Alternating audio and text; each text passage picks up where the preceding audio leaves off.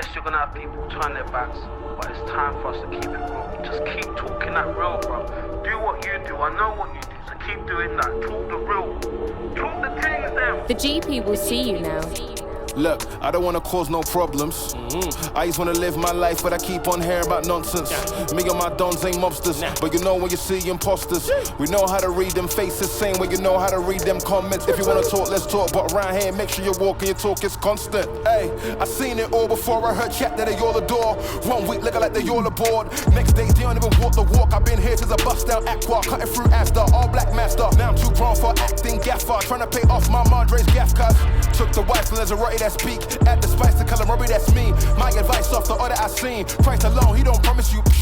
Don't say that. You know that man don't pay that. Trying to stunt on your rentals. I too wanna cry at a Maybach. I don't wanna cause no problems. I just wanna live my life, but I keep on hearing about nonsense. Me and my dons ain't mobsters, but you know when you see imposters. We know how to read them faces, same way you know how to read them comments. If you wanna talk, let's talk, but around here, make sure you walk and your talk is constant. What nonsense? I don't wanna hear about guns, I know you ain't here like the post was sponsored. You ain't never been down junction, you ain't never hit no truncheons, you ain't never hit no blocks in your mouth rub, you ain't never peeled no onions. You don't really look so G to me. Fly white fat for the scenery, go Blue Jays for the eatery. Then I come back where I need to be. A black man who ain't move so easily. One grievance is the money of God that you're preaching. You ain't talking that poor Lord Cephas. You don't know peace if you don't know Jesus. I live in a place where we all got mashes, no permit, and we all could back it. Even a hermit under his jacket, still that peace couldn't conjure a challenge. No, my man looking like a savage soul. Still we don't know what he has to know. Ain't we men to be saving souls? Not them houses and faking loans. T-minus 3 minutes. Go tell mom that I'm writing again. I don't wanna hear you were right in the end. Wrote this here for my guys in the ends. Those still stuck in that social housing know that they won't stifle the pen. You ain't gotta fall for them imposters, then nonsense will come to an end. I don't wanna cause no problems. I just wanna live my life, but I keep on hearing about nonsense. Me and my dons ain't mobsters, but you know when you see imposters. We know how to read them faces, same way you know how to read them comments. If you wanna talk, let's talk, but around here, make sure you walk and your talk is constant.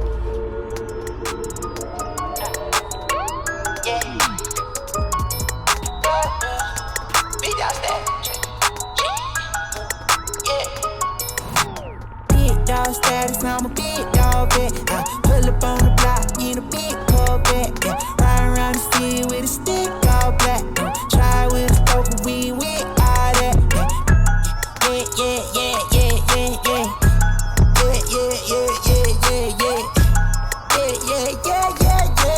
T-minus 2 minutes.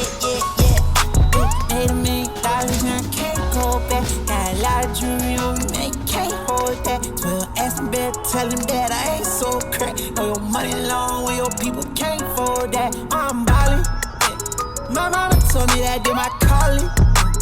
I keep that stick, I don't do no brawling. Open out the doors and let them all in here. Yeah, they all in here. Ooh, big dog, we come out the pound, so we big dog. Heavy patty got me break my wrist off. I'm young out of rocket, about to live dog. 3, 2, 1, I got big dog status, now I'm a big dog vet. I pull up on the block in a big Corvette. Ride around the city with a stick all black. Try with a stroke of weed with all that. Big dog status, now I'm a big dog vet. I pull up on the block in a big Corvette. Ride around the city with a stick all black. Try with a stroke of weed T-minus with 1 all minute. that.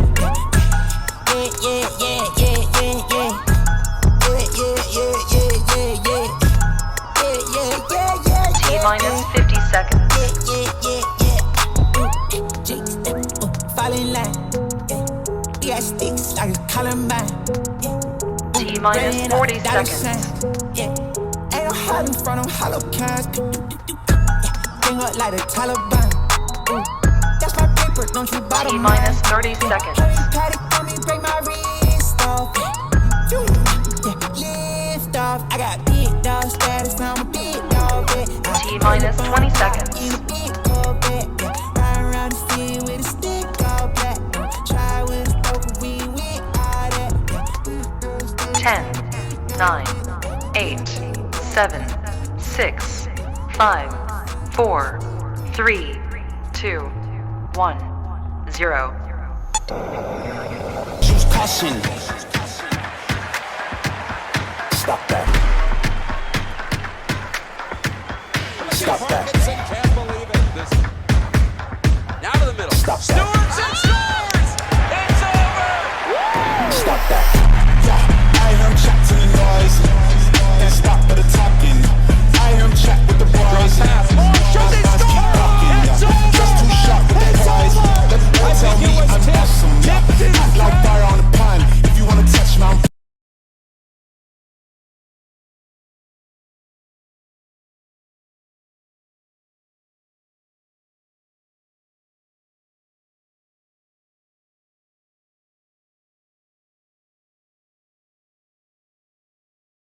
control.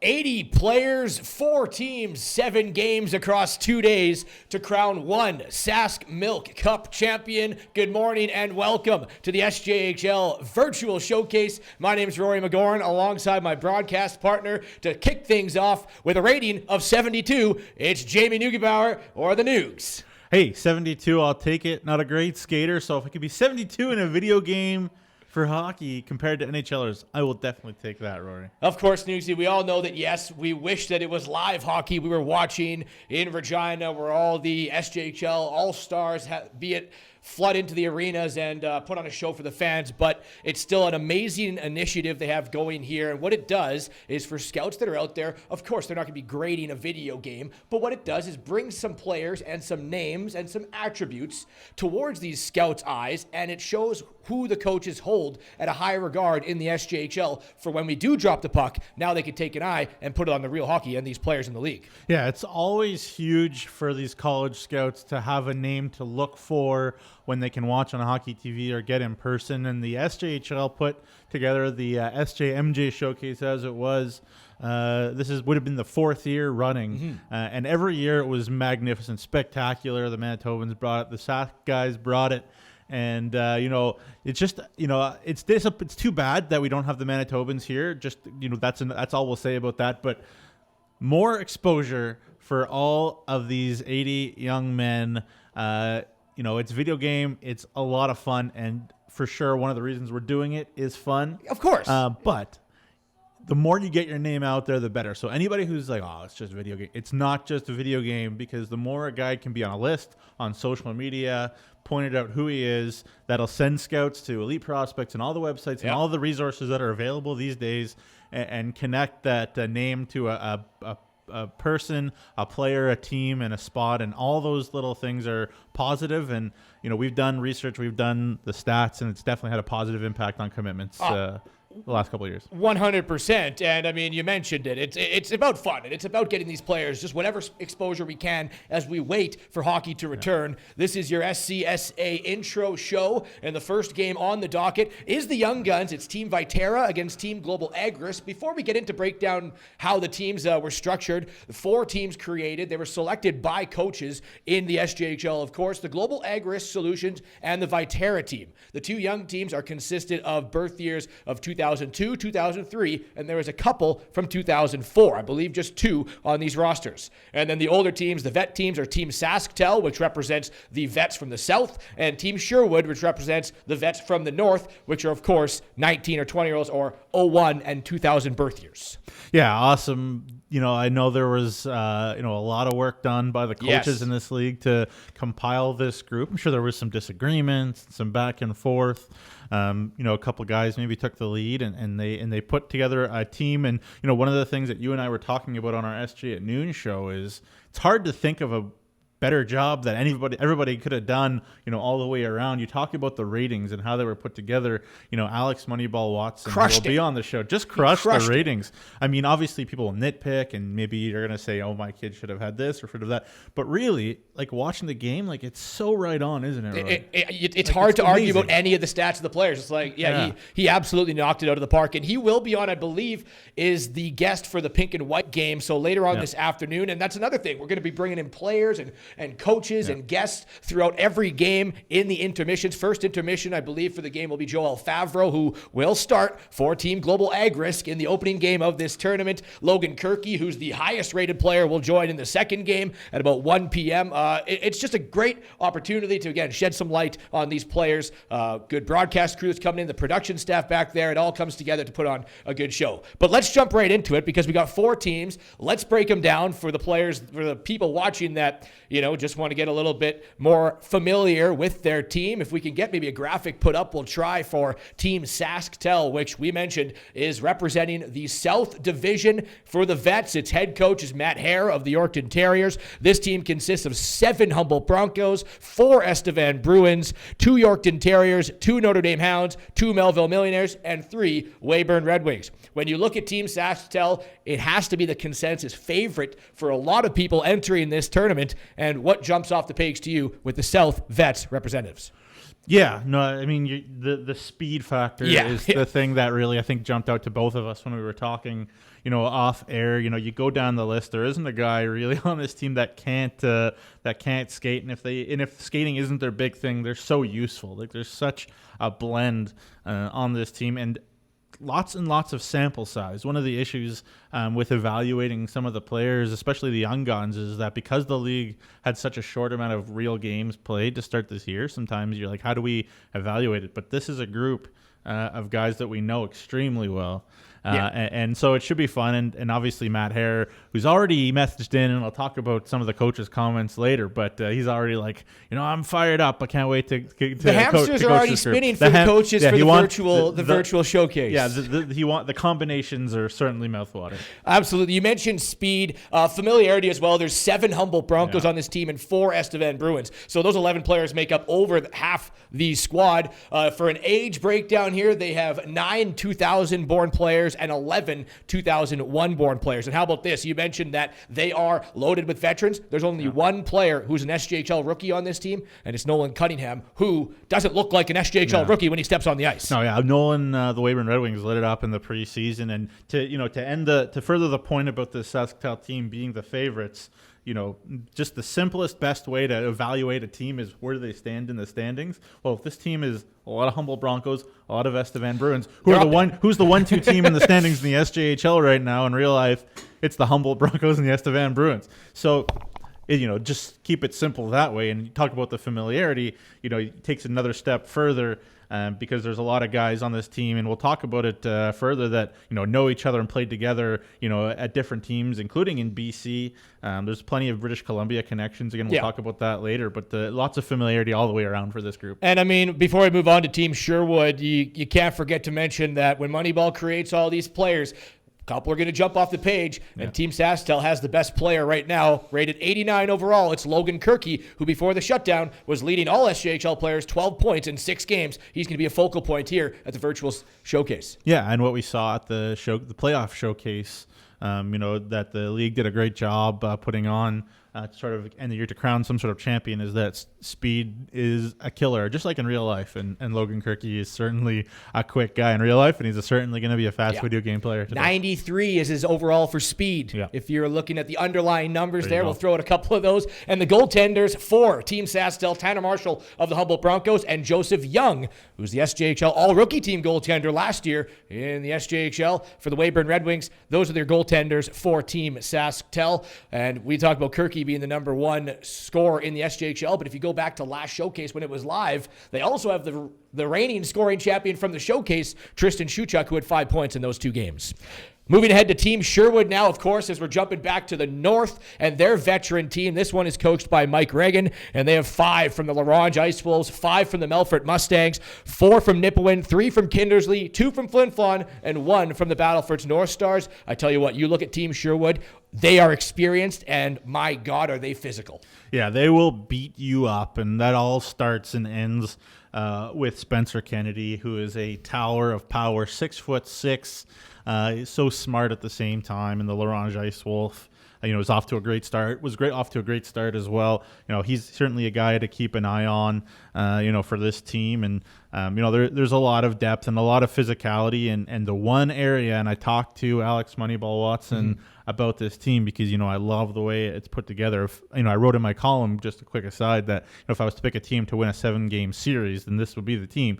But he said they do have trouble staying out of the box in simulations this team. I was just about to bring it up. If Yeah. you look at the underlying numbers again, discipline seems to be dipping down Yeah. a little bit compared to some of the other Yeah. squads. So we'll see if that comes and plays a factor. Of course, Mike Regan will have his squad ready and maybe a little more balanced if you look at it. Sure, they don't have the Logan Kirky 89, but they do have Jake Tremblay and both Haygarts from the Flin Flon Bombers who are 88 right across the board. So they're deep and they're big and they're physical, and we'll see if they can stay disciplined. Yeah, and if I'm a GM and I'm building a team, I want my decor, and I think a lot about decors because I think that's where a lot of teams really go far in playoffs and whatnot. I want a decor that's more steak than sizzle, and this Sherwood decor has a lot of steak. All the steak you need. And, Tiemann Prexler, is a guy that on the Battleford's North Stars last year was maybe the 5th or 6th. He's outstanding. That just tells you how good Battleford's was. Len Chision talked about a guy on Nipawin that probably hasn't made a mistake in his SJ career. There's so much to be reliable and like on this Sherwood decor that they won't awe you, and there's not a lot of shock and awe, but they have a lot of that steak. As I said, they're going to be tough to score on. And one other fact to notice is that they are slightly older than Team SaskTel. They have 11 2000-born players and 9 2001-born players. Of course, vice versa with SaskTel, where they had 9 2000 and 11 2001. So a little bit more older with Team Sherwood. And what do you think of their goaltending tandem? Yeah. Matt Pacenti of the Kindersley Clippers and Xavier Cannon for the LaRange Ice Wolves, who's 4-0-0 this year. He hasn't dropped a game, and last year was 9-1-1. So overall, 13-1-1. Xavier Cannon just wins games. Well, both of these goalies, if you want to talk about the two hottest goalies in the SJHL, it's probably these two. Together, they're 6-0 on the year, right? Yeah. Pacenti was 2-0, 150 goals against average, 946 save percentage to start the season for the Kindersley Clippers. So, again, as I mentioned, they got a lot of stake on the back end, and they got two very confident, very hot goalies. And, these goalies are both, ranked 86, 85. Thereabouts again, so it's a situation where if you're gonna have to try to score against the Sherwood team, it's not gonna be fun.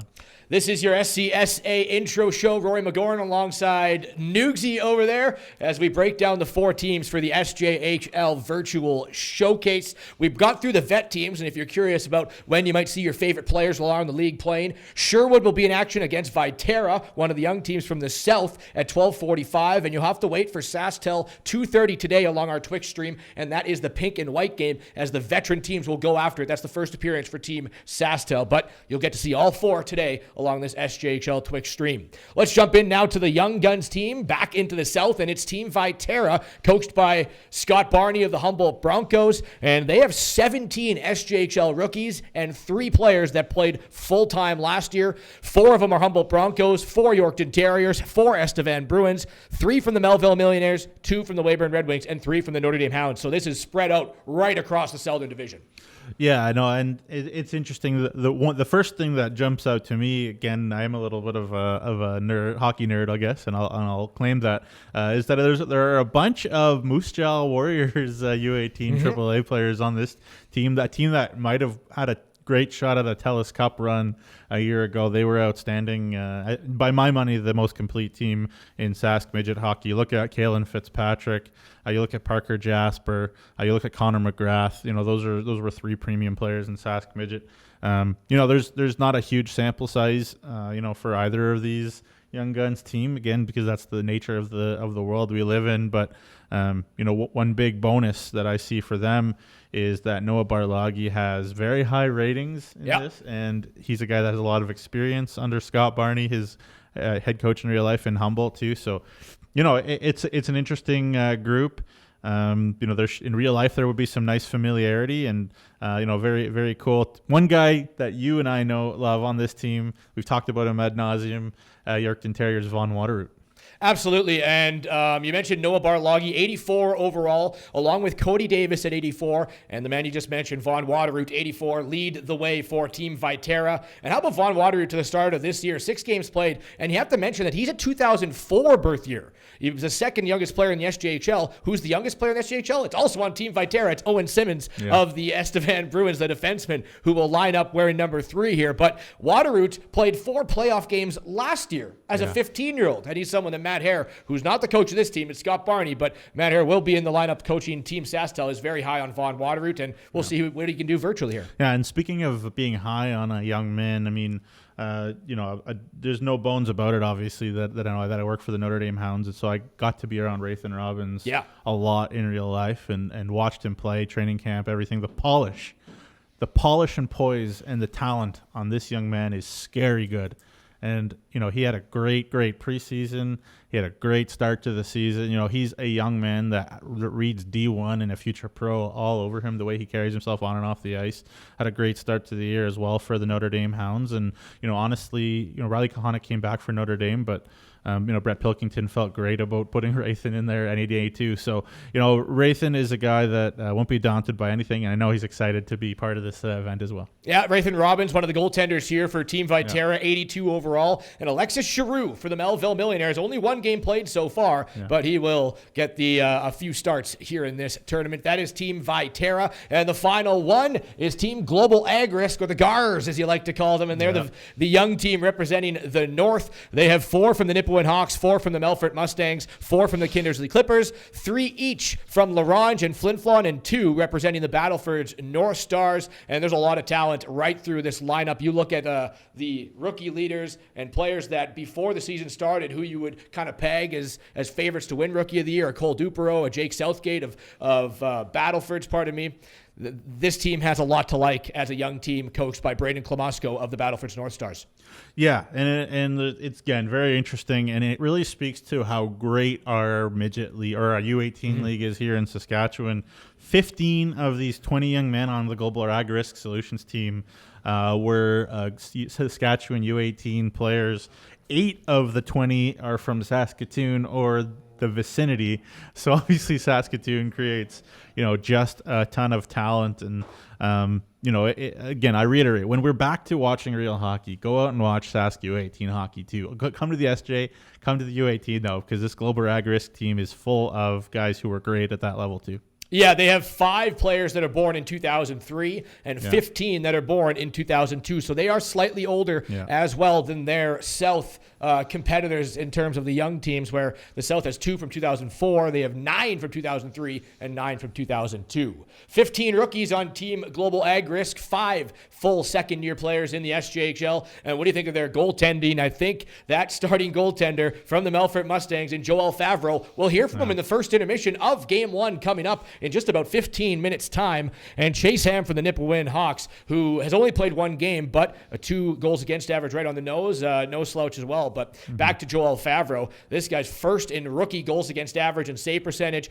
He's tied for second in the league in all goalies for goals against average, and third in save percentage, a 150 and a 944. Melfort Mustangs fans, I know their broadcaster Matt Barrett as well, very high on Joel Favreau. Yeah, no, and it's cool. Again, I love when sort of local guys, stick with their teams, and obviously Joel Favreau's a PA guy, so not too far from Melfort, and he was very, very good for the Mintos last year too. So just kind of picking up where he left off, and you and I have talked about this, stepping into Sean Parkinson's shoes there in Melfort and not missing a beat. Really cool to see him, and then Chase Ham, another of those Saskatoon kids. Part of a very good Saskatoon Contacts team a year ago as well, playing as their number 1. So, 2 guys that are used to winning, 2 guys that are competitive and competitors, and again, the goaltending that is being produced by the Saskatchewan Junior Hockey League continues to be amazing every single week. Exceptional. And I mean, you may be thinking, well, how is one of these young teams going to go up against one of the old teams when we start the simulation? But we've been told that they've done some test runs, and they are very competitive. Yeah, very competitive. And, there's not going to be guys who are daunted, because you look at a guy like Michael Newmeyer, who's on this team, for example, one of the 5 returning players. One of the 5 returning players on the Kindersley Clippers, played huge minutes last year as an 03.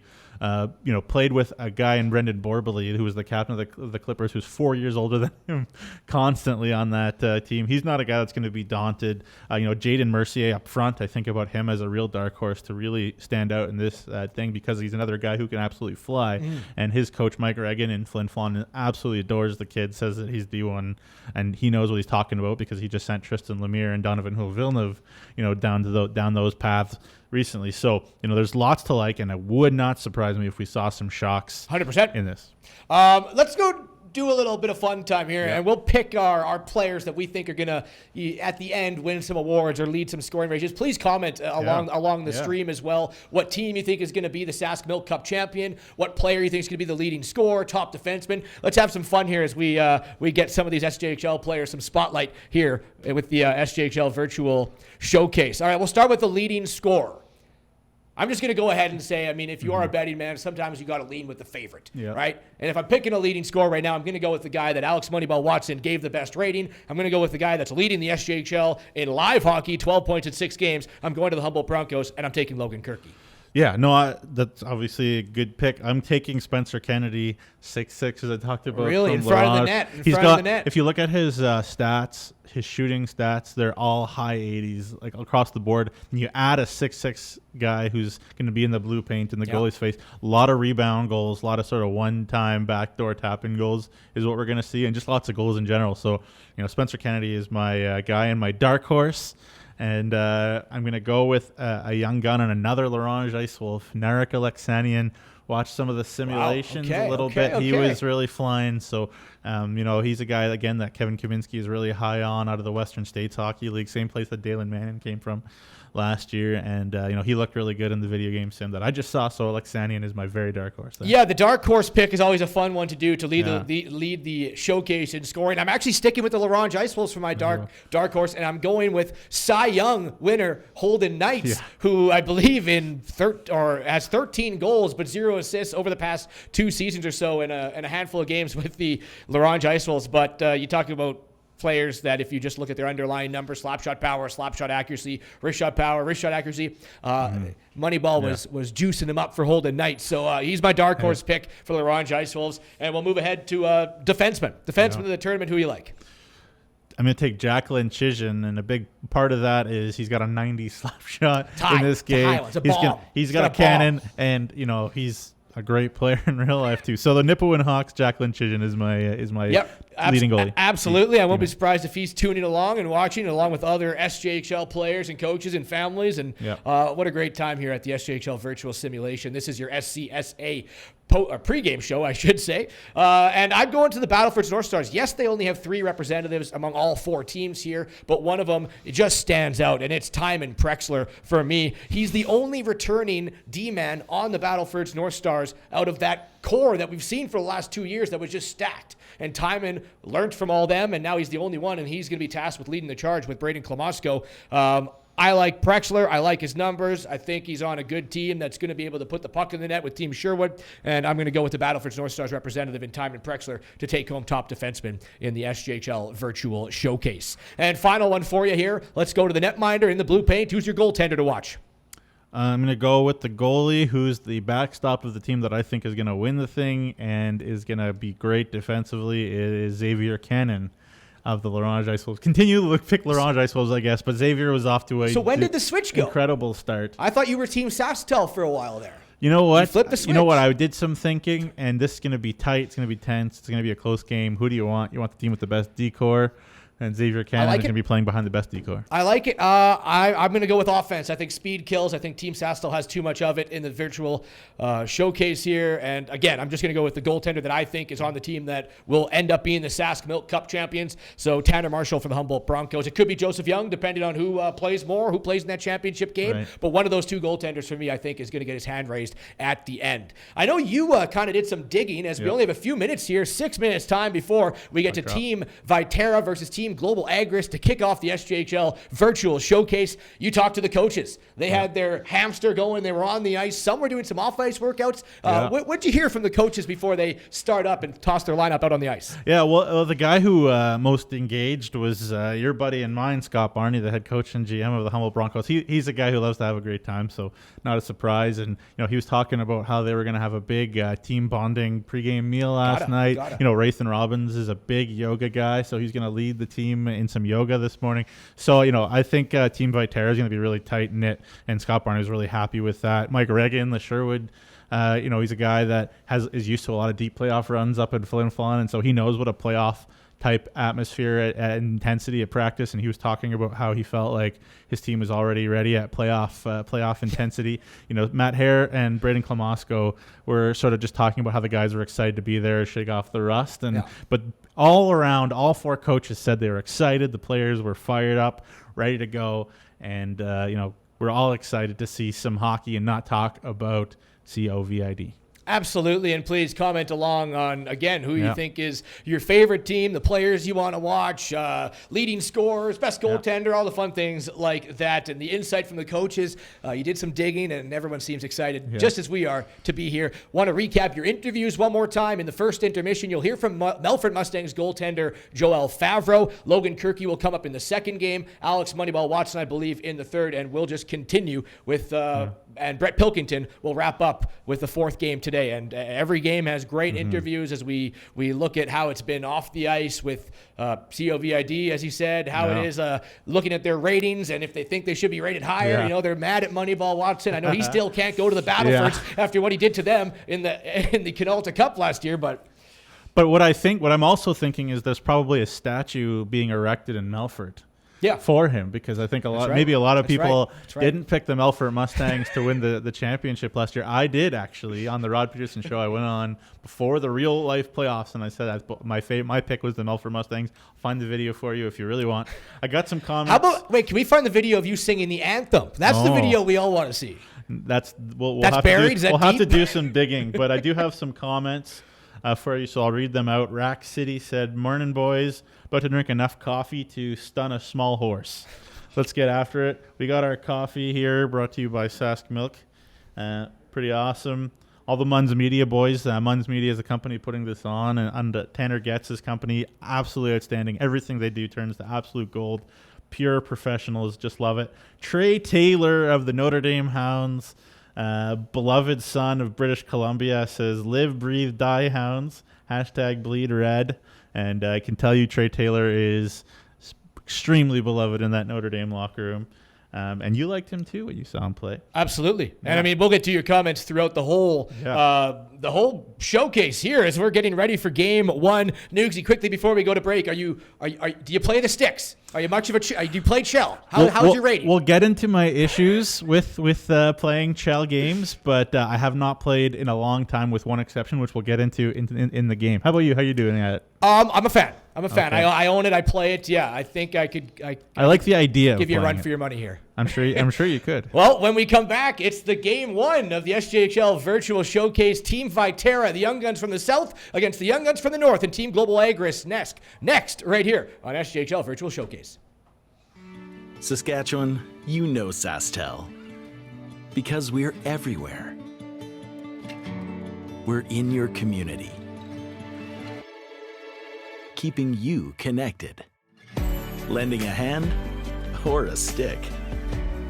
Or helping find a new family. SaskTel cares. Always has, always will. Because we're dedicated to our home. With the extra money we've been saving, we're thinking... Could we put more toward our down payment on a new home? Well, based on your plan, those extra savings could help you get into a new home faster. See the impact of your money decisions before you make them, only with My Advisor. In Saskatchewan, the road is as big a part of hockey as the practice it takes to reach the top. Wake-up calls when the sun is still tucked beneath the horizon. Headlights cutting through the dark cold. To all the hockey moms and dads who log countless miles to get their kids to the rink, thank you for remembering to drive safely to help make sure more dreams come true.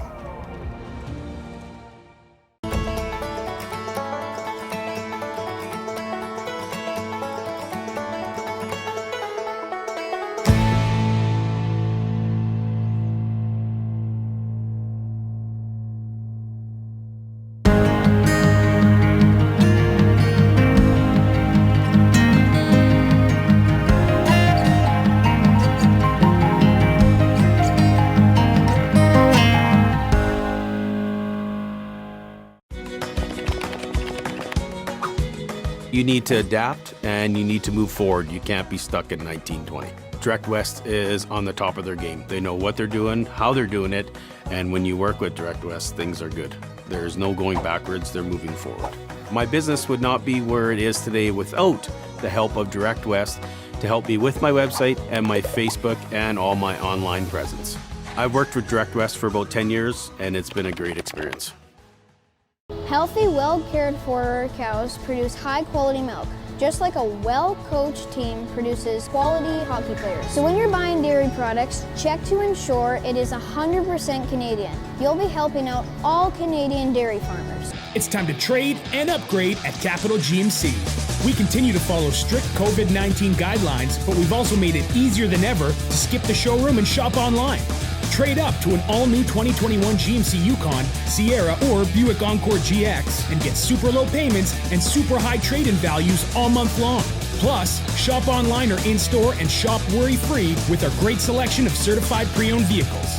It's time to trade and upgrade at Capital GMC in Regina.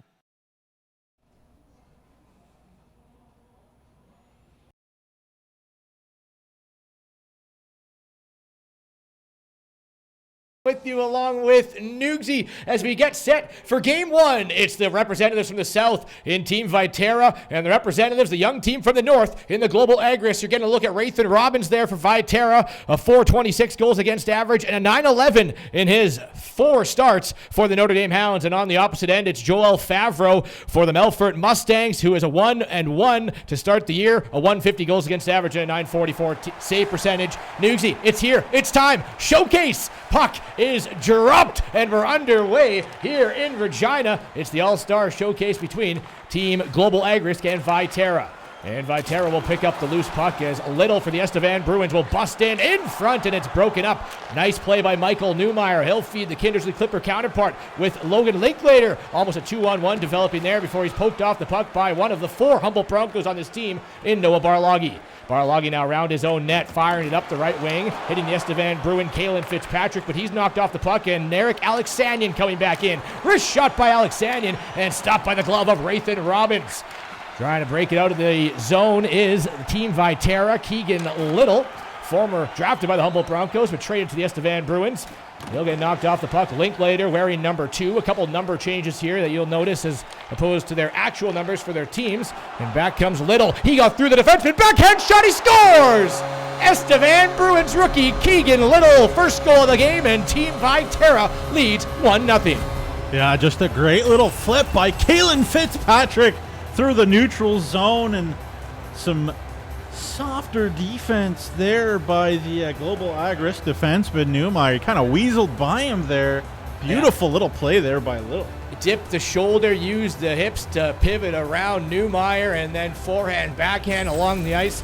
Beats Joel Favreau and Keegan Little, who has 1 assist in 4 games this year for the Estevan Bruins. As the Team Viterra up 1-0. I will mention that Goals for Kidsport, as a shot comes in on Rathan Robbins, and he'll cover that up. Goals for Kidsport is a collaboration between Sask Energy Network members, Kidsport Saskatchewan, and the Saskatchewan Junior Hockey League. The program raises funds in communities across the province to help kids access sport opportunities by reducing the financial pressure that some may face. And for every home goal scored by an SJHL team during the regular season, and quickly right there as the answer's back, was it Ben Tkachuk? Yes, it was. So the Melfort Mustangs, who was a great showing last year at the SJHL, MJHL Showcase, evens things up.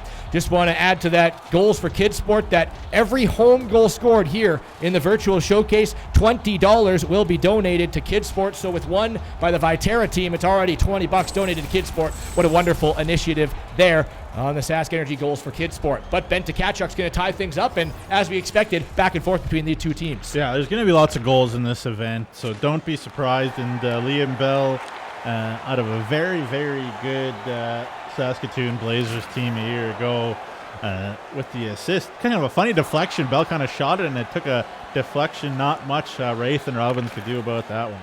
Well, the line of the Humboldt Broncos are out with Sam Marburg, Justin Keck, and Carson Schultz. 3 rookies for the Humboldt Broncos, trying to get the puck out of their own zone. Jared Sitch, a Notre Dame Hound's going to feed Marburg. Marburg with 1 goal in his second game for the Broncos. Got his SJHL career opener As puck gets stolen off the stick of Carson Schultz. Evan Bordis will feed. Dobson on the far side, getting in across center, trying to get down the left wing. Poke checked off the puck nicely. Sitch will come across and cover, and Team Viterra will look to work the breakout. Sitch now, smooth skating defenseman. One hand on the puck, trying to dip wide around Liam Bell. The Nipawin Hawks not going to happen as Bell picks it up and feeds. Now Cole Dupereau. Dupereau stops up before feeding it to Jake Southgate. Expect this pair to be dangerous here for Team Global Agris, but unable to get that puck around the net as it's peeled away by the Weyburn Red Wings and Skinner, and now up the wing. Trying to bust in. Was that Carson Schultz, I believe? And he gets knocked off the puck, and it's picked up by Noah Kuhn to the Flin Flon Bombers, to McNutt and Southgate, and away to the races are Global Agris. Near side to Dupereau. Dupereau trying to get to the front of the net. Quick shot stopped by Robbins, and no rebound to be had. Rathan Robbins, the yoga practice that Scott Barney and Rathan Robbins initiated for Team Viterra pregame is paying off there. A big save for Viterra goaltender. Yeah, Ray's been sharp. Say hello to a couple people in the chat room, including Yorkton Terriers head coach Matt Hare, who mentioned again that some of the coaches in the SJHL want me to sing the national anthem. We'll tell that story later, but we might. But you know what I'll say about that, Haresy, is get in touch with somebody above my pay grade. And a quick backdoor pass, and Viterra regains their lead as left all alone on the far side was Connor McGrath, and who found him? The 04, Vaughn Waterroot. How about this one-time play? Drives along the wall, gets past his man, and a backdoor feed. No mistake there, as no chance for Joel Favreau of the Melfort Mustangs. Team Viterra up 2-1 in the first period. So many good players. You're going to hear me talking about it a lot. So many good players in the SJHL out of the Moose Jaw U18s. Was McGrath rocking a mustache there? And rocking a mustache at the same time. Waterroot and McGrath, what an awesome combination, and the monstrous Prescott Sanger in the middle. I think a lot of coaches would like that. Yeah, Team Viterra going to keep that line out, and almost a centering pass there to Prescott Sanger before it was peeled away by Team Global Agris. A scrum ensues in the near side corner wall. It'll be jarred free and sent up to Rimstad, trying to knife his way in. Ty Albrecht, a low shot rebound chance, and is kicked into the corner by Rathan Robbins. Good offensive pressure there as Aiden Bangs of the Kindersley Clippers will walk it back out to the line, but he gets met by two dark jerseys. Bangs still battling and unable to hold it in, and now an odd man rush coming back the other way. It's Waterroot in with a shot. Rebound chance. McGrath trying to get his second of the game, and Joel Favreau there of the Mustangs makes a big save. Vaughn Waterroot, so realistic, right in the middle of everything for the Yorkton Terriers. On top of everything, again, another couple more comments coming in here. Matty Barrett, don't it feel good, boys? Let's go. He was fired up for sure with Ben Tkachuk. Oh, yeah. His Mustangs, boy, they're scoring. And Trey Taylor again. Jared Sitch for MVP. Cut his hair, don't like it. Should have kept his big amount of hair, Jared Sitch. And he didn't save me any too for my hairline. So I'm a little disappointed with Jared Sitch right now. Joel Favreau seems to be getting comfortable in there. A big save on the one-timer by Kalen Fitzpatrick. Of course, the goal by Connor McGrath is another $20 for Sask Energy Goals for Kidsport. McGrath assisted by Vaughn Waterroot. $40 there for Kidsport already. Now back comes Team Global Agris. Logan Linklater unable to get around the defenseman. And Noah Baralagi will pick that up. Cycles back, didn't like the breakout read. Goes far side, Kalen Fitzpatrick. He'll feed it up to Cody Davis, a little Estevan Bruins connection. Davis now knifes his way in. A 2-on-1 developing a shot, and no rebound was peeled away by Agris defenseman. I believe that might have been Newmeyer, unable to see the number. What a move outside and in as dancing around. One of the defensemen was Narek Alexanian. Couldn't get it towards the net. Alexanian will pick it back up, though. Looking to dust that one off in front, and a chance, and Rathan Robbins, big left pad save. Nugsy, I know you love that one. Yeah, and one thing about Ray, never needs to make anything look fancy. And you see the replay, nice save there by Favreau on the right pad. But Ray is never out of position. He's so sound, and a lot of that has to do with that great core strength. Works so hard on that flexibility. Talking with that yoga, I'm not joking. It really helps him, and he definitely is a polished young man. Midway through the first period now, 2-1 for Team Viterra as the South has the one-goal lead, looking to stretch that to 2. And a nice opportunity there by Noah Wills of the Melville Millionaires. 1 assist in 5 games earlier this year, but making the save once again, Joel Favreau. Yeah, and Wills out of the Prairie Hockey Academy out in Caronport, where they're really building some great players and really building a good program out there. And Wills a couple years ago, huge year for them. So cool to see that bear out here as well. Matt Mazzacci, Kindersley Clippers once again down the left wing. He's watched on the far side by Parker Jasper. Jasper's going to win the battle and take away the loose biscuit before trying to rifle it up the left wing boards. It's hammered back in by Team Global Ag Risk. Trying to get it once again is Parker Jasper. Jasper off the wall, now out of the zone. Jasper down the left wing. He's going to dip in. Look at this rush end to end. The Yorkton Terriers defense will spin back in front. Cade with an opportunity, and he puts it off the blocker of Joel Favreau, who's made 3 big saves in a row now as Team Viterra trying to double their lead. What an individual rush by Parker Jasper. Carson Schultz out. He'll find a Humboldt Bronco teammate in Sam Marburg. Unable to get that puck deep as he's forced up against the wall, but Schultz in for support. Backdoor pass. Justin Keck couldn't connect. Now back up to the point. Jared Sitch will walk near side for Schultz. Schultz will fire a wrist shot before it's blocked, and Adam McNutt of the Larange Ice Wolves will walk that to center and send it in. Trying to get a line change here for Team Global Ag Risk. This is going to be a quick one as Sitch back up to Sam Marburg. Marburg in across center before he's poke checked off the puck. So far, no penalties in this game. Sitch will pick it up, follow it up, trying to filter that through to center ice in front of the net, and unable to do so as Liam Bell of the Nipawin Hawks will knock it away.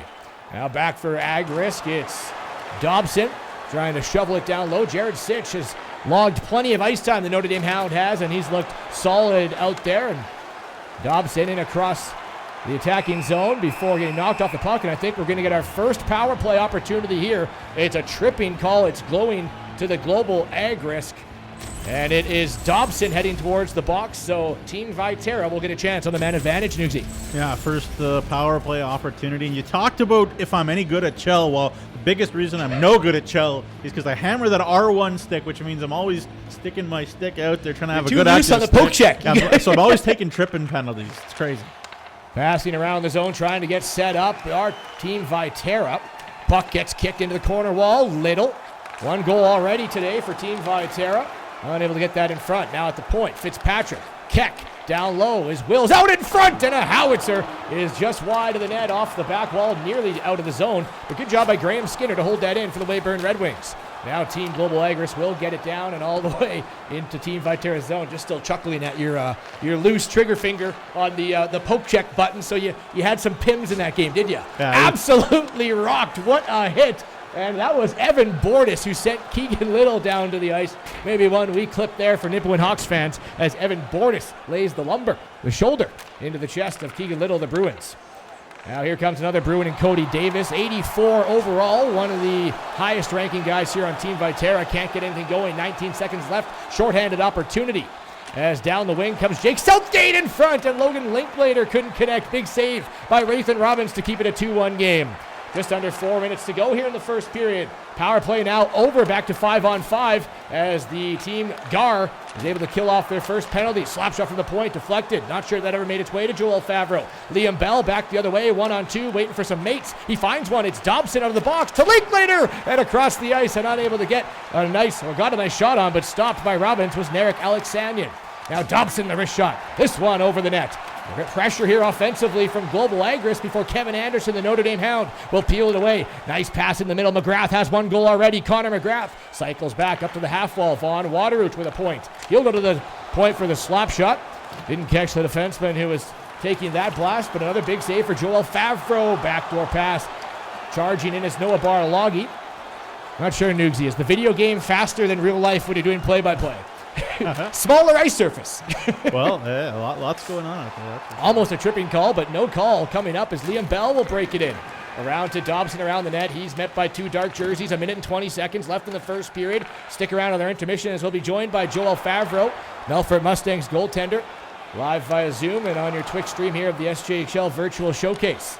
Aiden Bangs, maybe one last rush up the ice here for Team Gar. 47 seconds left. Linklater wide. Barloggi's going to pin him to the wall. Those 2 players will tie each other up. Barloggi of the Broncos, great work to steal the puck away. He'll work it up the ice. Didn't like the breakout, so he'll cycle back. Dangerous pass in front of the net, but McGrath was there. He'll knock it free. McGrath now to Davis, and Davis around the net. Cody Davis has a body all over him. 5 seconds left. Probably just trying to milk off the final seconds. 2 seconds. Trying to get out in front. And a stop by Rathan Robbins at the last second. And Team Viterra, thankfully, on the last save by Robbins, will take a 1-goal lead into the first intermission. Yeah, great job there by Ray Robbins. In that whole period, really. He was so steady. you know, as we look at some of the goals here, looks like that was Little's goal, I believe, that started off the Estevan Bruins. I saw Danny Ewan, the communications director, marketing manager for the Estevan Bruins, in the chat room too. So hey, Danny, entertaining first period though. Lots going on, and these coaches weren't wrong. These guys are playoff focused and ready, are they not? Back and forth affair as Team Viterra struck first with Davis, and it was countered by Team Global Ag Risk, and one late one there for Connor McGrath of the Weyburn Red Wings gives Team Viterra a 2-1 lead. Let's look at the little stats here for all the Twitch streamers. Total shots, it's actually the Global Ag Risk division leading the shot department 10-4, and the hits, they've been physical, including a big one from Evan Bordis of the Nipawin Hawks. Time on attack, very even, but a few extra seconds going to Team Viterra. How about that passing percentage for the Gars? 94%. The simulation knows what they're doing to connect the feeds for Team Global Ag Risk. Face-offs going to Viterra. Only one penalty taken. That was Global Ag Risk, where they killed off the penalty, so 1-for-1 on the kill. And 2-1 for Team Viterra is where we sit after one period of play. Yeah, again, great job by Raythan Robbins. And 10 shots there by the Gars. One goal went in, was not his fault at all. Long shot by Bell, deflected by Ben Tkachuk of the Melfort Mustangs, and it just kind of bounced back door. Can we watch the goals back? Is that a possible thing here? Just trying to see what we can do. But definitely entertaining. Keegan Little of Estevan, Ben Tkachuk of Melfort, and Connor McGrath. And the first period that we love. Here's the goals back here as we can take a look at them. Rory, what'd you see on this one? Well, this was just the great work by Vaughn Waterroot off the wall before stealing that puck and finding Connor McGrath back door was the latest goal to make it 2-1 for the Viterra. Team Viterra. Ben Tkachuk in the middle there, who was able to tie up the game on Raythan Robbins. If we go down to the next highlight, here it is, and once again, Ben Tkachuk steals the loose puck and makes no mistake. A wrist shot comes up, and I believe it just got deflected. So Liam Bell doing a lot of the work there. Ben Tkachuk just in the right spot, and the opener was Keegan Little. And he got sent in on a breakaway, dipped the shoulder around the defenseman, and then fired a backhand past Joel Favreau. Was the opening goal of the period. And 2-1 for Team Viterra. Quick point about that middle goal. Obviously that rink in Nipawin is so small, and one thing that Doug Johnson's teams have done so well so long is their decor have known when to pick their spots to jump in, to be that fourth kind of guy down low and really cause you some trouble. Jacqueline Chisholm, Liam Bell, Evan Bordis made an impact on the blue line as well in this game. We're seeing that awareness of the Nipawin Hawks, and it's really kind of showing through in this game. Great job by Bell to kind of see some ice and attack it, and threw a puck on net, and not much Raythan Robbins can do on that redirect. So, it's amazing how we can see things that are realistic coming through in this game already. Absolutely. What a great time it is. 1 period down, 2 periods to go. Team Viterra up 2-1. We'll be back. We'll take a quick break, and we'll bring back, it's Joel Favreau, the goaltender, in the matchup today, and one that's been sparkling start for the Melfort Mustangs. It's the SJHL Virtual Showcase with Joel Favreau next.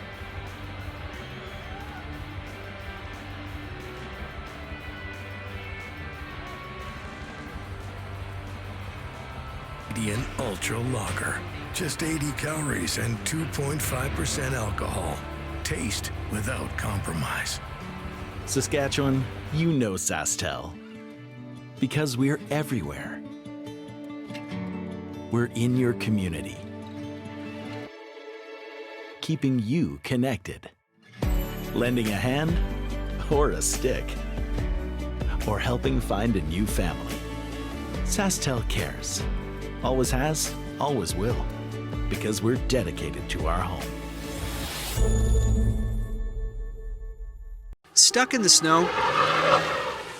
CAA memberships start at only $10 a month. It's time to trade and upgrade at Capital GMC. We continue to follow strict COVID-19 guidelines, but we've also made it easier than ever to skip the showroom and shop online. Trade up to an all-new 2021 GMC Yukon, Sierra, or Buick Encore GX and get super low payments and super high trade-in values all month long. Plus, shop online or in-store and shop worry-free with our great selection of certified pre-owned vehicles. It's time to trade and upgrade at Capital GMC in Regina.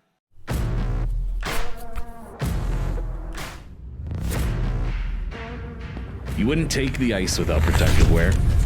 So why would you take to the job site that way? The SCSA is proud to partner with the SJHL. Mayfair Diagnostics Regina, located at Albert and Dewdney, a compassionate and local medical imaging team offering X-ray, ultrasound, and MRI services in Regina since 2011. Walk in for X-ray or call to book ultrasound and MRI. You need to adapt and you need to move forward. You can't be stuck in 1920. Direct West is on the top of their game. They know what they're doing, how they're doing it, and when you work with Direct West, things are good. There's no going backwards, they're moving forward. My business would not be where it is today without the help of Direct West to help me with my website and my Facebook and all my online presence. I've worked with Direct West for about 10 years and it's been a great experience.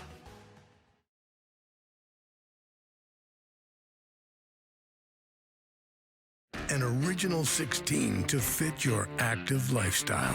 Introducing Original 16 Canadian Ultra Lager. Just 80 calories and 2.5% alcohol. Taste without compromise. Saskatchewan, you know SaskTel. Because we're everywhere. We're in your community. Keeping you connected. Lending a hand or a stick. Or helping find a new family. SaskTel cares. Always has, always will. Showcase Rory McGorn alongside Nugsy with you as one period's wrapped up, 2 to go, and it's 2-1 for Team Viterra as the representatives, the Young Guns from the South, have the early lead after 20 minutes. We will welcome in now a member of Team Global Ag Risk and a member of the Melfort Mustangs. He's in between the pipes right now. It's Joel Favreau. Joel, how are things going? Pretty good. How are you? Doing very well. Thank you for joining us, and hope you're enjoying the stream. But 2 goals on 8 shots. What's happening virtually for Favreau, for Joel? Yeah, first goal was a little bit of a tough one. Second one, not too much of a chance, but all in all, I think I played a pretty decent period.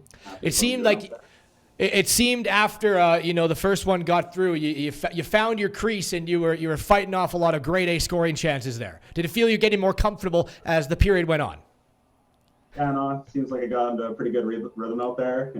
Seen the puck pretty well after that. A little bit of a wake-up call after the first one.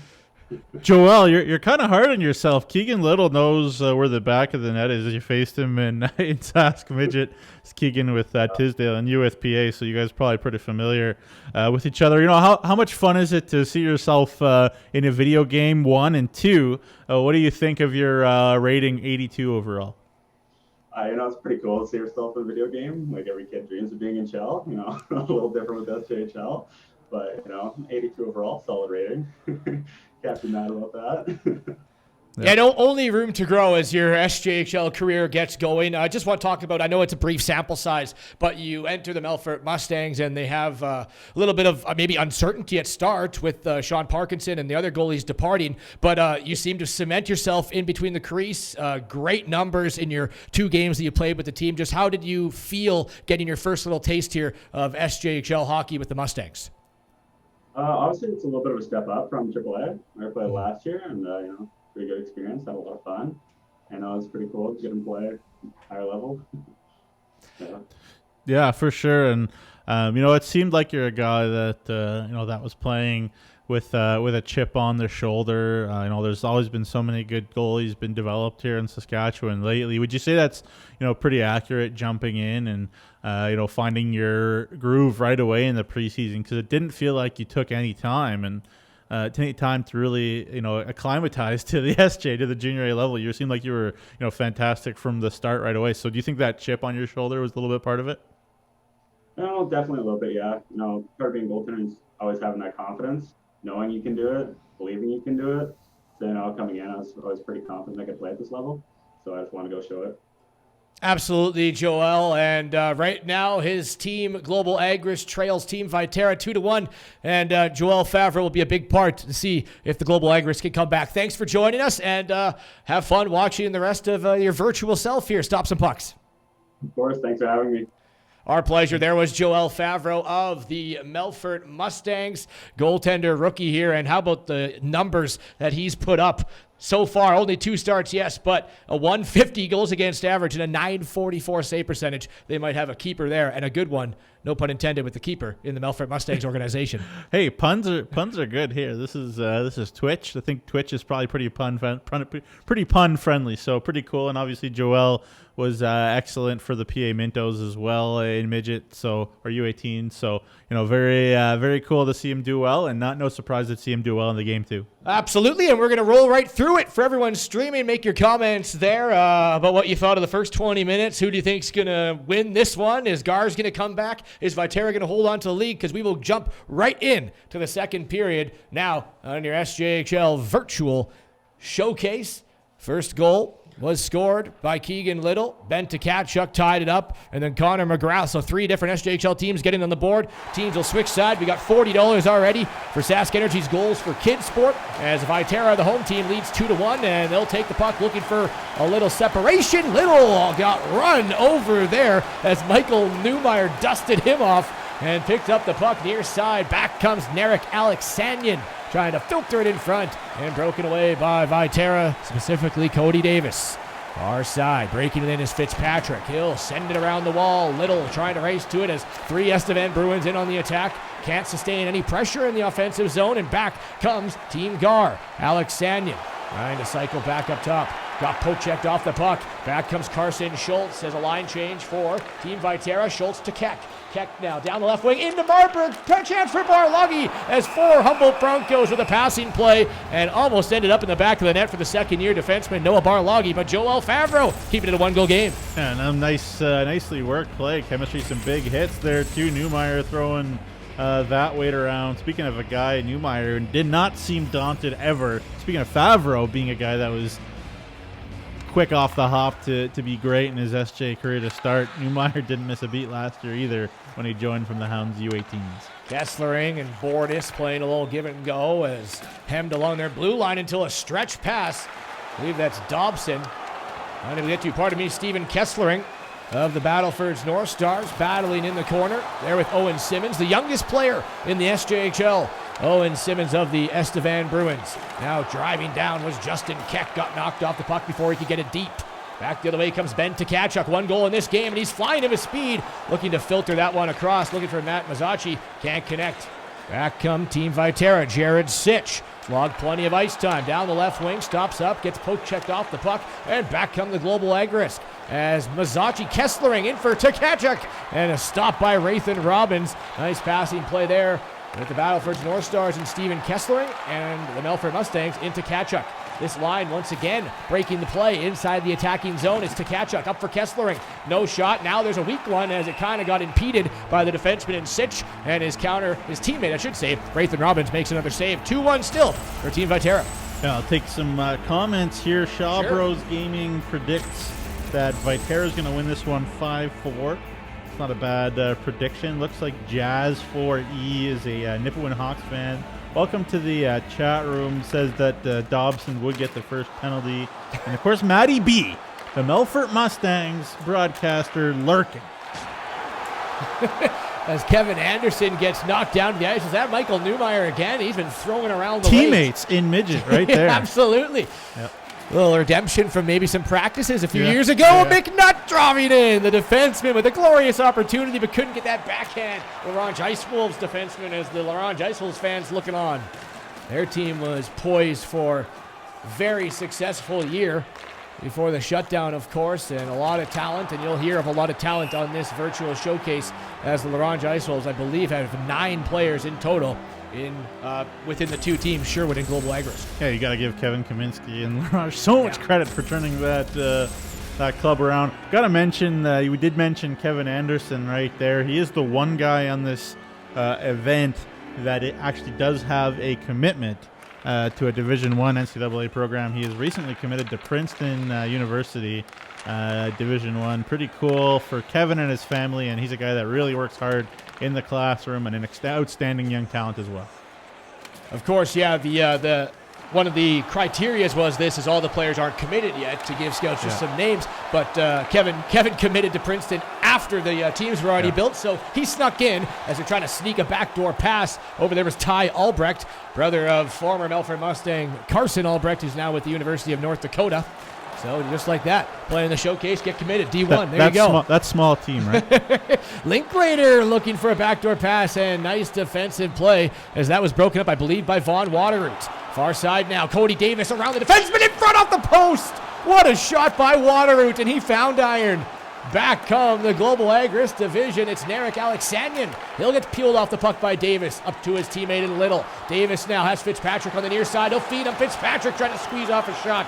Unable to do so, and Favre will make the save, and he'll cover up for a rebound. No scoring here in the middle frame. 2-1 for Team Viterra.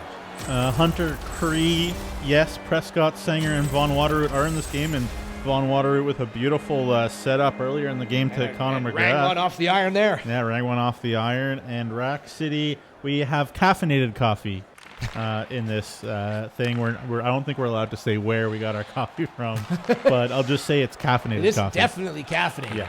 Definitely. Yeah. Linklater now to Alexanian. This line continues to drive offense, and a shot low. Stopped by Rathan Robbins. He's been sharp. Both goalies, after a flurry of goals early in the first period, have settled down, and no scoring here in the second frame. We're midway through, 10:27 left. Fitzpatrick in front, trying to connect with a one-timer to Keegan Little, but that's nicely broken up by the Global Agris team. As back comes the Gars, knifing his way through was Jake Southgate. Southgate's got Linklater with him, and Cole Dupereau, as that line chocked full of talent, but back comes the Estevan Bruin trio. Kalen Fitzpatrick heading towards net, or was Little, and back comes Global Agris. This one led by Adam McNutt. And a breakaway chance, it's Justin Keck of the Broncos. Keck in, backhand, stopped by Favreau. He'll play the puck out, trying to catch the Team Viterra, napping a bit, except they get hemmed into their own zone. Noah Kuhn to the Bombers, up to his teammate, also Flin-Flon, Cole Dupereau. Dupereau had to wait for his man to get back on side, and now he does. Dupereau right through the slot, gets the shot off, and stopped by Robbins. Back and forth, end-to-end, fast action play as Owen Simmons gets knocked up along the wall. And Ty Albrecht will pick it back up. Up to Dupereau. Dupereau to Bangs. Sneaks past the defenseman in Barloggy. Gets a shot off, but stopped by Rathan Robbins. Newmeyer in from the point. He can't get his wrist shot off, and back comes the Broncos defenseman in Barloggy. Up to Wills, and a wrist shot stopped by Joel Favreau. Once again, Favreau sharp on one end, Robbins sharp on the other, and we have the same score after 20 minutes. 7 minutes left in the second period. 2-1 for Viterra. Both goaltenders putting on a showcase. Yeah, you mentioned Owen Simmons, the youngest player in the league out of Kelowna, BC. He's actually a QMJHL draft pick. Blainville-Boisbriand Armada took him in the 8th round last year. And as a 16-year-old not from Saskatchewan, his family had to move to Saskatchewan, to Estevan, for him to play for the Bruins. So pretty cool of him to make that commitment. Absolutely. And a chance there for Viterra as they rang one off the post a couple seconds ago. Noah Wills trying to get bust through, stopped up in neutral ice. Back the other way. And a turnover. Kevin Anderson, Johnny on the spot, will feed Kane. Kane of the Melville Millionaires. Near side to the Yorkton Terriers defenseman and Parker Jasper in on the rush. Rebound chance, they score! Kevin Anderson of the Notre Dame Hounds. Hello, Princeton. It's 3-1 Team Viterra. And Kev just jumping on it. And one thing that Kevin Anderson will hang his hat on in his real-life hockey career and in this game is that great speed. He sees openings and he jumps right in. And Tanner Getz is fired up back behind the camera. He is excited. But a great rush by Jasper and Johnny on the spot. And there's never been an opening in the defense going forward that Kevin Anderson doesn't love, and that really fits Brett Pilkington's system perfectly because Brett wants the Hounds to see ice and take it. Don't wait, don't think, don't worry, just go for it, and Kev can fly, and he showed it right there. Well, what a play by Parker Jasper as well, who will pick up the primary assist, and Zach Kane getting the secondary assist for the Melville Millionaires on the goal there by Kevin Anderson. That's another $20 for Sask Energy's Goals for Kids Sport. Anderson assisted by Jasper and Kane. 3-1 for the Viterra division. Almost another chance, but Kesslering back in support of the back check for the Battlefords North Stars. Matt Mazzacci now Mazzocchi trying to drive in down low. The Kindersley Clipper rookie forward. He'll get tied up by Jared Sitch. We've said that a few times already as he continues to be a mainstay on that defensive unit. Back comes Water. McGrath to Sanger with a low shot stopped. Rebound chance in front is kicked away by Adam McNutt. He'll feed it up to Kesslering. Kesslering with 1 point already in this game as he connected with Ben Tkachuk and Liam Bell. Tied up right in front of the Melford Mustangs bench. It's 3-1. Here's a chance, though. Breaking in is McNutt. A drop pass to Linklater. And blocked in front as that defensive unit. Long stretch pass, but that's going to be offside. As I believe that's Sam Marburg. Yes, it is. Just a step offside. Was a little too eager to get in the attacking zone. Sam Marburg brought in from the BCHL. Made Langley, I guess, in the BCHL. And then Scott Barney brought him in from the Humboldt Broncos, scored his first SJHL goal against the Notre Dame Hounds for the Broncos, and looked like a great piece. What a pickup by Scott Barney. Really, really liked what I saw from Marburg. Just over 3 minutes left in the second period, and Team Viterra, the South Young Guns, have a 2-goal lead. 3-1, trying to get back within one before the period expires. Alex Sandin, who's been all over the attacking zone, will go back behind the net. Mercier of the Flin Flon Bombers stopped by Robbins. How about the game Rathan Robbins is having? The yoga, it's paying off. Yeah, it's funny you should say that. Ray Robb sent me a message. He's watching, and he said that he was happy his guy did his pregame routine. That's right. That's how focused Ray Robb is. He's not like, oh, I'm glad I'm making great saves. I'm glad I'm looking good. I'm glad I got a great routine in, because he knows that if you're prepared, it prevents piss poor performance. That's what preparation's about. He gets knocked off the puck by Liam Bell. As the two defensemen collide, more Humboldt Broncos going to work as Justin Keck in there with Carson Schultz. Marburg waiting outside the scrum. Jake Southgate of the North Stars. Battleford native through and through. Will come across looking for Dupereau. And that's kicked away by Owen Simmons before he ties up with Cole Dupereau. Just over a minute left in the middle frame. Only 1 goal scored here in the second period. It belongs to Team Viterra and Kevin Anderson. It'll be flipped in by Simmons, and this one up and out of play. And we're going to face off outside of Team Global Agris zone. We have a suggestion for you, Rory. Sure, what's that? About pronouncing Matt Mazzocchi. Oh, please, yes. Apparently it's Matt Mazzocchi. Mazzocchi. My apologies, Matt. Plastic Pants here on Twitch has given us a great tip. We really appreciate that. Thank you. Absolutely. Matt Mazzocchi. There you go. 54 seconds left. Well, he'll have 2 more games, pardon me, at least. So every team at least gets 3 games, and only 2 periods here with the wrong pronunciation, so not too bad. Yeah, no, fantastic. We should mention, you just mentioned at least 3 games.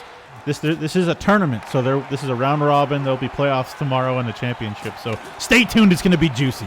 Absolutely, as Aiden Bangs trying to protect the puck. 18 seconds left. Viterra looking for even more insurance late here in the second period. Jasper to Davis out in front. Fitzpatrick. He'll find McCleary of the Terriers. A wrist shot's blocked in front. Little, another chance. 2 seconds left. They're pouring on the opportunities, but laying down and blocking it were multiple members of the Gars, and they will keep it a 2-goal game. Unable to find any offense, though, was Global Agrisk. Team Viterra certainly did. Kevin Anderson with 1, and it's a 3-1 lead after 40 minutes.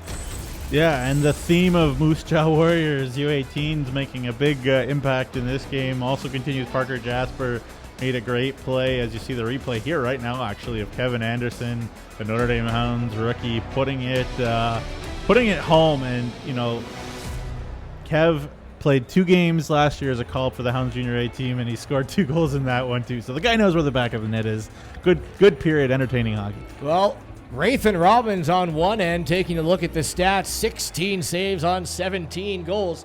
He's got to be in your 3 stars right now if he holds on to the Viterra lead. 15 shots for Team Viterra. They were able to get past Joel Favreau 3 times. It's 3-1. Hits still belong to the Gars. Time on attack belongs to the Gars. Passing percentage belongs to the Gars. It's just Viterra capitalizing when they get the opportunities. Yeah, and certainly Gars have had opportunities, and I think Danny, the Estevan employee in the chat room, mentioned that he liked Gars as a way of describing the team. Sounds like they're a bunch of pirates.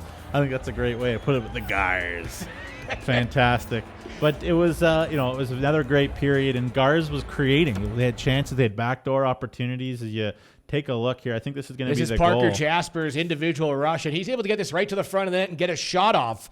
And Kevin Anderson, the offensive instincts just to go to the side of the net, pick up that rebound, and wide open. No mistake for the Princeton commit. Yeah, and a big thing about creating offense at this level is if you can protect the puck, show some strength, you suck guys in. Guys watch you. Guys are paying attention to 3 white jerseys around Parker Jasper of the Yorkton Terriers, and that allows Kevin Anderson that time and space to get to the net because the 3 guards defenders there have to watch Jasper. He takes a shot. Good save by Favreau. Probably would have liked a better rebound, but there you see Kevin Anderson. Great rebound and finishes it with some authority. That's a big step forward.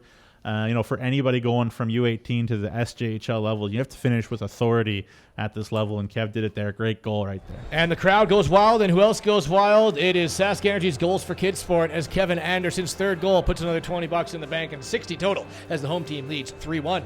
No interview in between second intermission, so it looks like it's time to jump right back into the 3rd period. Nugsy, what's Global Agris got to do to get back in this one? Well, they're not playing badly. It's just a matter of Rathan Robbins has been absolutely fantastic. I think they're keeping guards to the outside to some degree, but there's just been some great chances that Viterra has been able to put home. You think about the breakaway for Little and the deflection or the backdoor tap-in, by McGrath, and then the rebound by Anderson. It's those greasy goals that you got to find. Guys going hard to the front of the net. I think Garza is trying to be a little pretty. Got to take a page from Viterra and get some greasy ones and rebound ones. Well, they'll try to take those points and put them into effect when we come back, because we'll take a quick break. It's 3 for Viterra, and it's 1 for the Gars. It's a 2-goal game, and 20 minutes remain. Coming up next on SJHL Virtual Showcase. Saskatchewan, you know SaskTel. Because we're everywhere. We're in your community, keeping you connected. Lending a hand or a stick, or helping find a new family. SaskTel cares. Always has, always will. Because we're dedicated to our home. With the extra money we've been saving, we're thinking, Could we put more toward our down payment on a new home? Well, based on your plan, those extra savings could help you get into a new home faster. See the impact of your money decisions before you make them, only with my advisor. In Saskatchewan, the road is as big a part of hockey as the practice it takes to reach the top. Wake-up calls when the sun is still tucked beneath the horizon. Headlights cutting through the dark cold. To all the hockey moms and dads who log countless miles to get their kids to the rink, thank you for remembering to drive safely to help make sure more dreams come true.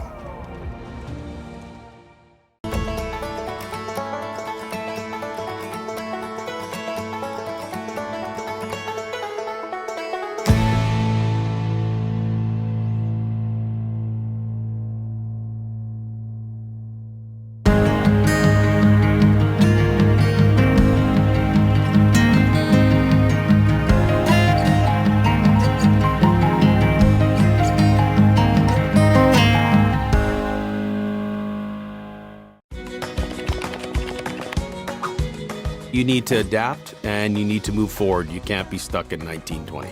Direct West is on the top of their game. They know what they're doing, how they're doing it, and when you work with Direct West, things are good. There's no going backwards, they're moving forward.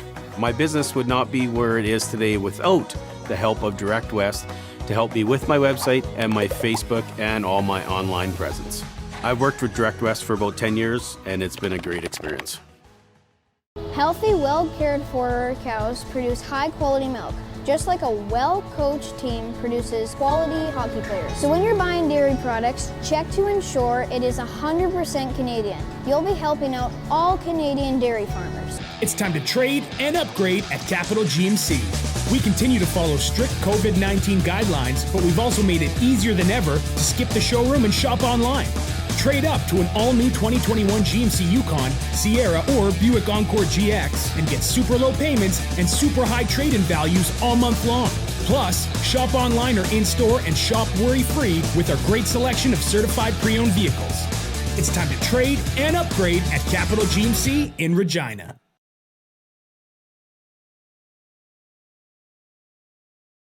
to the SJHL Virtual Showcase. Rory McGorn alongside Nugsy with you as Team Viterra has built a 3-1 lead over the Global Agris Division. 2 goals, or three in total. 2 for Viterra scored in the first period. Only 1 goal scored in that middle frame, and that was for Viterra to pick up a little insurance heading into the final 20 minutes. How about a scoring summary here from the Nugs? Yeah, so nobody's got more than 1 point. It's kind of what you want in an all-star kind of game, a showcase game. Keegan Little of the Estevan Bruins from Kalen Fitzpatrick and Noah Barloggi got the scoring started. Ben Tkachuk of the Melfort Mustangs from Liam Bell of Nipawin replied. Connor McGrath of Weyburn on a backdoor tap-in pass from Vaughn Waterroot of Yorkton. And then Kev Anderson in the second period on a rebound from Parker Jasper. Is the scoring summary in this one. And they have added a secondary assist to the final goal. Zach Kane of the Melville Millionaires grabbing the secondary apple on the third goal for Team Viterra. Well, we talked about this a little bit beforehand. You said you thought Team Gars, they're leading in all the stats. If you take a look there, 23 hits, 17 shots. Time on attack is higher for the Global Agris. Just maybe trying to get a little too cute in the offensive zone. Is that the issue? Yeah, well, that's what you got to learn, is that when it's a tough game like this isn't just an all-star game. It's not a lot of floating. It's a lot of hard work. Got to get to the blue paint. Got to get those rebounds. That's what Viterra did successfully, taking advantage of 3 goals on 15 shots. Doesn't look great on Favreau for the stats. He's been very good though. Can't argue. You have to watch the game. You know, they just got to take a page from the Viterra team. Get to the front of the net, bang it home, get some greasy ones. Well, Rathan Robbins has been strong, and Joel Favreau will have to keep his team in it as we will jump right now into the third period. It's 3 for Team Viterra. The Young Gun representatives from the south of the SJHL. They lead the Young Gun representatives from the north in the Global Agris Division. Cody Davis, Estevan Bruins will square up against Kindersley Clippers. Logan Linklater on your left. Bruins. Davis on your right. Puck is dropped, and the final 20 minutes is underway here in Regina as Linklater quickly looking to get within 1 in front. I believe that was Jaden Mercier. Yes, it was. And a chance early for the Global Agris Division, but put it over the net was the Flin Flon Bombers forward in Mercier. Back here come Team Viterra, but Michael Newmeyer from the Clippers will peel it off the stick and feed it up the ice. Mercier finds his own pass as it bounced off a leg. He'll fire it on net, and who's there? Once again, it's Rathan Robbins making his 17th save of the game. Yeah, what a great pickup by Brett Pilkington and the Hounds to get Rathan Robbins out of the Bell Tire U18 program near Detroit, Michigan. A very, very good program. Has produced a lot of good players, and he's shown why he's that pedigree again in this game and in real life too. What a fun. A great chance in front as Global Agris got shot out of a cannon here in this third period. About the third grade A scoring opportunity for the North Young Guns team. And unable to get anything past Rathan Robbins. 2 minutes gone. Back comes Carson Schultz. A shot blocked in front. Fitzpatrick to Little, looking for his second goal of the game. This one blocked as well. Global Agris Division closing the gaps and putting a barrage of players in front of the net of Joel Favreau. Fitzpatrick going to find an opening on a blocker save by Favreau. Melfort Mustangs goaltender making a big one there to keep it 3-1. Simmons now. Barloggi a long wrist shot. Never made its way towards the net. Fitzpatrick trying to create the cycle with Little. He's knocked off the puck by Laurent Icewolves defenseman Logan Holm. Holm up the wall. Gonna have to cover. Loose puck just sitting there. Holm will win the race. Finds Steven Kesslering. Kesslering looking to dance into the high slot. Not knocked off the puck, and back comes Team Viterra. Schultz, Marburg trying to drive down. He's watched closely there by Matt Mazzochi. And now Newmeyer to Linklater. In his own zone is Newmeyer. Kesslering gets knocked off the puck. Back the other way. I believe that's Fitzpatrick, who gets absolutely stapled by Newmeyer once again. He's been a physical specimen as the 03-born Kindersley Clipper defenseman. Back the other way, it's Graham Skinner, the defenseman for the Red Wings, joining the rush. He'll drop to Marburg, cycling down low. In front is Zach Kane. Marburg gets taken off the puck. Back comes the Agrisk. Has Newmeyer up for Cole Dupereau. Dupereau has Dobson with him. Knocked off the puck by Sitch. Jared Sitch of the Notre Dame Hounds. He'll go right through Main Street. In across center ice. Splits the D. Now finds Carson Schultz. Spinning around back for Sitch. Sitch to Kane. Kane, a wrist shot stopped by Favreau. And he'll hold this one for a whistle. 14-10 left in the third period. 3-1 for Team Viterra. And a great rush up the ice there by Jared Sitch. Yeah, not surprising. Sitch again. Fantastic since day one of training camp. Gen73969 seems to be a Battle for the North Stars fan and a Jake Southgate fan, and I'd say that Rory and I really agree. Talking to Braden Klamosko, his coach in Battleford, he's a huge fan. And again, I love it. I'll say it again, say it 1,000 times. Love it when local boys play well for their local teams. And Jake Southgate's a North Battleford's kid. And right Braden through minor Klamosko, hockey, all the way through in the Battleford system. And Braden Klamosko just can't say enough good things about him. So always wonderful to see that. Face off down to the blocker hand side of Rathan Robbins. As it is won back by Carson Rimstad. Aiden Bangs will pick it up. Goes back to the point. Back for Bangs. Wide shot. Far side. Was that Rimstad? Yes, it was. And Rathan Robbins, a big save on the one-timer. Back the other way comes Team Viterra. Fitzpatrick. He's got Waterroot in front of the net. He'll filter it back down low to Wills. Unable to hold that into the zone was Team Viterra. And back comes Liam Bell. Heading towards the net. Trying to get there anyways was Aiden Bangs. And this one's peeled back off. Parker Jasper, 1 assist in this game, looking to create a little more offense. Jasper down the left wing, hits into the corner wall before playing it back to the point. Waterroot in front, back to Waterroot, and a shot. Got hit at the last second and unable to get a little bit of mustard onto that one. It's the goaltender in Favreau covering it up for a whistle. Still a 2-goal game. It's anyone's game. 12:03 left in the third. Waterroot. How about that chance right there? Yeah. Ray Robbins, great again. Waterroot, Senger, and McGrath has to say that they've been the best line in the game. Boy, that chemistry already between Waterroot and McGrath. You throw in another Yorkton Terrier and Senger. Boy, oh boy. At the point, McCleary to Kane. Anderson, who's got a goal already tonight, spinning off a check, trying to get back to Kane. Great passing here in the attacking zone, sustained pressure. Zach Kane in front to Wills, and the Melville connection stopped by Joel Favreau. Anderson now to Jasper. Parker Jasper gets knocked off the puck. Trying to clear it was Aiden Bangs, but unable to do so. Cycling back in the zone as the Global Agris division is hemmed in. Finally passed up to Carson Rimstad. Rimstad now into the middle for Bangs, and a quick shot on the transition play for Global Agris was stopped once again by Rathan Robbins. And if this game stays the way it is, you have to think that Rathan Robbins might be the game's first star in the conclusion of 60 minutes. If you're a D1 scout watching this, paying any attention, Rathan Robbins, seriously. He's had himself a show, that's for sure, Seriously. here in the opening game. As Owen Simmons looking to break it out, Team Viterra can't get it out. Dobson a chance, a rebound play was knocked away, poke-checked away by Robbins. Carson Schultz, he'll get stripped of the puck. Jake Southgate in front, Dupereau point blank, and Robbins with the best save of the game, keeping it a 2-goal lead. And trying to plead his case, a little bit of extracurricular activity there was Carson Dobson, but how about this play? Stopped by Robbins. Yeah, that wasn't the one we're talking about, but absolutely robbed Cole Dupereau. Yeah, and Southgate in the middle of things right there. He's had a good game, too. Southgate, Dupereau, and Dobson together. Been in the mix. See Caden Allingham, the equipment manager for the Yorkton Terriers, in the house. The guy does not mind sharing his thoughts. Always love to see you, Caden, around, so welcome to the chat. 3-on-2 developing here. Barloggy filters it down. Justin Keck, Sam Marburg, 4 Humboldt Broncos on a 5 on the ice, but unable to hold it in. Back comes Kesslering. Second-year player for the Battlefords North Stars. Kesslering wide. Wrist shot looking up top short side, but stopped by the left-handed catching Rathan Robbins. 8:46 left in the third. Still the same score, 3-1 Viterra.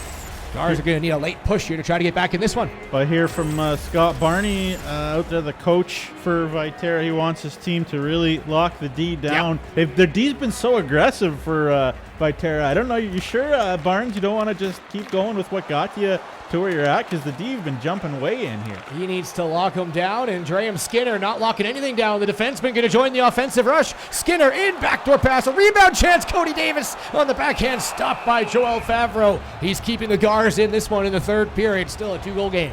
I mean, you look at Sitch, Skinner, Jasper, Barloggy. These are guys that are comfortable at the SJHL level, carrying the puck all over the ice. They showed that early this season, and they're showing it tonight. That's something that maybe I overlooked prognosticating is whether you have D that are comfortable lugging it, because the aggressiveness of the Viterra's D-core really backed off the Gars, and this one really created a lot of opportunities. Liam Bell had a chance there as Kesslering a chance in front at the offering, and this one I believe off the shoulder of Rathan Robbins. Kesslering there shaking his head, he can't believe it.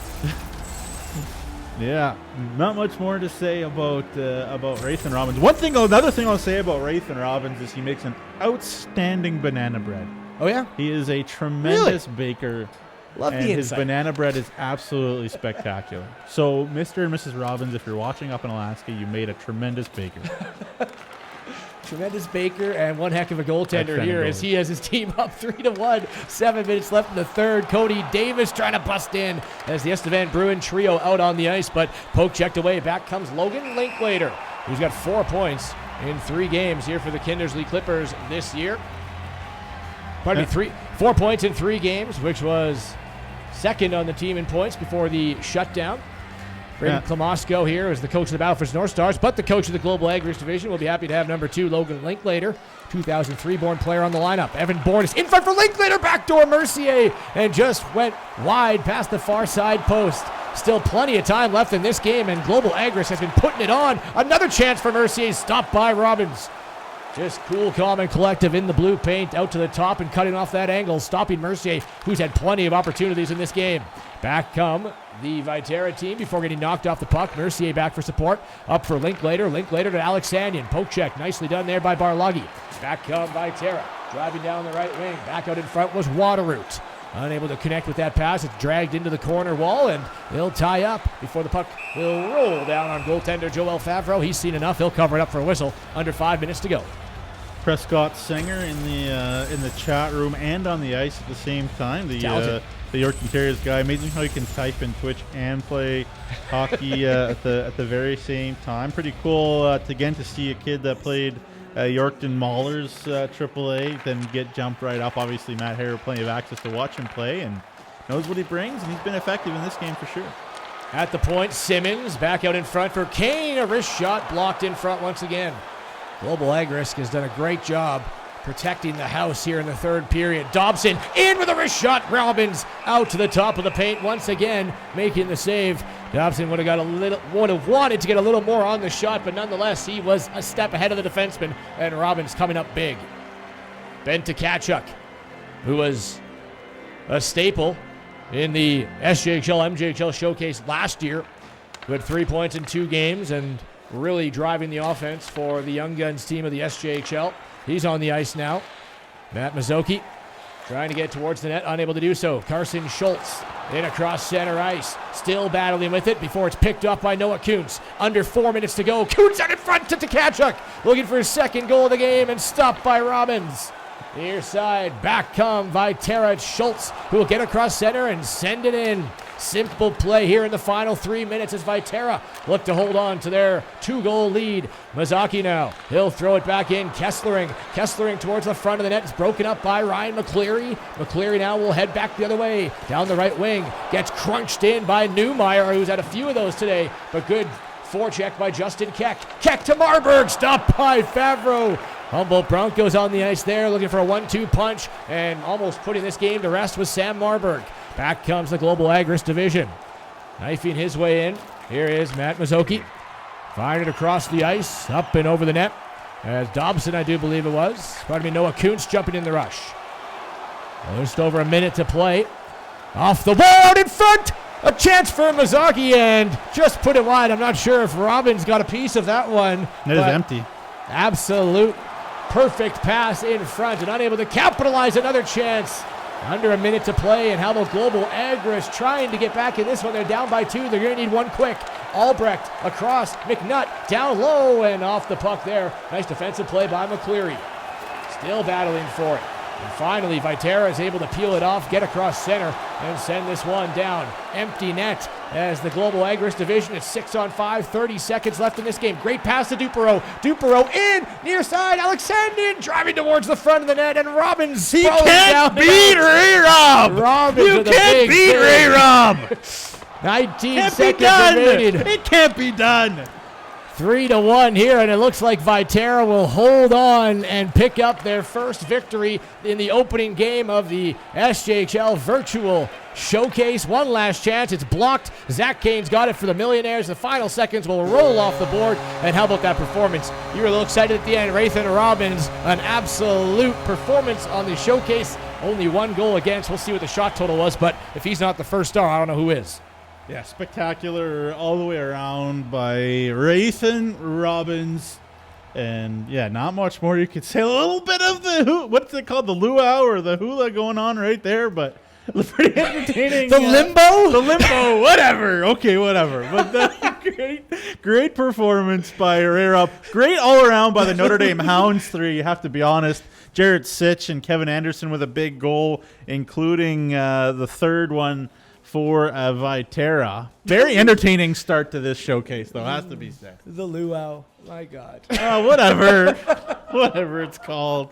Well, there you have it. 3-1 for the Viterra division. We'll get to your 3 stars next, but 3 games each. Well, pardon me, 2 games each in the round robin sort of action, and then they will reseed. So the first place team will play the fourth place team, and second will play third, of course. Keegan Little is getting your 3rd star of the game. There's his goal, which opened up the scoring for Team Viterra. And we'll see who the 2nd star of the game is. It is Connor McGrath. 1 goal, 1 hit, no assists. So McGrath with the 2nd goal of the game for Team Viterra. That's your game-winning goal, and 1 of 3 for Sask Energy's goals for Kids Sport.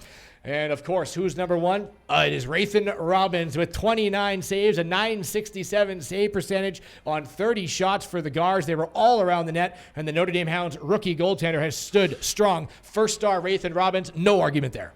Yeah, no argument, and no surprise that in a big situation like this, Rathan does well. He's got that temperament, that personality, kind of like that Carey Price that you want. Calm, cool, collect, doesn't get too fired up, doesn't get too up or down. Exactly what you want in a goalie in a big moment, and Ray proving his worth once again. We're going to head to team stats for Team Viterra here and just take a look at who picked up some points. Connor McGrath, of course, was a 2nd star. He ended up with a goal. Keegan Little with a goal. Kalen Fitzpatrick, Zach Kane of the Melville Millionaires, Waterroot, Barloggy, Jasper. They're all your assists, so really spread out on Team Viterra in terms of SJHL representatives picking up points. And your goal scorers, Anderson of the Notre Dame Hounds, Keegan Little of the Estevan Bruins, and Connor McGrath of the Weyburn Red Wings. Rathan Robbins, there he is, 29 saves on 30 shots. Only 1 goal against, good for a .967 save percentage. We'll head over now to Team Global Ag Risk. Yes, they only had the 1 goal, but we'll give some teams a little shout out. It's Ben Tkachuk for the Melfort Mustangs, assisted by Liam Bell of the Nipawin Hawks, and they will be back in action right away. Pardon me, no, a little bit later today, because coming up at 12:45, Viterra is going to try to pick up their 2nd straight victory, but they will be in a tough order as they welcome in Team Sherwood and Mike Reagan head coaching the veterans from the north. And that coming up at about 12:45. But Nugsy, 1 game in the books. And, I mean, how amazing is this? Yes, it's not live hockey. We all wish it is. But just to see the names of the players that we see all the time calling games, it's special and it's fun to be a part of. Yeah, fantastic. So glad to be here. So glad to be a part of this. Again, as always, working with you, Rory, Class Act. And, you know, it's cool that we're doing this in so many ways during this time. The very bottom line, all of it, is we want to bring some joy to everybody out there, not talk about COVID, have a little fun, enjoy the game, talk about players, and again, overall have a blast. 12:45 is the next broadcast as Team Sherwood takes on the team that just picked up their first victory of the tournament, Team Viterra. 12:45, that's next, so please stick around and rejoin us on SJHL's virtual simulation right here on Twitch.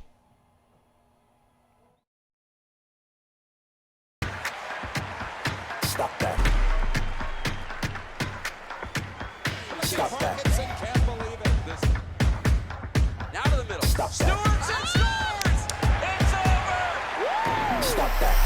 Yeah, I hear him chat to the noise. And stop for the talking. I hear him chat with the boys. Shoots and scores! It's over! Just too sharp with the prize. Let the boy tell me I'm awesome. Act like fire on the pond. If you want to touch Mount Please use caution. An original 16 to fit your active lifestyle. Introducing Original 16 Canadian Ultra Lager. Just 80 calories and 2.5% alcohol. Taste without compromise. Saskatchewan, you know SaskTel. Because we're everywhere. We're in your community. Keeping you connected. Lending a hand or a stick, or helping find a new family. SaskTel cares. Always has, always will, because we're dedicated to our home. Stuck in the snow? CAA memberships start at only $10 a month. It's time to trade and upgrade at Capital GMC. We continue to follow strict COVID-19 guidelines, but we've also made it easier than ever to skip the showroom and shop online. Trade up to an all-new 2021 GMC Yukon, Sierra, or Buick Encore GX and get super low payments and super high trade-in values all month long. Plus, shop online or in-store and shop worry-free with our great selection of certified pre-owned vehicles. It's time to trade and upgrade at Capital GMC in Regina.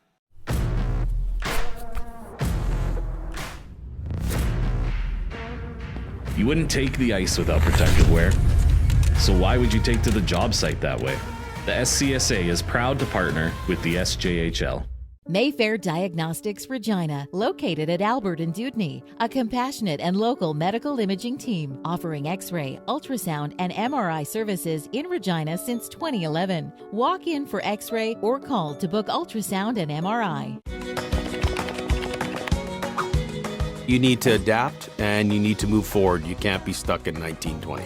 Direct West is on the top of their game. They know what they're doing, how they're doing it, and when you work with Direct West, things are good. There's no going backwards, they're moving forward. My business would not be where it is today without the help of Direct West to help me with my website and my Facebook and all my online presence. I've worked with Direct West for about 10 years and it's been a great experience.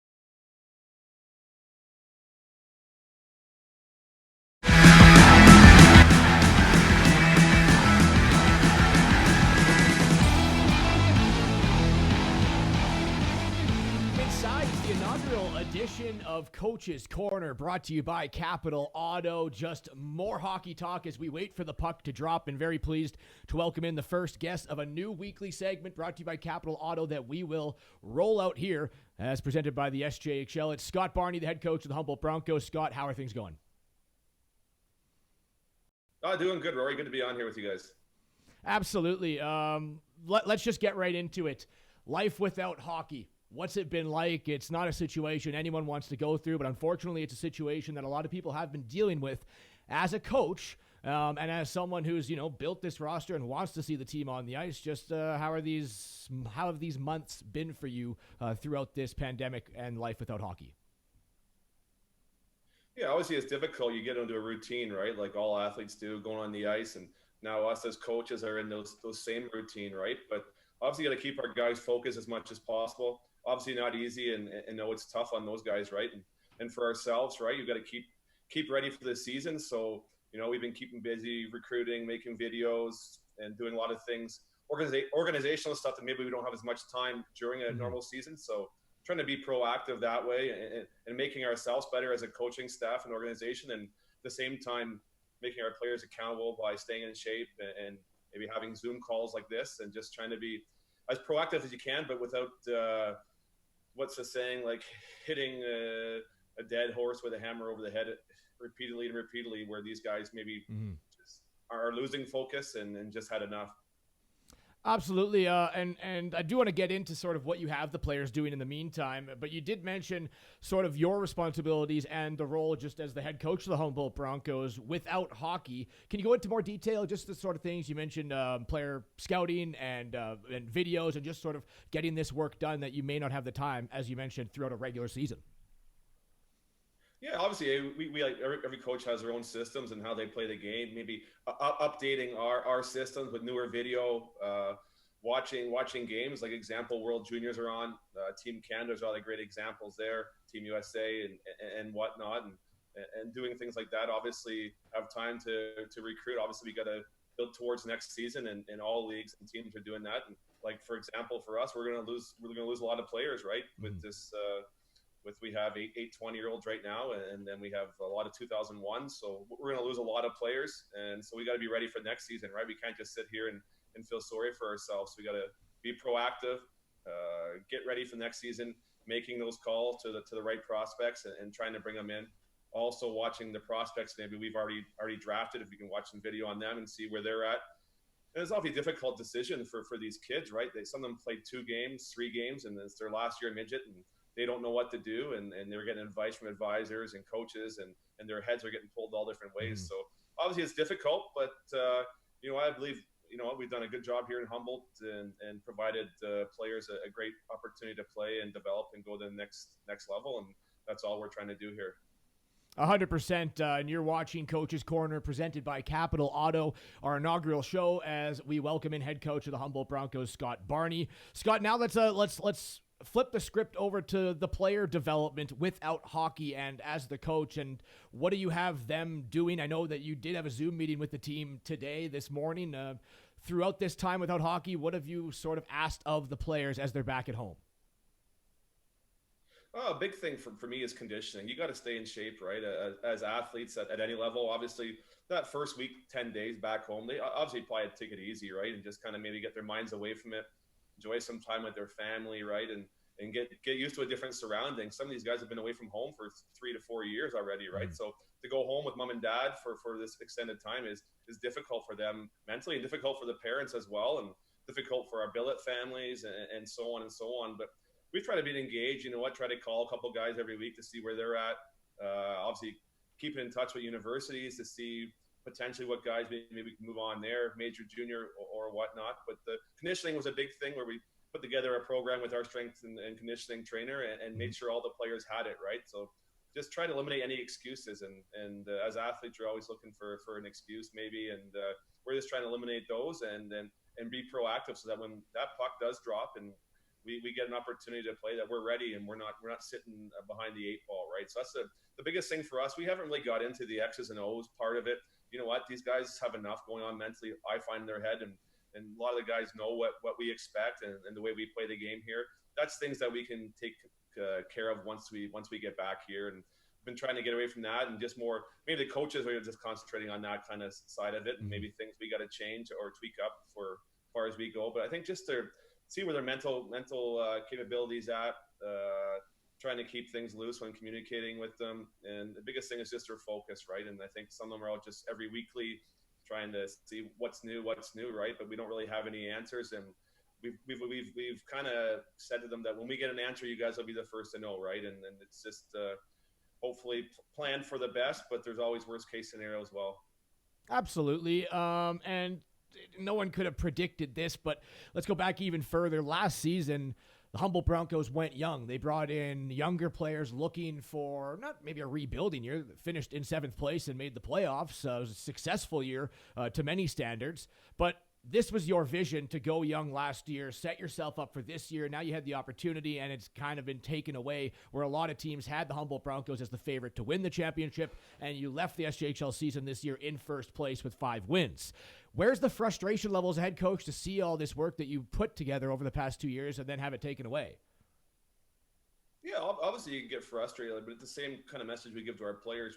Nobody feels bad for us, right? So that's we got prepared for hopefully a season, and if not, we got to kind of turn the page and move on to the next. But I believe there'll be a season, and we've kind of said that to our players, and we believe there will be. And obviously, there's some days that are tougher than others, and the biggest thing is whatever you put into it, you'll get back. So that's a big thing for me and Curtis, and we feel we put a lot of work into things and try to make our organization better and challenge ourselves daily and trying to find little things that make us better. And you can hear, Andre Tournier there, the coach of Team Canada, what he said is, every coach takes a little bit from someone else, right? Doesn't matter if it's a minor hockey coach, if it's a NHL coach, right? And then there's many good ones in between, right? So we can take a little bit from here, a little bit from there, and try to make us better.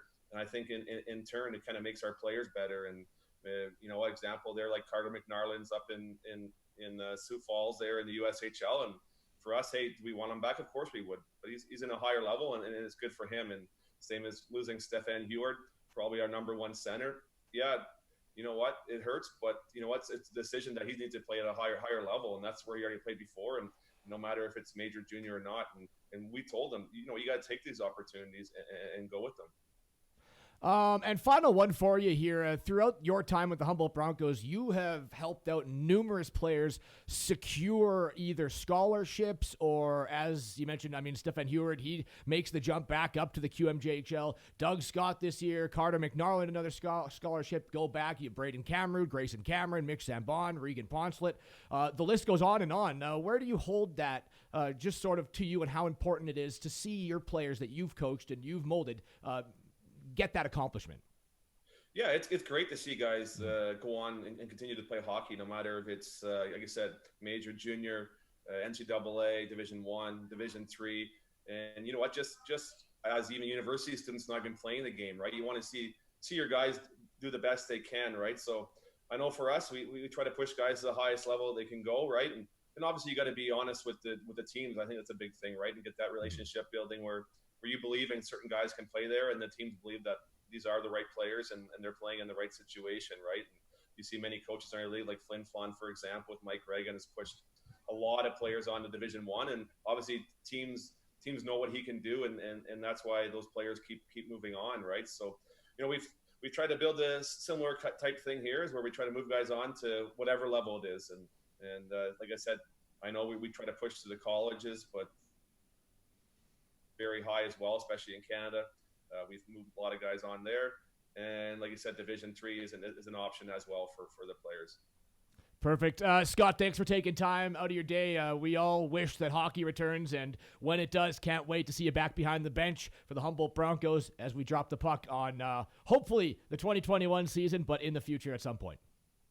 Thanks for being on, Rory.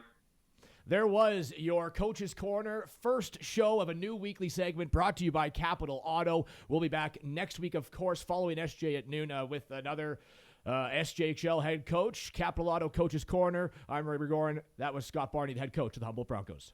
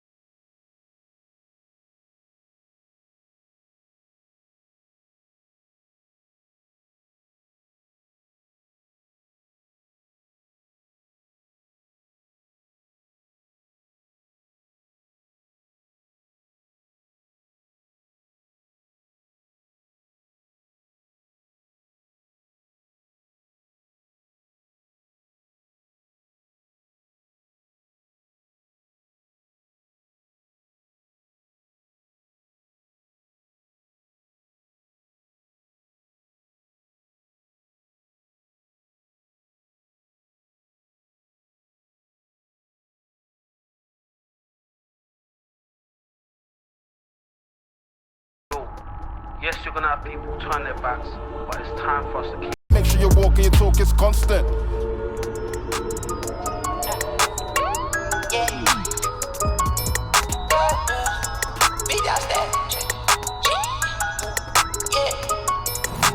Big dog status, I'm a big dog vet. I pull up on the block in a big Corvette. Yeah. Ride around the field with a stick all black. Try with a scope and we with all that.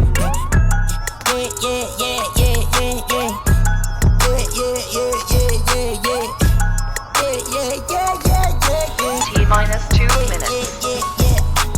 Made $1 million and I can't go back. Got a lot of jewelry on me, man, you can't hold that. 12 ask him better, tell him that I ain't so crack. Know your money long when your people can't afford that. I'm ballin', yeah. My mama told me that did my calling.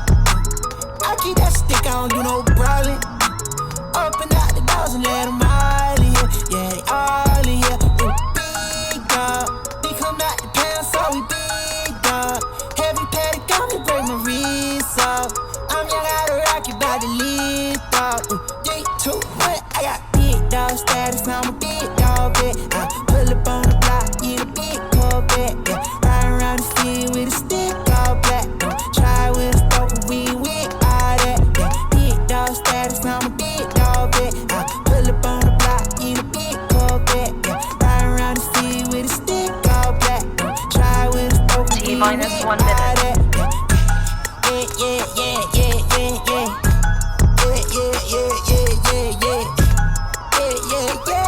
T-minus 50 seconds.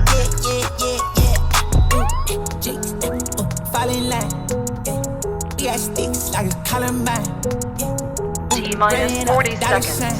Ain't no hiding from them hollow cars. Bring up like the Taliban. That's my paper, don't you bottom T-minus 30 seconds. Patty for me, break my wrist off.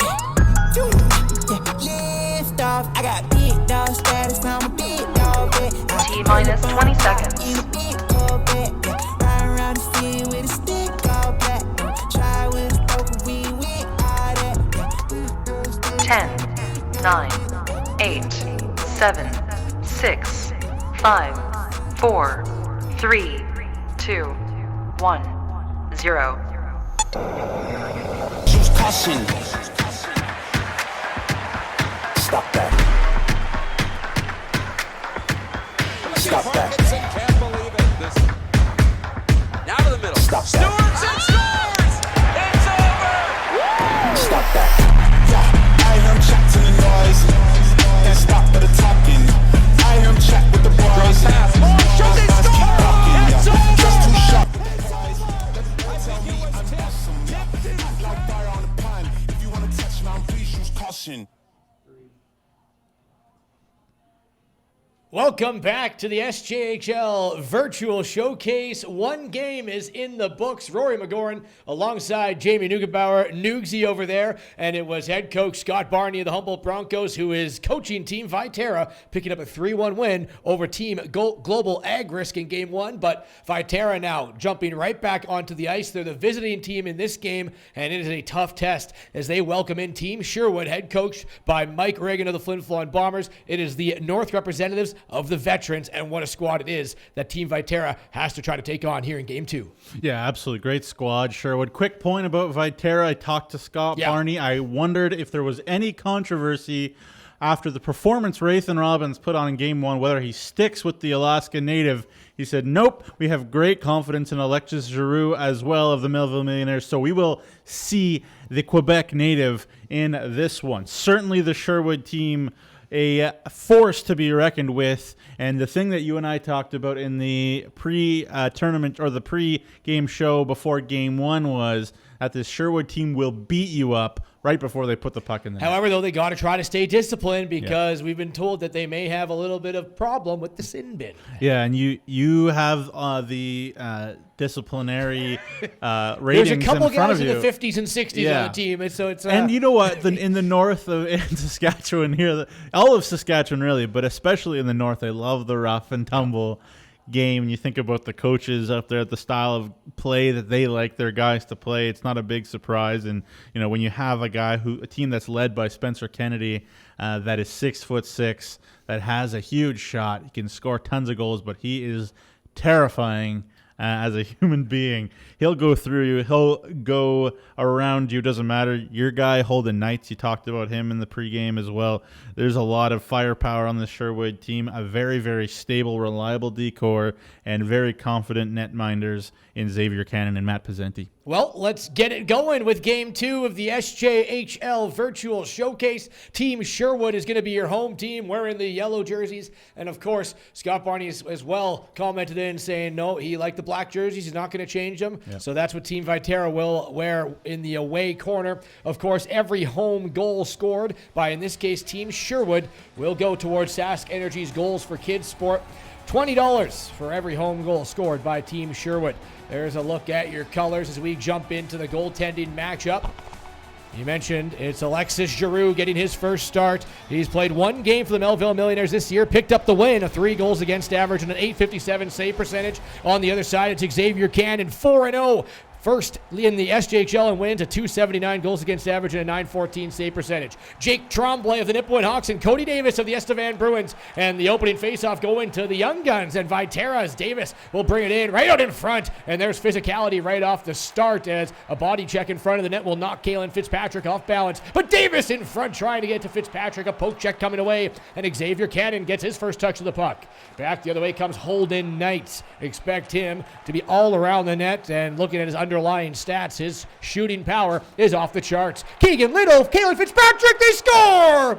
And Team Viterra, the Young Guns, out to the quick 1-0 lead. Head coach Scott Barney's got to be proud of that one. It's Kalen Fitzpatrick's first goal of the tournament. Little with an assist and make it a trio of Estevan Bruins. Secondary assist to Cody Davis. 1-0 Viterra. Yeah, nice little feed from Keegan Little, who's also very good in game one. Nice little backhand. Fitzpatrick with a goal and an assist in the tournament, too.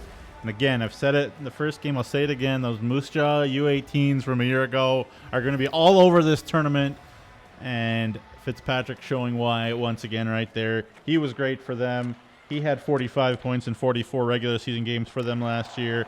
And a great start for Viterra. Just over a minute into the game, it's Kalen Fitzpatrick's first of the tournament and a Viterra 1-0 lead. You saw Jake Tremblay there getting 1 and 2 cracks at it, but big saves by Alexis Giroux to keep it a 1-0 lead. Sam Marburg, he'll drop for Carson Schultz, knocked away of the puck and Holden Knights back the other way. Knights 1-on-2, trying to go wide down the right wing, trying to dip around Michael Newmeyer, can and fires and stopped there by Giroux. Another big save off the right-handed catching Alexis Giroux. Now Justin Keck, looking like a 3-on-2 maybe developing to Marburg. Keck trying to follow it up. We were talking to Alex Moneyball beforehand and we were like, is the veteran teams just going to kind of put on a rout to these young teams? He's like, no, we've simmed it a bunch of times and they're always competitive.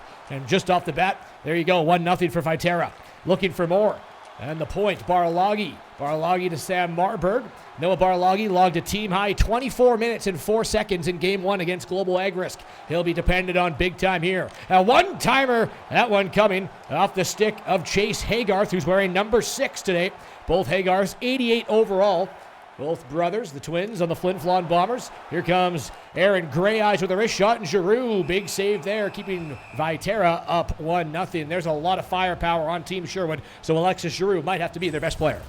Yeah, and you mentioned there, to take a step further to what you said about what Moneyball was saying. Again, if you're just joining us, if you're unaware, Team Viterra is the South Young Guns team. Sherwood is the North Veterans team. So on paper, Sherwood has much higher player ratings, but Moneyball said to us very clearly after watching a lot of simulations that there is a great chance we'll see a pretty good amount of upsets, young teams beating the veteran teams, and on top of that, he doubled down. He said he would not be surprised if the Viterra team was in the championship game tomorrow. We'll see. Well, here comes a chance there from Zach Kane of the Melville Millionaires. Kicked away, another chance in front, and poked away by the defenseman of Team Sherwood. Back Burke Simpson had 5 goals in 6 games, can't get into the offensive zone. And this one will roll right on top of Xavier Cannon. He's seen enough. as right on front of the net was Prescott Sanger, so he'll cover it up for a whistle. Yeah, he thinks that Viterra has a chance to go deep in this tournament all the way to the Sask Milk Cup Championships. And, well, after $3 and a few dollars of periods here, they've looked pretty strong. Well, I know Scott Barney sent in his lines. He's a guy who's extremely detail-oriented. He loves everything about hockey. You know that better than me.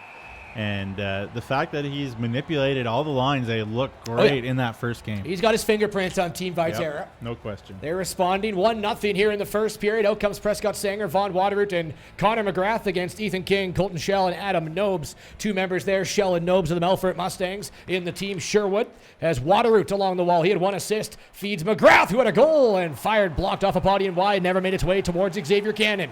Watching it is McGrath. It's going to be shimmied up along the wall. Adam Nobes going to bust in. Nobes has Schell heading towards the net. Same with King. Nobes twisting and turning, trying to get to the slot. Back to Prexler. Prexler to Hunt, another Melfort Mustangs defenseman. Prexler for the North Stars. Down the wall to King. In for Schell. Great offensive attack, and they score! Colton Schell with no mistake in the high slot on the one-timer. Up and over the blocker of Alexis Giroux, and we got a tie game. It's 1-1. See some of that chemistry between Schell and Nobes of the Melfort Mustangs. Schell to Nobes to Schell, and then a bullet in the middle of the ice. And if we know one thing about SJ simulations, Melfort Mustangs show up in SJ simulations. Of course, they won the Sim Canalta Cup. There, nothing Giroux could do about that one. And Schell, very, very good. Another good player out of the Tisdale Trojan system. And middle of the ice, made no mistake right there. So Schell putting the equalizing mark and also putting another $20 in the bank for Sask Energy's goal for Kids Sport. Scored by Schell, assisted by Nobes and Ethan King. And Viterra looking to get their lead back. In through neutral ice is Cody Davis. Davis already 1 point, heading towards the net. It's Keegan Little, and a chance just slipped under the sticks of Little and through the wickets. Near side, breaking it back is Team Viterra. It's Hunt, the defenseman. In for Prexler as 2 D-men join the rush, and Prexler with a shot looking blocker side. And this one stopped by Alexis Giroux. And you see again Colton Schell scored that goal, and he throws a little bit of a check right there. Looked like there might have been contact to the head a little bit. No call, though. I don't know. Got to look that back.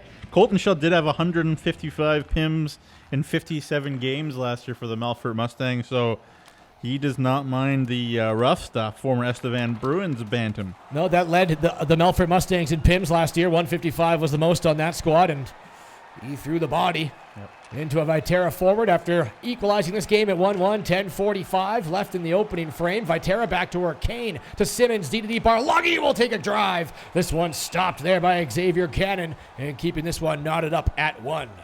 And you see Xavier Cannon, one call-up by the Tri-City Americans of the Western Hockey League a couple of years ago. Didn't get into a game, so he didn't damage any eligibility. A former pick of the Americans in 2016. But, you know, he came into this year with L'Orange. Again, a situation like Melfort where it's like he wasn't sure that he would necessarily be the number 1 goalie with Liam McGarva there, but McGarva's gone to college, and so good for Cannon to continue to build off where he left off. Big hit as Gabe Odawachuk absolutely stapled Owen Simmons along the far wall, but Viterra keeps the pressure on, and Sanger trying to jam it in under the pad of Xavier Cannon, who kept the leg down tight and makes a save again. 9:13 left in the first period, all tied up at 1.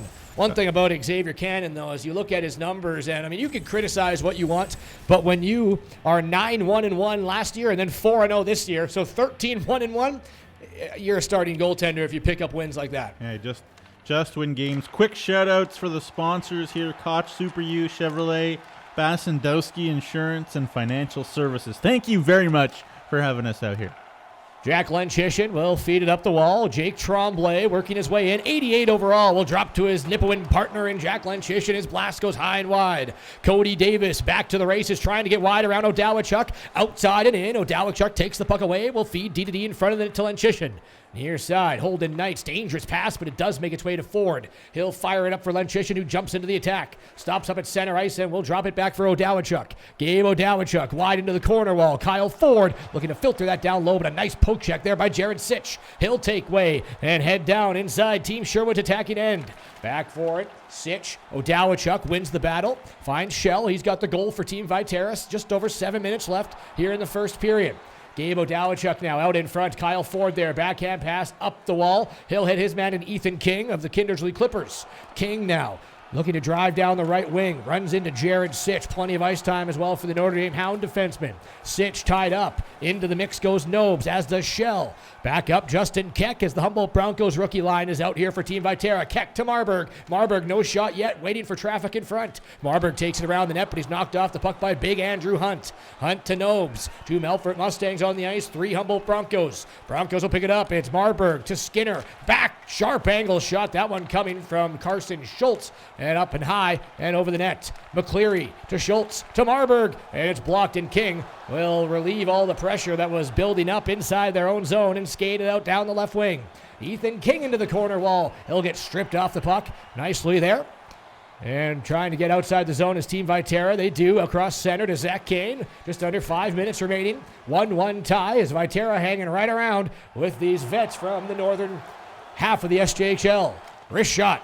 Never made its way towards Alexis Giroux. Another chance for Nobes, and Giroux gets the glove on it and makes the save. 4:07 left in the first. Giroux leading or picking up where Ray Robbins left off and having a strong first period. Yeah, he's been sharp. Not as many grade AA chances, though more physical. We talked about how every Sherwood game would be physical, but Viterra certainly hasn't backed down. And I'd like to say hello to a couple Battlefords North Stars fans in the chat room, especially big Timon Prexler fans. I'm a big Timon Prexler fan too, so certainly agree with you guys there. Timon Prexler in this game. Of course, we had a chance to see Jake Southgate and Stephen Kesslering, who are part of Team Global Ag Risk. As the Haygarths out for Team Sherwood, along with Aaron Greyeyes, Wills, Anderson, and Kane, who looks to be a little weak on energy right now. They got hemmed into the zone, and they're going to try to get it out and get a line change. Is Scott Barney hollering for his players to get it deep and get off the ice, and they'll do such. McKellen Couture up for Greyeyes, trying to catch Viterra napping on the line change. Greyeyes in front. Great back check there, I believe, coming from McGrath. Yes, it was. Into the mix. Prescott Sanger. It's going to be one off the wall by Nolan Dell. He'll go near side. Trying to find it. Spencer Kennedy switched to number 3 for this game. You can see his size already evident on the ice.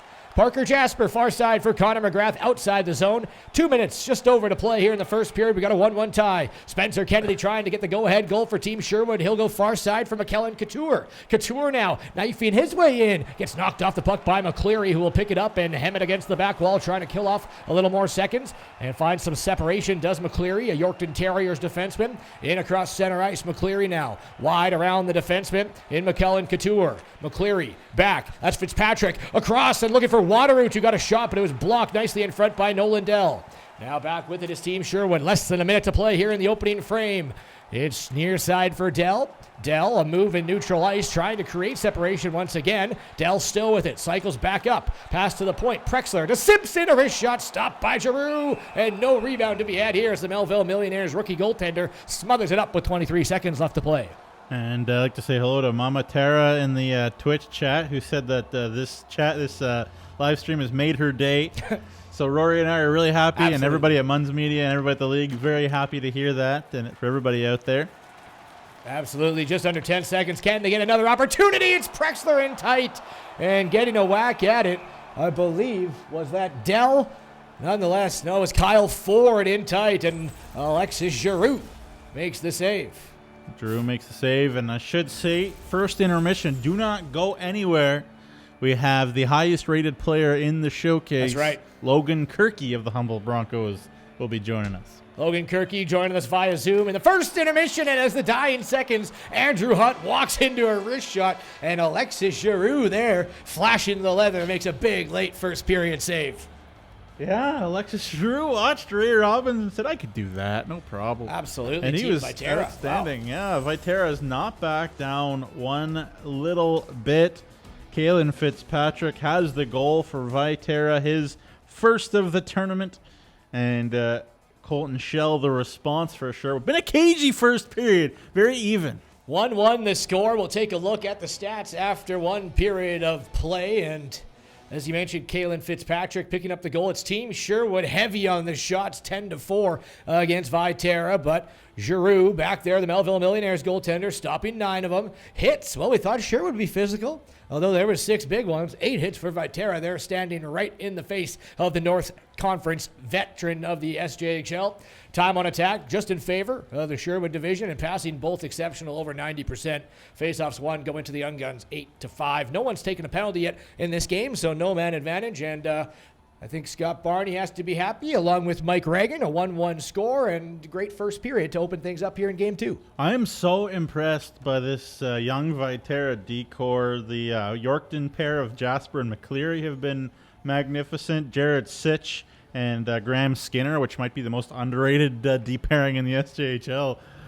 2 outstanding young hockey players. They've been great as well. As you look at ice time there, Ryan McCleary leading the ice time way with 8:42. Right behind him, Noah Barlagi. Highest forward on the list was Prescott Sanger of the Yorkton Terriers, 6 minutes of play. Yeah, McCleary, a very good player. I'm sure the Portland Winterhawks, who own his Western Hockey League rights, watching him very closely. He's a -1, though, surprising, despite how well he played. McCleary jumping in on the rush. You look at the veterans team there, and once again, Melfort kids, front and center at showcase. I don't know what it is about these sim showcases. Just like in real life, you think about the last couple of seasons for the Mustangs. They show up when the lights are brightest. Obviously, they made it to the finals against Battlefords a couple of years ago, and they had a great start to the playoffs. Were on fire heading into the playoffs last year before COVID shut it all down. So, really great program that Trevor Blevins continues to run up in Melville. And a very good, interesting 1-1 hockey game. Much tighter. The last one was much more open. Lucas Ochitwa and McKellen Couture, the 2 defensemen, and your highest forward on the ice is Holden Knights of the LaRange Ice Wolves.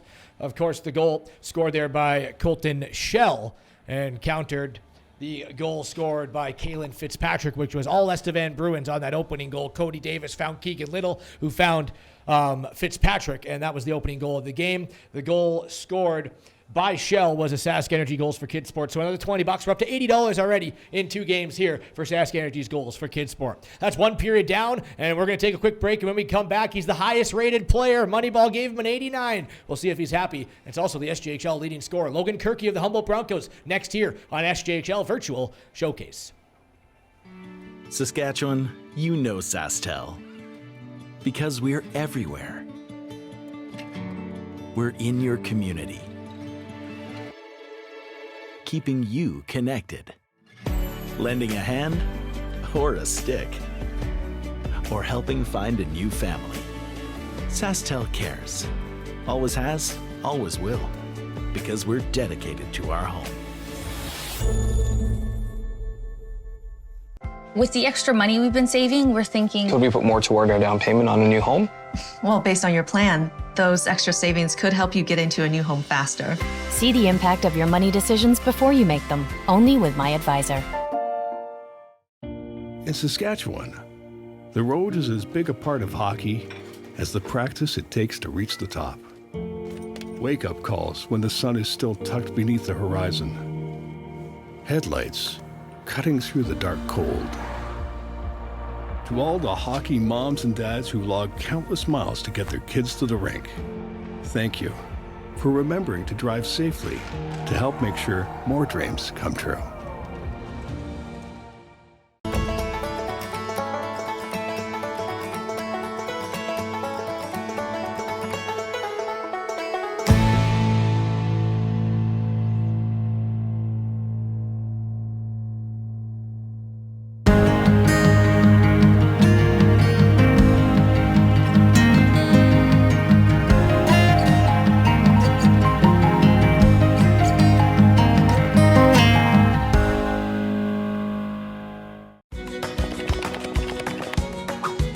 You need to adapt and you need to move forward. You can't be stuck in 1920.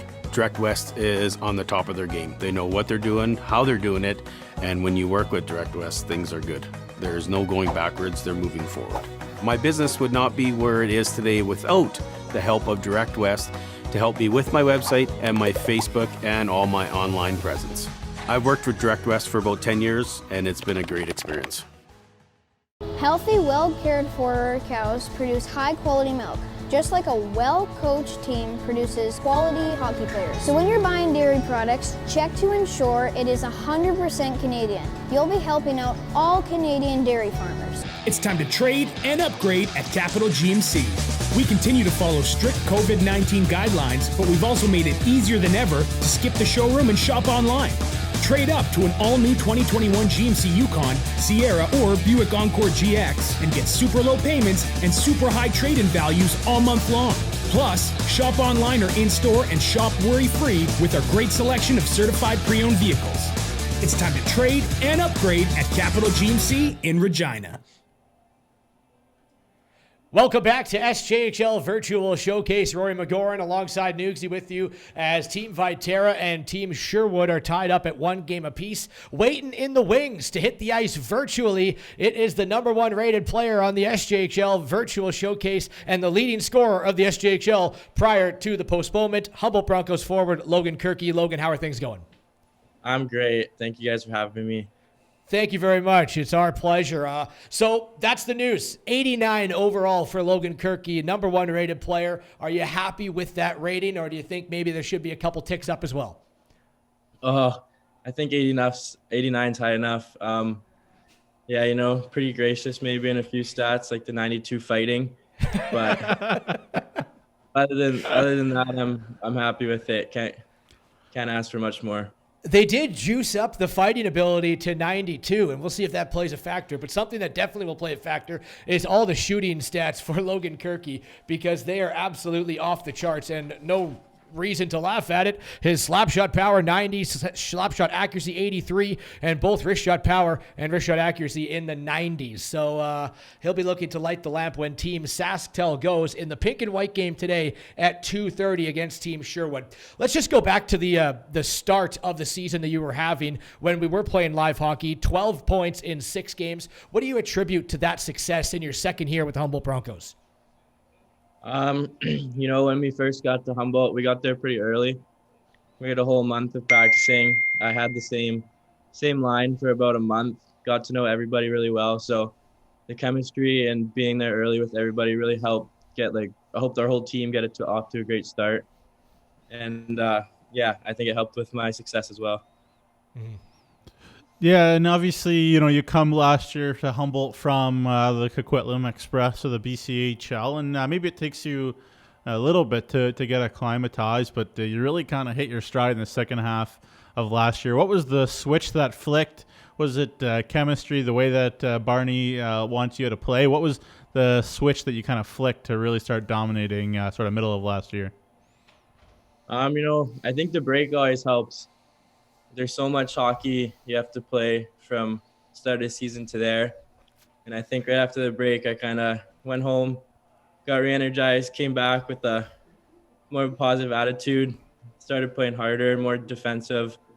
Barnes liked that, gave him some more ice time, and I think it all came together in the second half there. Yeah, for sure. So, you know, obviously it seems like every player is also a big NHL 21 player in the SJ. How good are you with the sticks? What's your what are your good parts, and what are the things that you have to work on with CHL 21? I've been playing actually quite a bit lately. I don't know my good and bad with NHL. Probably the same as my real hockey. Pretty good offensively and need some work in the defense. But that's all I can say.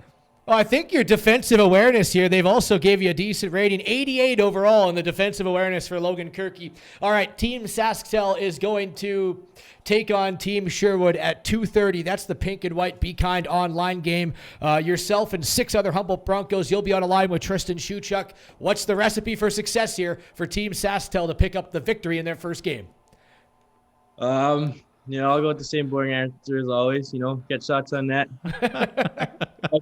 Lots of hits. Not too much else to say there.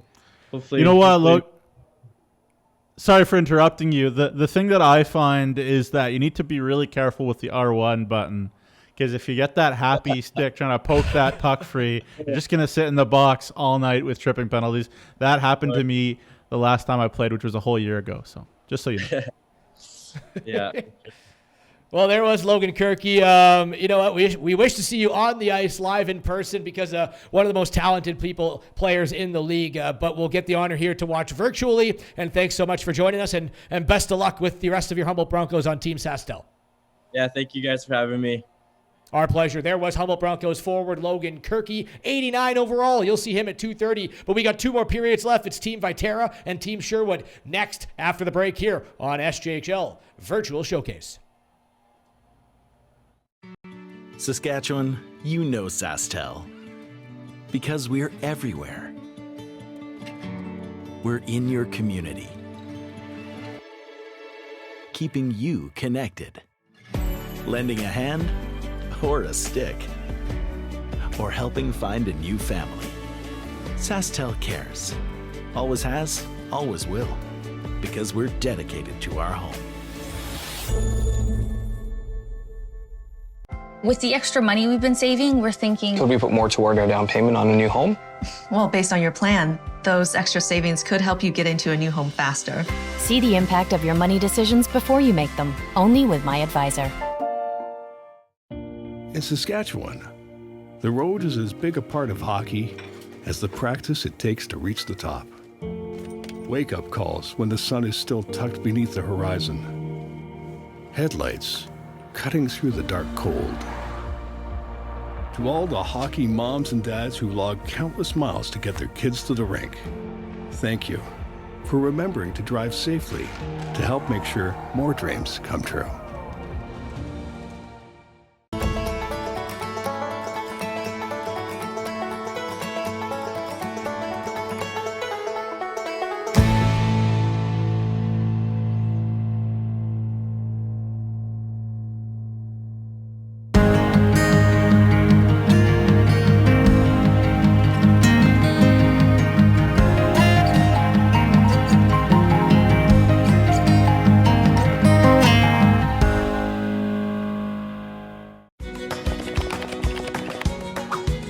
You need to adapt and you need to move forward. You can't be stuck in 1920.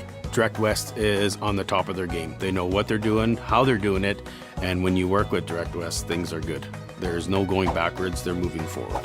My business would not be where it is today without the help of Direct West to help me with my website and my Facebook and all my online presence.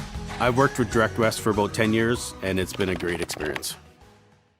Healthy, well-cared-for cows produce high-quality milk, just like a well-coached team produces quality hockey players. So when you're buying dairy products, check to ensure it is 100% Canadian. You'll be helping out all Canadian dairy farmers. It's time to trade and upgrade at Capital GMC. We continue to follow strict COVID-19 guidelines, but we've also made it easier than ever to skip the showroom and shop online. Trade up to an all-new 2021 GMC Yukon, Sierra, or Buick Encore GX and get super low payments and super high trade-in values all month long. Plus, shop online or in-store and shop worry-free with our great selection of certified pre-owned vehicles. It's time to trade and upgrade at Capital GMC in Regina. Welcome back to SJHL Virtual Showcase. It's one for the road team, Viterra, and one for the home team, Team Sherwood. The North Vets teams come to center ice. They'll switch sides. Sherwood wearing the yellow to your left, and Viterra wearing the black to your right. It's Jake Tremblay up ahead to Holden Knight, who gets smoked by Owen Simmons. Barloggy will cover, cut across, and feed it up the ice, where the Estevan Bruin trio will go back to work. Little down the wall, gets stapled again. That one courtesy of Jack Lenchishin, who then gets back in position and peels away the puck.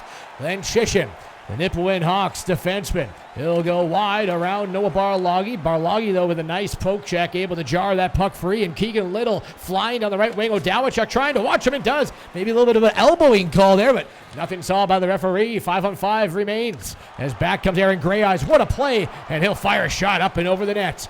Racing after it, Easton Haygarth trying to jam it at the side of the net, poked away, and back comes Viterra trying to muscle this out of the zone, able to do so. Cody Davis, Estevan Bruin, second year forward. He can fly, and he's speeding down the left wing before running into O'Dowachuk. Another great defensive play by the Melfort Mustangs defenseman. Near side, busting in was Chase Haygarth. He gets knocked off the puck. Graham Skinner will lay this one down, and on the attack goes Justin Keck. Keck will force that puck loose towards the side of the net of Xavier Cannon. He'll cover it up for a whistle. Just under 3 minutes played here in the second period. 1-1 the score. Just joining us, Kalen Fitzpatrick of the Estevan Bruins on an all-Estevan Bruins goal. Keegan Little and Cody Davis the assists to made it 1-0 Viterra. Colton Shell from Adam Nobes, his Melfort Mustangs teammate, and Ethan King of Kindersley had the reply for Sherwood. And you called it a second ago there. Kind of made me smile. Jake Tremblay passing it to Holden Knights, a Nipawin player to a L'Orange player. When those two clubs get together, it's usually a smash in the face fest. Yeah. Pretty fun. That's the fun thing about these showcases, the All-Star games, to see these guys play together. There is a chance on the far side. I believe it was Justin Keck. Yes, it was, as he received the pass from Sam Marburg. And once again, Team Viterra, these young guns not going anywhere easy. No, and another nice pickup by Scott Barney. Justin Keck, 64 points, 34 snipes in Manitoba U18 hockey for Pembina Valley a year ago. And you're definitely not from Manitoba, are you? I have no idea. He dominated high school hockey. Pembina, I have no idea. I've only been in Manitoba maybe once or twice in my life. That's all right. You got the East Coast covered. Yeah, I'll tell you about Ontario. How about that? Out in front and driving towards the front of the net was Nipawin's leading goal scorer, and Burke Simpson. And stop, big save by Giroux. Back comes Teams Viterra. Marburg to Schultz. Now roll off his stick as it's picked up there by Timon Prexler, but he gives it away. Marburg, 1-on-3, another chance for Sam Marburg. And driving in front and going to try to slow things down here is Nolan Dell. One of the L'Orange Ice Wolves. There's 5 L'Orange Ice Wolves on this team. Burke Simpson unable to pull the trigger. Back the other way comes Team Viterra, led by Kevin Anderson with the puck. A little bit of a miscommunication at the blue line almost led to Team Viterra being offside, but it does lead to a change of possession and a drive into the offensive zone before Parker Jasper knocks Simpson off the puck. Back comes Jasper, wearing number 5 black. Jasper, open man, great pass, McCleary a look. This one blocked as the house was a little bit congealed there with a lot of yellow jerseys. Near side, McKellen Couture, he'll pass the puck, trying to break into the zone. Is Ethan King. King gets in with some room, and the wrist shot may have hit a stick, but went up and over the cage. 13:32 left here in the second period. Still 1-1. All goals scored in the opening frame. Back comes Prescott Sanger. Far side, Noah Wills. Wills, wait! Oh, backdoor chance looking there for McGrath, and this one blocked at the last second by McKellen Couture. Great feed and vision there from Prescott Sanger. Almost had a backdoor tap in. Now back comes Team Sherwood with the one-timer, and the howitzer coming courtesy of Nobes. Back behind the net, looking to peel that away was Jake Tremblay. A little bit caught in their own zone. Sanger now with a pass up the right wing. McGrath will walk it to center. He'll fire it in, and Team Viterra will get a partial line change here on the fly. 11:55 left in the middle frame. In and firing it around, I believe it was Holden Knights. Yeah, unable to hold the zone was Team Sherwood, as back comes Vaughn Waterroot. And now a penalty going to come up. It's Waterroot who lost the puck. He got his stick all tied up. And for, I believe, the second time, he was the one who took the penalty in the last game. Vaughn Waterroot's going to head to the box. This one tripping. And Team Sherwood and head coach Mike Reagan will get the power play out. Yeah, I haven't seen too many penalties in the showcase so far. It was only the second penalty in the whole showcase as the Sherwood power play goes to work. Pretty tight calling, but tight whistle, I should say, by the referee. Haygarth to Kennedy. Long shot from the point. This one into the glove of Alexis Giroux. Makes another save, but ever since that face-off win, it was all Sherwood setting up for the opening 20 seconds or so here on the power play. It's Chase Haygarth, Jake Tremblay, and Kyle Ford up front. And we have Spencer Kennedy on the point. Interesting. And I believe it's Gabe Odawachuk, the other defenseman. Yes, it is. Odawachuk now with Kennedy. So 4 forwards on the ice here for Sherwood. It's the first power play, all tied up at 1, trying to get the go-ahead goal. Nice job by Team Viterra to stuff it up in neutral ice and not let Sherwood get the entry. Now they do with Kyle Ford. Another poke check. Skinner's on it and lifts that one up all the way down the ice. Half the power play expired. Great play by the Weyburn Red Wings defenseman in Graham Skinner.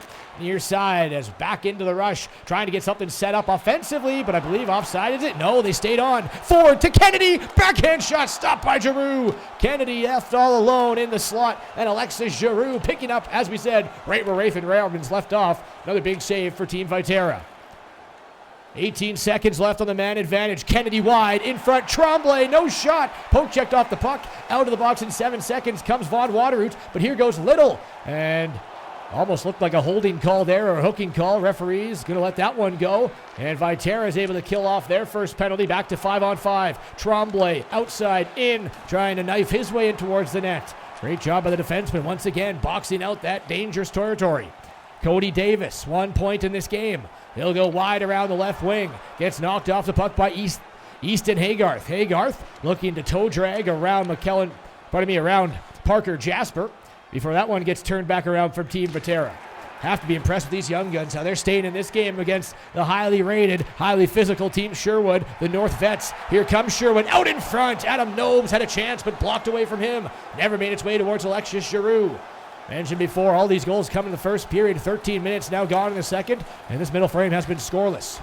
Not without its opportunities, though. Easton Haygarth. He'll go wide down the left wing, trying to get around McCleary in front. A chance for Dell, rebound chance! And getting across was Alexis Giroux making the save. Defenseman there as well to at least impede a little bit of the forward progress. Now backdoor Anderson. He's got Parker Jasper way down low. Anderson as well. He's going to tie up along the wall. Anderson trying to kick that puck free. It's back to the point. It is Jasper. Jasper leaves. Kane down for Wills. Anderson waiting in front, trying to get that pass, calling for it, and Team Sherwood will walk this one out of the zone, but another penalty, I believe, coming up. Yes, it is. Colton Shell, 1 goal already. Shot, scores! Second goal of the game for Colton Shell, and it's the go-ahead goal. The Melfort Mustangs forward has 2 tonight. It's 2-1 Sherwood. And you could feel that coming. It was a very good power play for the Sherwood team that didn't score on it, but they definitely were using the momentum they gained from it. It looked like the ice was really slanted in favor of the yellow jerseys, and I talked about those Melfort Mustangs. They come to play. They come to play virtually. In some cases, and in real life, of course, when it comes to big nights. And Colton Shell just flying out there. Goodness, great job. Well, Colton Shell picking up his second goal of the game. He had 8 goals last year in 57 games for the Melfort Mustangs. They won the virtual Canalta Cup, and Colton Shell's been the X factor here for Team Sherwood. As they try to send it in, it does catch the glass and stay in play. Jasper, the Yorkton Terriers defenseman. He'll go up, and Sam Marburg will lead the way. Broncos rookie. Humboldt Broncos, Sam Marburg down the left wing. Drops for Carson Schultz. This line, 3 Broncos rookies on it. Justin Keck's the other one. Unable now to grab the puck. Trying to hold it in, but muscling the way out is Team Sherwood. In front of the net goes Nobes. Trying to get him. There is Shell. Looking for the hat trick. It's Hunt, a trailer, and he'll fire into the glove of Alexis Giroux. How about Colton Shell looking for that natural hat trick here almost, but Hunt was the trigger man. Yeah, another great rush.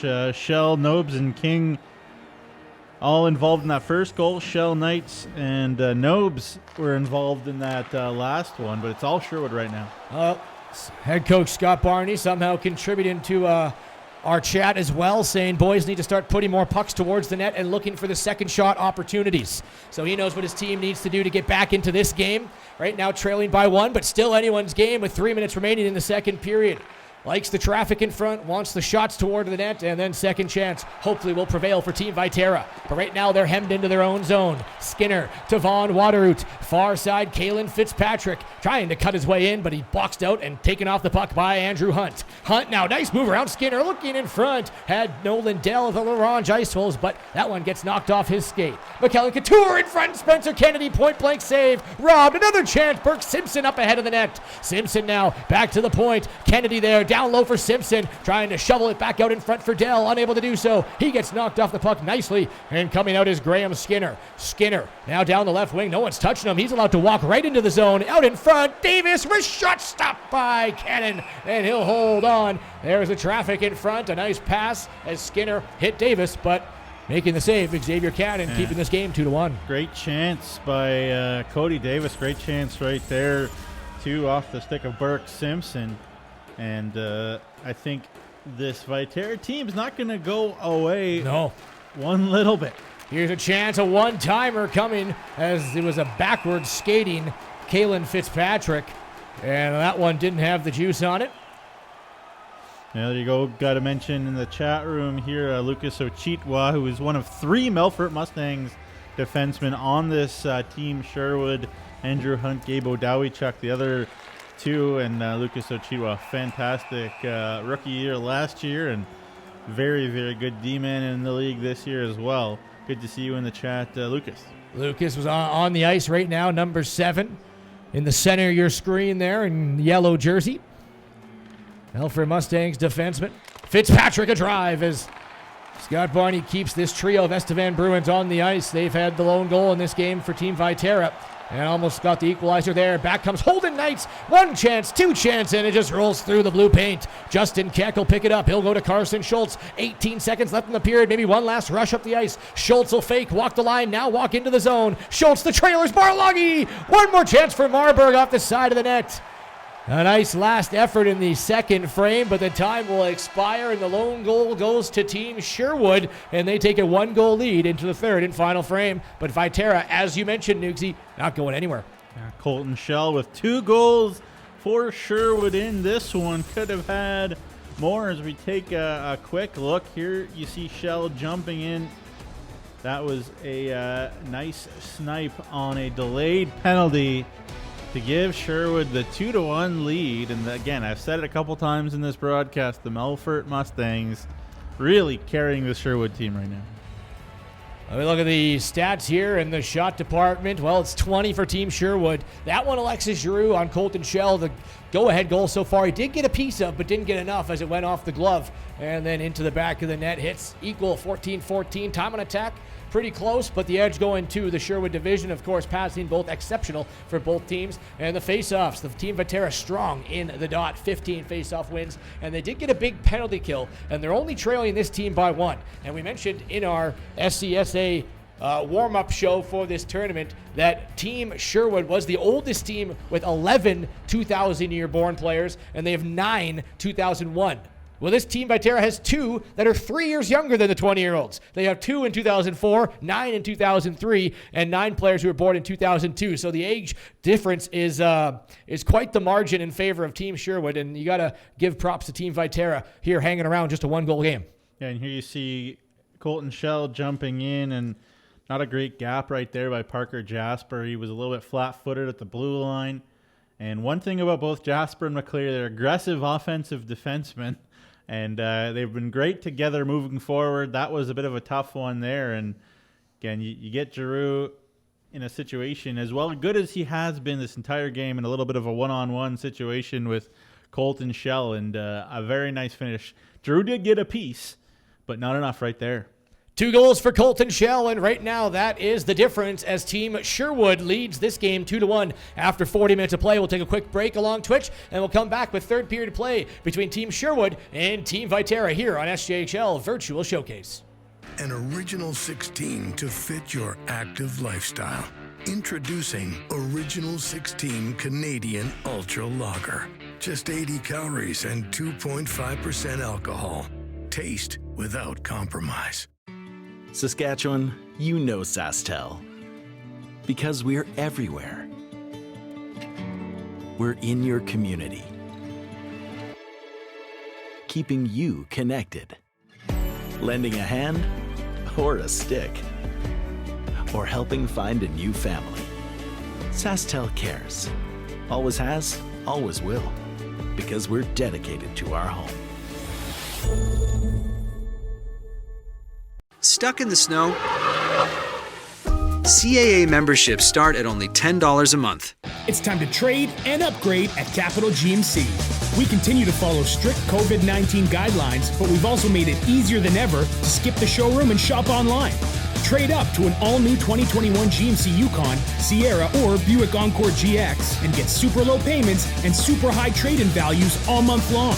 Plus, shop online or in-store and shop worry-free with our great selection of certified pre-owned vehicles. It's time to trade and upgrade at Capital GMC in Regina.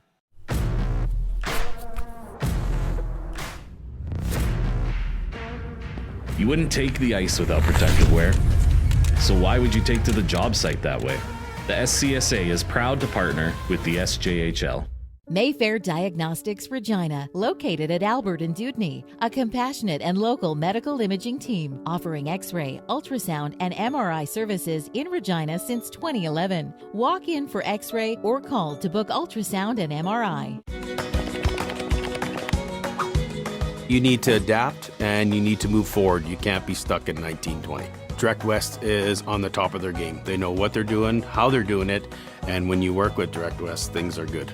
There's no going backwards, they're moving forward. My business would not be where it is today without the help of Direct West to help me with my website and my Facebook and all my online presence. I've worked with Direct West for about 10 years and it's been a great experience.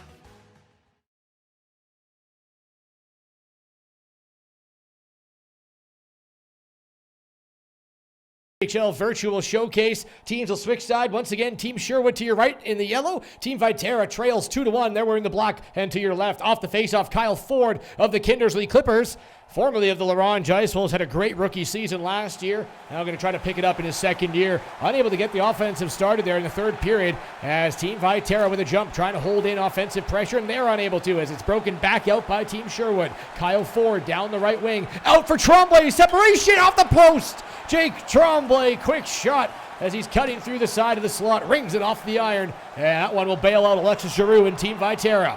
Now back behind the net is Noah Barloggy. He's battling hard with Kyle Ford. Keegan Little trying to peel the puck out of the pile. Little now met by Kyle Ford. 4 men in the scrum. Finally some puck movement. Tremblay, Ford, a backhand chance. This one off the glove of Giroux, who made the save. 2 minutes gone in the final frame. Still a 1-goal game. As out in across center, Owen Simmons gets his stick lift, and Tremblay back the other way. The captain here.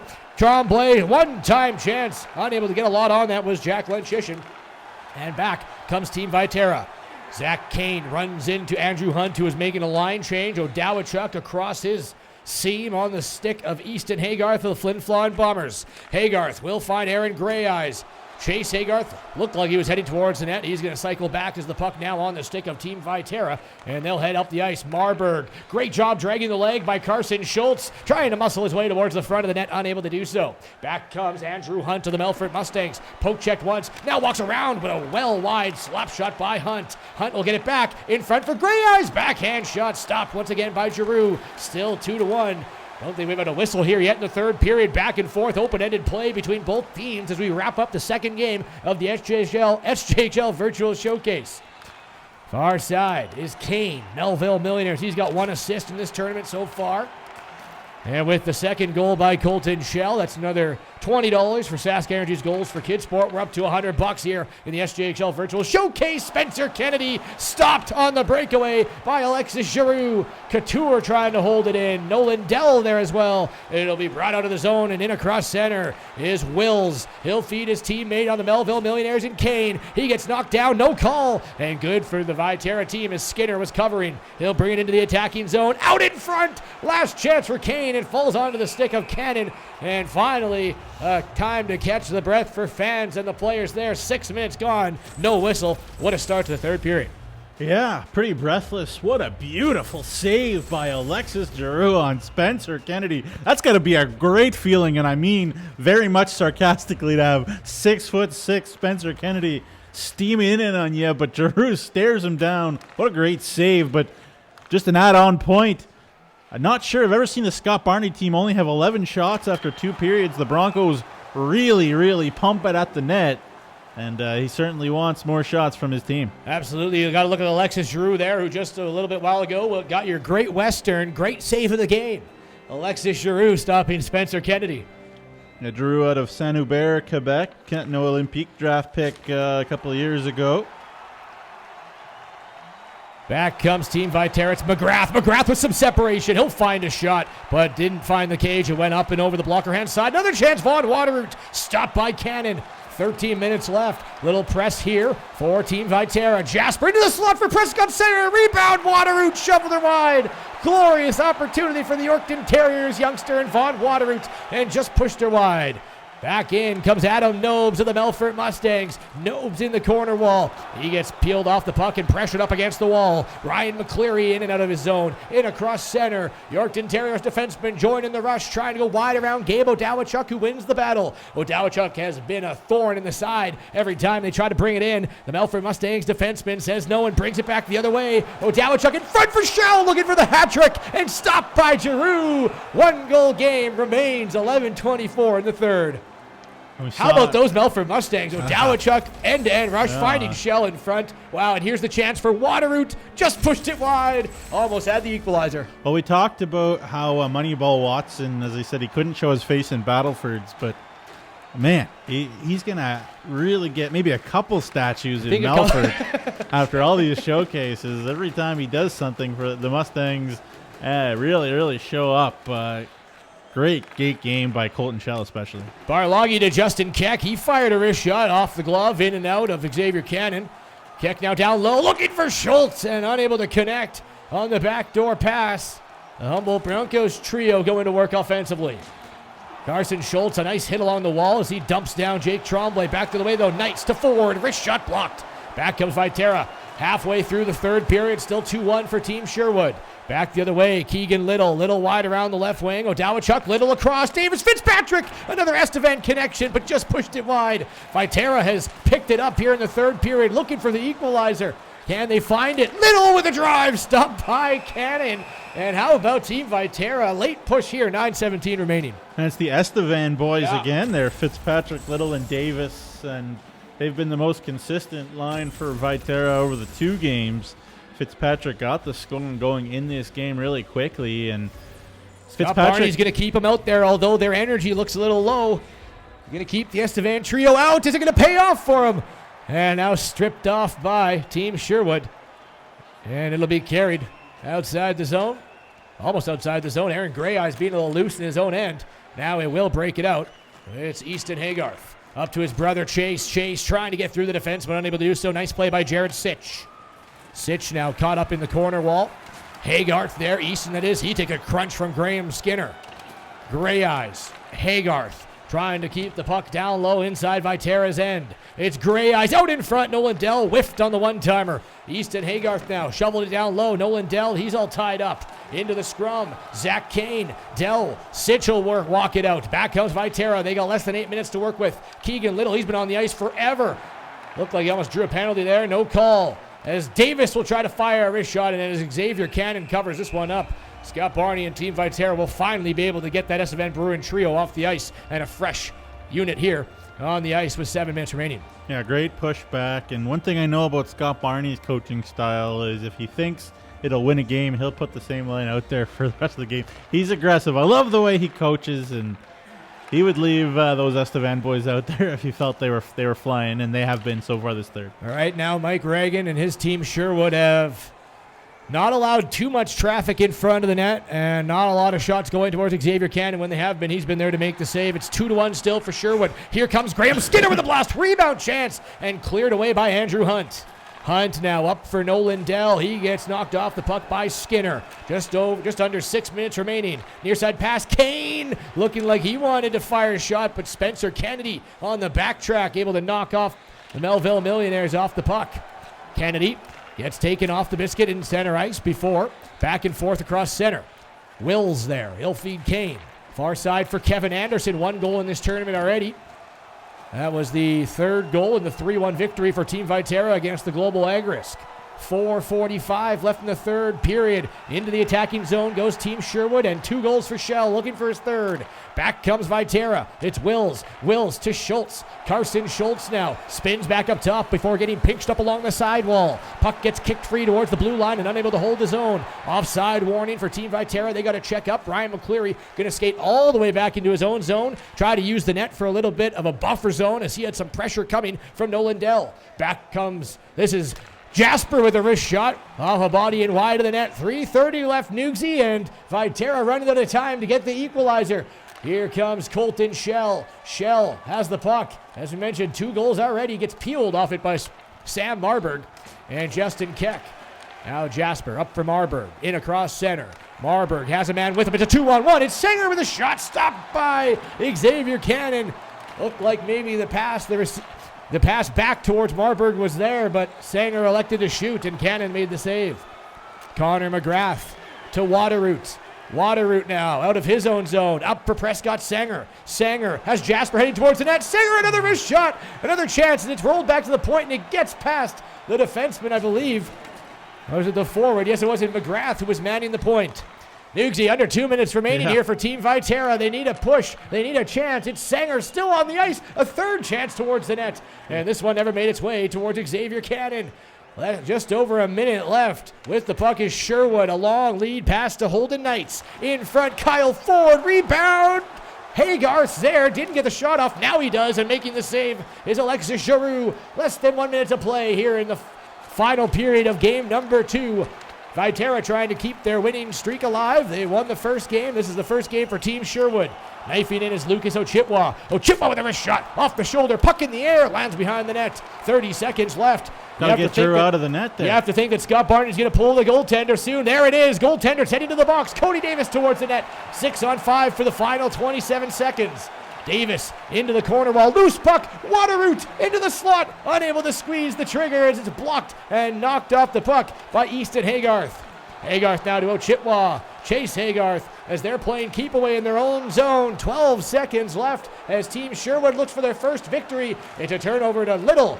He'll find Simmons. They got to get into the attacking zone, though. Just 4 seconds left. Waterroot with a drive and stopped by Cannon, and that'll do it here. Team Sherwood picks up 2 valuable points in their first game, but you got to give credit to Team Viterra. Just a 2-1 victory for the Vets from the North here in Team Sherwood in Game 2 of our SJHL Virtual Showcase. Yeah, the extremely youthful Team Viterra just beaten by Colton Shell, and there you see the storm surge coming here. The classic Carolina Hurricanes celebration.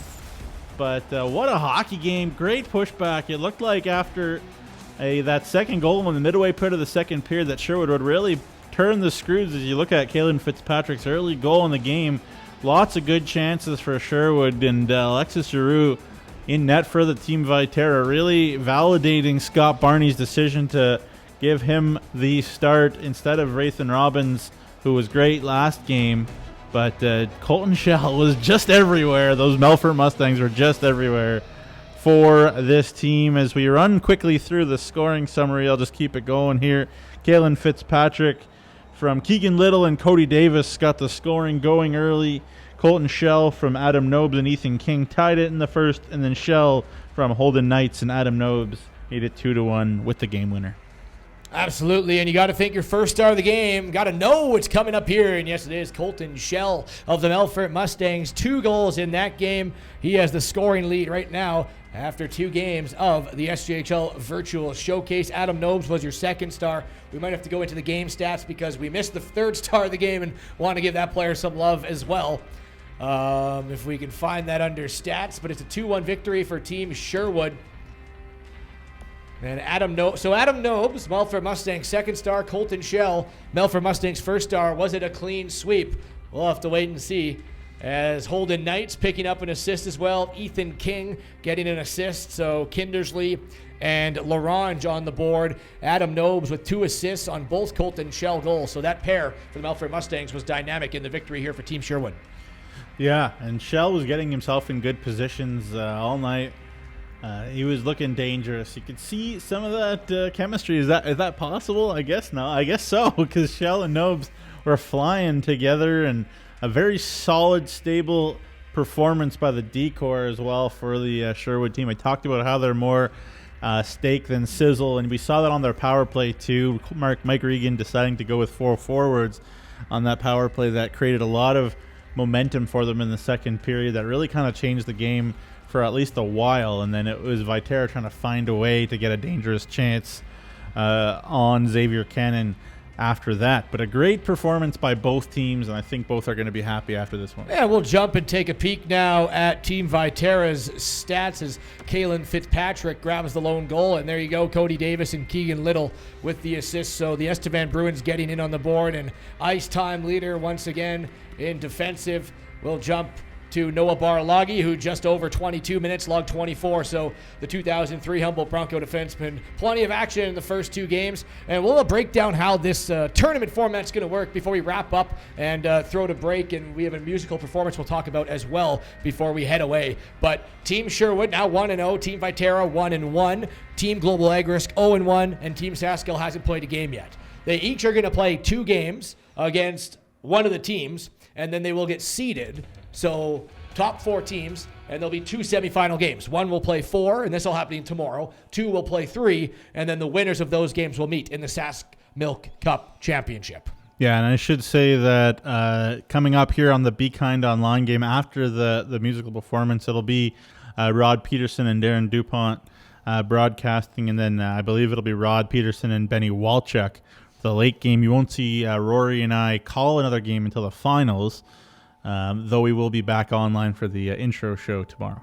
Absolutely. And of course, coming up at 2:15, please stick around because an incredible musical guest coming. Nick Fay from Regina is going to come grace us with some of his performances. And that will lead right up into, as you mentioned, SaskTel's Be Kind online pink and white game between Team Sherwood, who you just watched here, and the first matchup for the South edition of the Veterans Team SaskTel. That will come up. You mentioned Darren DuPont and Rod Peterson have the call that at 2:30. So 2 games in the book, and we got 2 more tonight, including a musical performance at 2:15. That's next with Regina's own Nick Fay. Thank you for watching wherever you are, as always, to SJHL's virtual showcase. Yo, brother. -5 minutes.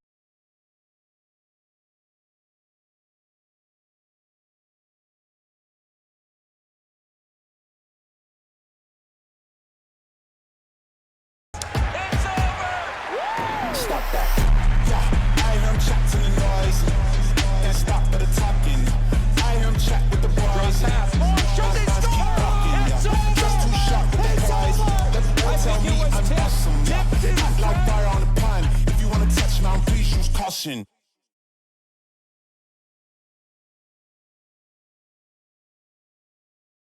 How you doing, man? Good, good. Good. What are we going to do? I guess it's time to suit up. I guess so. Yeah. We'll see who's going to be the safest. Right. Maybe. I'm We'll gonna. see who's the wisest. Well, I got a breathing apparatus. Do you have one? This has been washed. I don't know. That's not my problem because that's not my stuff. I'm not really sure how this works, to be honest with Well, you. I guess I'll start off with the knee pads. This looks like a bulletproof vest. How are you doing over there? I'm good. So far, so good. Something like that. This looks like it's kind of that's a big arm. How do you? I guess that's why you have to know what you're doing. Well, I suppose you could probably take a course or something, or. Well. Okay, hang on. Because right now, I'm stuck. Oh yeah. Okay. I don't know how to attach anything. Okay, well I got a safety vest. I got one thing on. That's. I think I got it on right. Well, my hunchback in Notre Dame isn't working for me here because. There we go. Where do you put this? I know where you put it. I think this has got to go like simple. I think. I really think that's upside down. Feels right, but I don't think it's right. I think the suspension in this is. I think you need a new helmet. It might be out of date. This ventilators, you get warm underneath it. This look right? Yep, you're looking pretty good. It doesn't smell good, Bill. Yeah, I can tell from here. That's why I'm staying on my side of the room. Maybe I should use the mask. You probably do need the mask. Well, I think I'm pretty much ready. Yeah? We're good?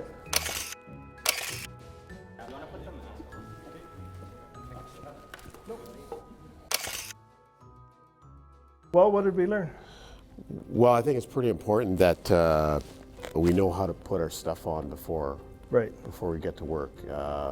Personal protective equipment's kind of important, but it's important to know what you're doing. This harness thing, I thought, you know what? It's a harness, and I should be able to put it on pretty easily, but I obviously not. Yeah, and you need to know how to put that on properly, because if you actually need it, that's not going to help you the way that it's hooked up there now. At the end of the day, if there was an emergency, I wouldn't be able to help anybody. Whether it's safety in hockey or safety at the workplace, I think you have to know and practice what you're doing, so then that way not only are you safe, but also your teammates. If you wear the equipment properly, you use safe techniques, you're gonna have a much longer career regardless if it's in sport or if it's at the workplace. By the way, are you using that mask? Mask, yeah. You'd like to borrow that, would you? This stuff just doesn't smell good. And No? yeah, thank you. You're welcome.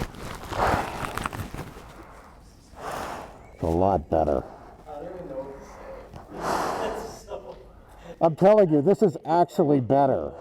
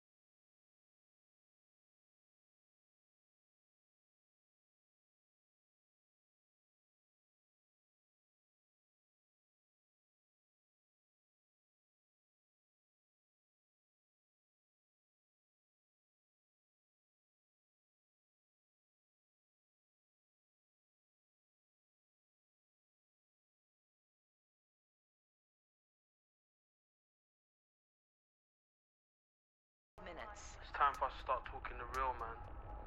We've been sugarcoating too much. We've got to start calling everything out for what it is. Start talking the real. Yes, you're gonna have people turn their backs, but it's time for us to keep it real. Just keep talking that real, bro. Do what you do. I know what you do, so keep doing that. Talk the real. Talk the things them. The GP will see you now. Look, I don't wanna cause no problems. I just wanna live my life, but I keep on hearing about nonsense. Me and my dons ain't mobsters, but you know when you see imposters. We know how to read them faces, same way you know how to read them comments. If you wanna talk, let's talk, but around here, make sure you walk and your talk is constant. Hey, I seen it all before I heard chat that they all adore. 1 week looking like they all aboard. Next day, they don't even walk the walk. I've been here since I bust down Aqua, cutting through after, all black master. Now I'm too grown for acting gaffer, trying to pay off my Madre's gaff cuz. Took the wife and there's a rotty that's peak. Add the spice to calamari, that's me. My advice off the order I seen. Christ alone, he don't promise you. Don't say that. You know that man don't pay that. Trying to stunt in your rentals. I too wanna cry, get a Maybach. I don't wanna cause no problems. I just wanna live my life, but I keep on hearing about nonsense. Me and my dons ain't mobsters, but you know when you see imposters. We know how to read them faces, same way you know how to read them comments. If you wanna talk, let's talk, but around here, make sure you walk and your talk is constant. What nonsense?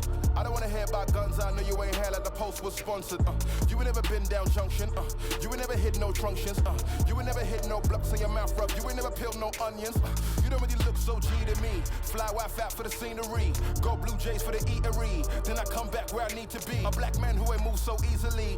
One grievance is the money or God that you're preaching. You ain't talking that poor Lord Cephas. You don't know peace if you don't know Jesus. I live in a place where we all got mashes, no permit, and we all could back it. Even a hermit under his jacket, still that peace couldn't conjure a challenge. No, my man looking like a savage soul. Still we don't know what he has to know. Ain't we men to be saving souls? Not them houses and faking loans. T-minus 3 minutes. Go tell mom that I'm writing again. I don't wanna hear you were right in the end. Wrote this here for my guys in the ends. Those still stuck in that social housing know that they won't stifle the pen. You ain't gotta fall for them imposters, then nonsense will come to an end. I don't wanna cause no problems.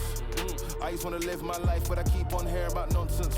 Me and my dons ain't mobsters, but you know when you see imposters. We know how to read them faces, same way you know how to read them comments. If you wanna talk, let's talk, but around here, make sure you walk and your talk is constant.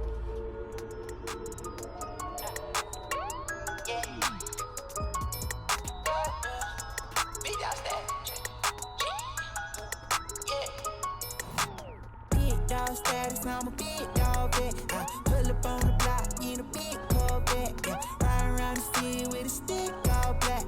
Try with a scope, but we ain't with all that.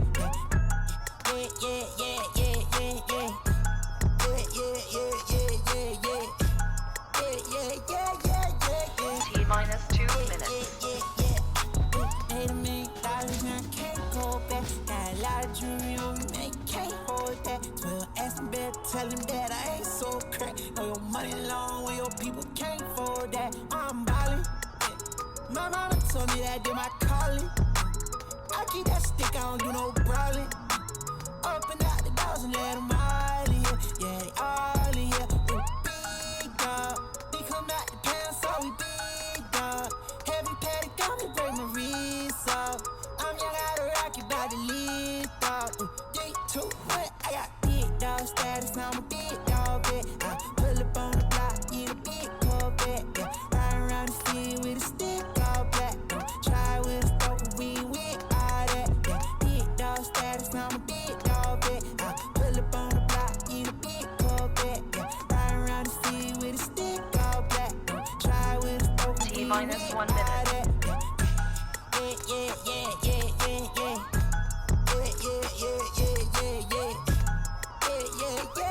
T-minus 50 seconds. Fall in line. We got sticks like a Columbine. T-minus 40 seconds. Ain't no hiding from them hollow cars. Bring up like the Taliban. That's my paper, don't you bottom T-minus 30 seconds. Patty for me, break my wrist off. Lift off. I got big dog status, I'm a big dog vet. T-minus 20 seconds. In a big Corvette. Ride around the city with a stick all black. Try with a scope, but we ain't with all that. 10, 9, 8, 7, 6, 5, 4, 3, 2,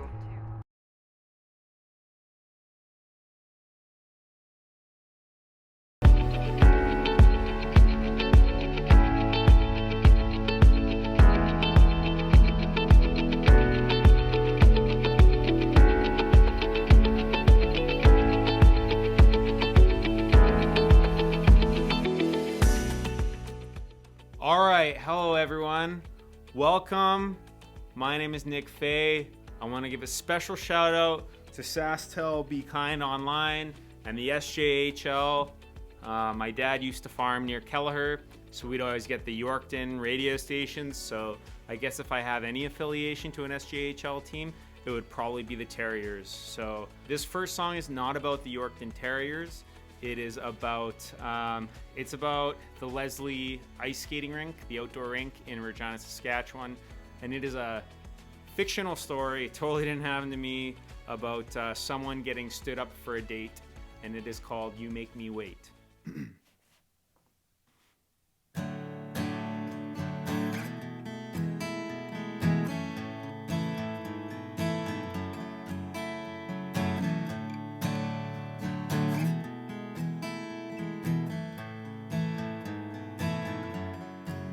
You make me wait, and now it's 7:30.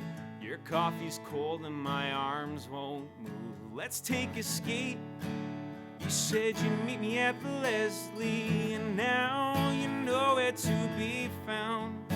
Oh, now you know where to be found. Oh, the snow is drowning the inboards. I'm alone at the rink. You're probably smoking your menthols. Well, I don't know what to think. I'll pull myself off the sideboards. I've had enough of your tricks. I'm skating around in a circle. You'll always track down your kicks. You make me wait, and now it's 9:15. I'm getting drunk in a parking lot. Let's take a skate. You said you'd meet me at the Leslie, and now you know where to be found. Oh, now you know where to be found. Oh, now you know where to be found. Oh, now you know where to be found. A cab pulls up, and I can feel my whole heart drop.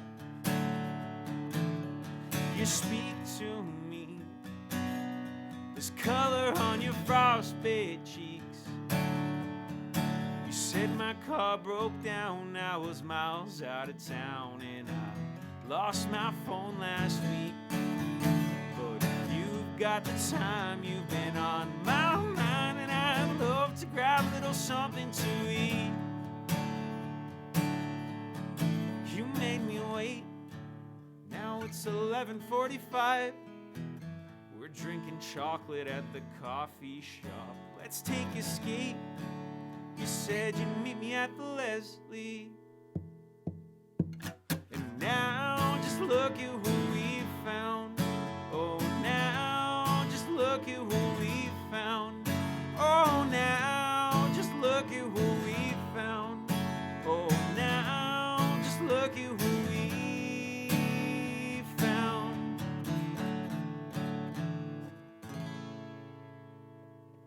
All right, there we go. Isn't this fun? I'm having fun. Hope y'all are having fun. Awesome. Again, my name's Nick Fay. We're hanging out here. SaskTel, SJHL. Yeah, I'm playing some songs during a pandemic. Very fun. Haven't gotten to do this that much over the last year. So thank you so much for having me out. I'm going to play another song. These are all songs written by me. So if anyone was expecting some heavy metal or anything, you know, like some Slayer, unfortunately, this is not the stream for that. So this song is called Told You, and I'm going to play it for y'all.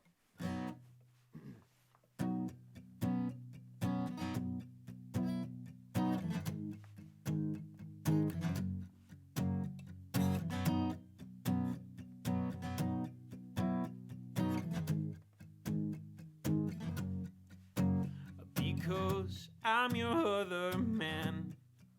When you call, when you fall. But I've never held your hand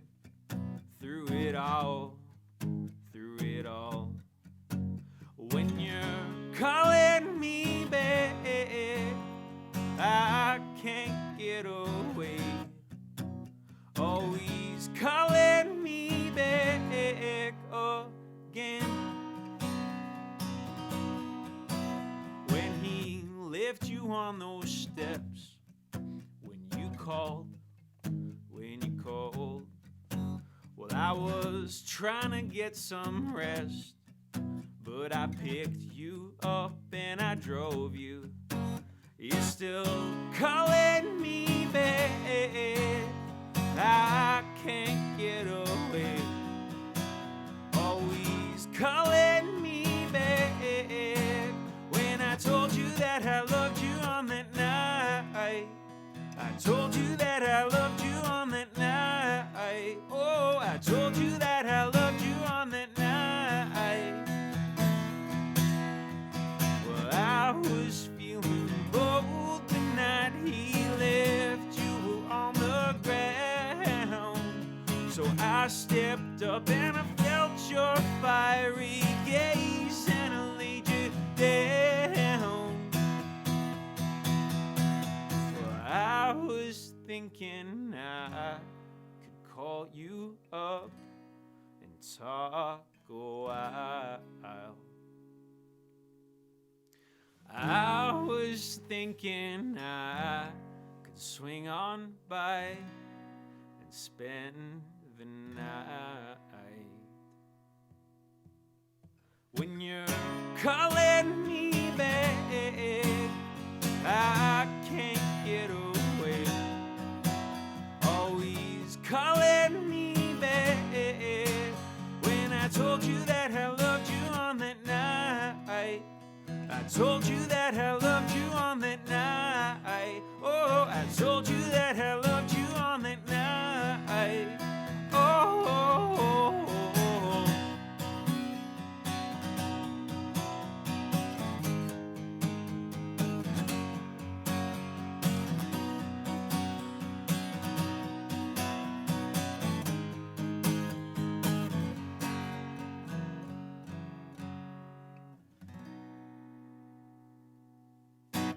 Awesome. Right on.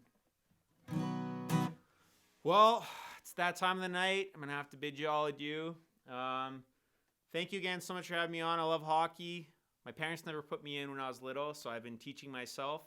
This year, I've been learning how to slap shot, so that's been fun. So who knows, maybe next time you see me on an SJHL stream, maybe I'll be on one of the teams. You know, things have been progressing nicely, and I'm pretty confident about my my abilities. Just kidding. Thank you so much. My name is Nick Fay. This song is called Whisper, and I'm going to play it for y'all. Everyone, enjoy the rest of your night.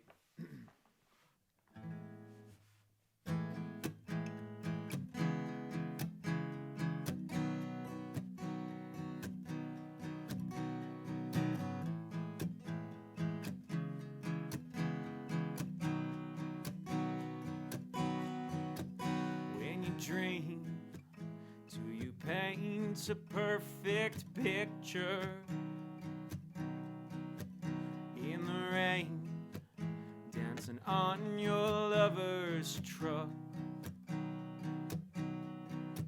Summer days spent drinking in your backyard. It started with a whisper.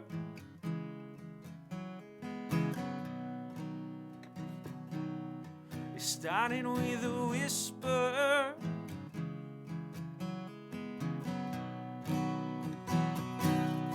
It started with a whisper. Now I'm on the other side.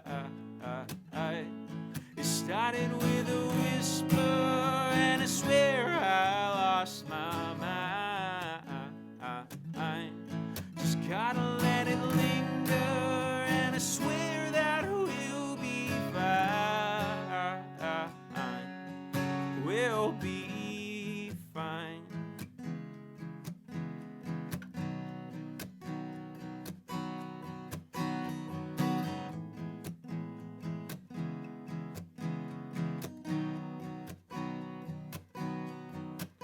Well, I heard that she said you saw me calling, felt your pain when she said I was coming around.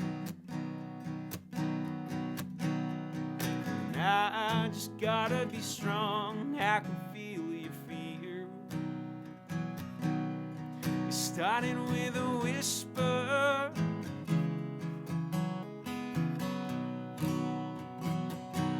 It started with a whisper.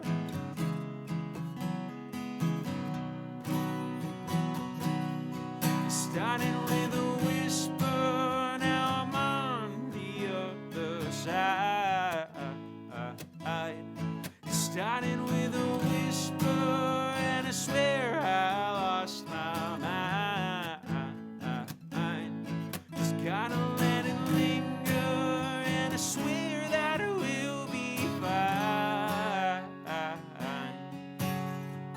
Fine. 'Cause you've been counting all those cloudy days. I've been planning all the surefire ways. 'Cause you're the apple of my eye. I just wanna tell you that I miss you. 'Cause you've been counting all those cloudy days. I've been planning all the surefire ways. 'Cause you're the apple of my eye. And I just wanna tell you tonight. It started with a whisper. Now I'm on the other side. It started with a whisper, and I swear I lost my mind. Just gotta let it linger, and I swear that it will be fine. It started with a whisper, and it's coming on so strong. Thank you so much, everyone. Have a great night. Woo! Hockey. Optimum in-home Wi-Fi from SaskTel.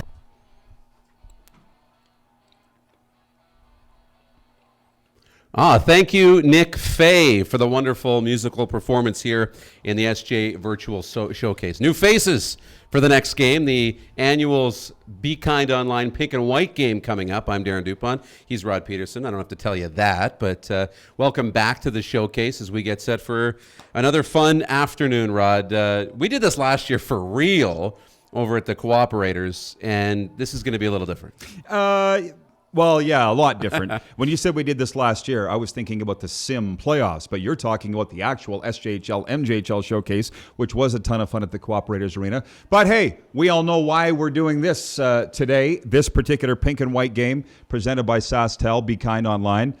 You talk about last year. You hosted this game. That's right. For real. What do you remember about that? A lot of pink, a lot of kids. It was loud. It was loud, really loud. I remember doing a hit on your show from the rink, and I couldn't even hear the questions coming back and forth. So it was fun. I don't anticipate it being that loud today, but the chat's been full on the Twitch stream, so hopefully we can incorporate a little bit of that. Well, I'm excited. I have not seen the unis yet for the pink and white game here this afternoon. I want to say tonight, but I just want to tell folks what they're about to see. It is Team Sherwood. They're going to be wearing white uniforms. They are the North Division vets. They're taking on Team SaskTel. They'll be in pink unis here this afternoon, and it is the South Division vets. So I'll be honest with you, what I'll be watching, I'm not sure if the scouts will be paying as much attention as they were 1 year ago at this time, but I'll be watching the goalies here. Some familiar names, Tanner Marshall and Joe Young from the South, and from the North, Matthew Pacenti and Xavier Cannon. So let's go. Yeah, one reminder before we go.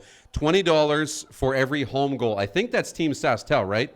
The guys in pink are the home team? Okay, I'm getting the nod from the guys. That's it. $20 for Sask Energy's goals for kids sports. Every time the pink team, Team SaskTel, scores, that's another $20 in the pot. I'm usually hoping for a sellout, but now, or a shutout, but now I'm hoping it is a sellout, and they light the lamp. Yeah, me too. All right, let's go. We're going to take a break, and we're going to come back with Puck Drop in the pink and white game. Be Kind Online at the SJ Virtual Showcase. An original 16 to fit your active lifestyle. Introducing Original 16 Canadian Ultra Lager. Just 80 calories and 2.5% alcohol. Taste without compromise. Saskatchewan, you know SaskTel. Because we're everywhere. We're in your community. Keeping you connected. Lending a hand or a stick, or helping find a new family. SaskTel cares. Always has, always will. Because we're dedicated to our home. Stuck in the snow? CAA memberships start at only $10 a month. It's time to trade and upgrade at Capital GMC. We continue to follow strict COVID-19 guidelines, but we've also made it easier than ever to skip the showroom and shop online.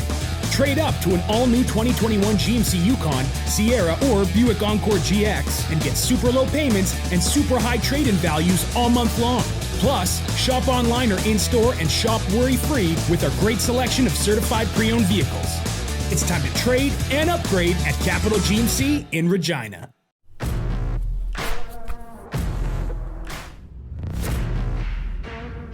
You wouldn't take the ice without protective wear. So why would you take to the job site that way? The SCSA is proud to partner with the SJHL. Mayfair Diagnostics Regina, located at Albert and Dewdney, a compassionate and local medical imaging team offering X-ray, ultrasound, and MRI services in Regina since 2011. Walk in for X-ray or call to book ultrasound and MRI. You need to adapt and you need to move forward. You can't be stuck in 1920.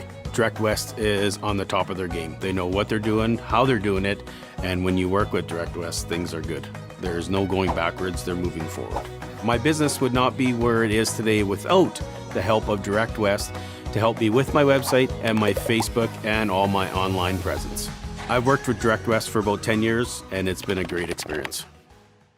All right, good afternoon, hockey fans, and welcome inside Virtual Cooperators Arena for the second game of the SJHL Virtual Showcase. Look at that. They've been busy. It is just absolutely beautiful. It is the pink and white game presented by SaskTel online, and here we go. Team White is the Sherwood North Vets, coached by Mike Reagan. You see, well, at the other end, that's the SaskTel netminder getting the call, Tanner Marshall. And there you go, Matthew Pacenti of the Kindersley Clippers. They get the nod here. Sherwood goes into the game 1-0 after a win earlier on this afternoon.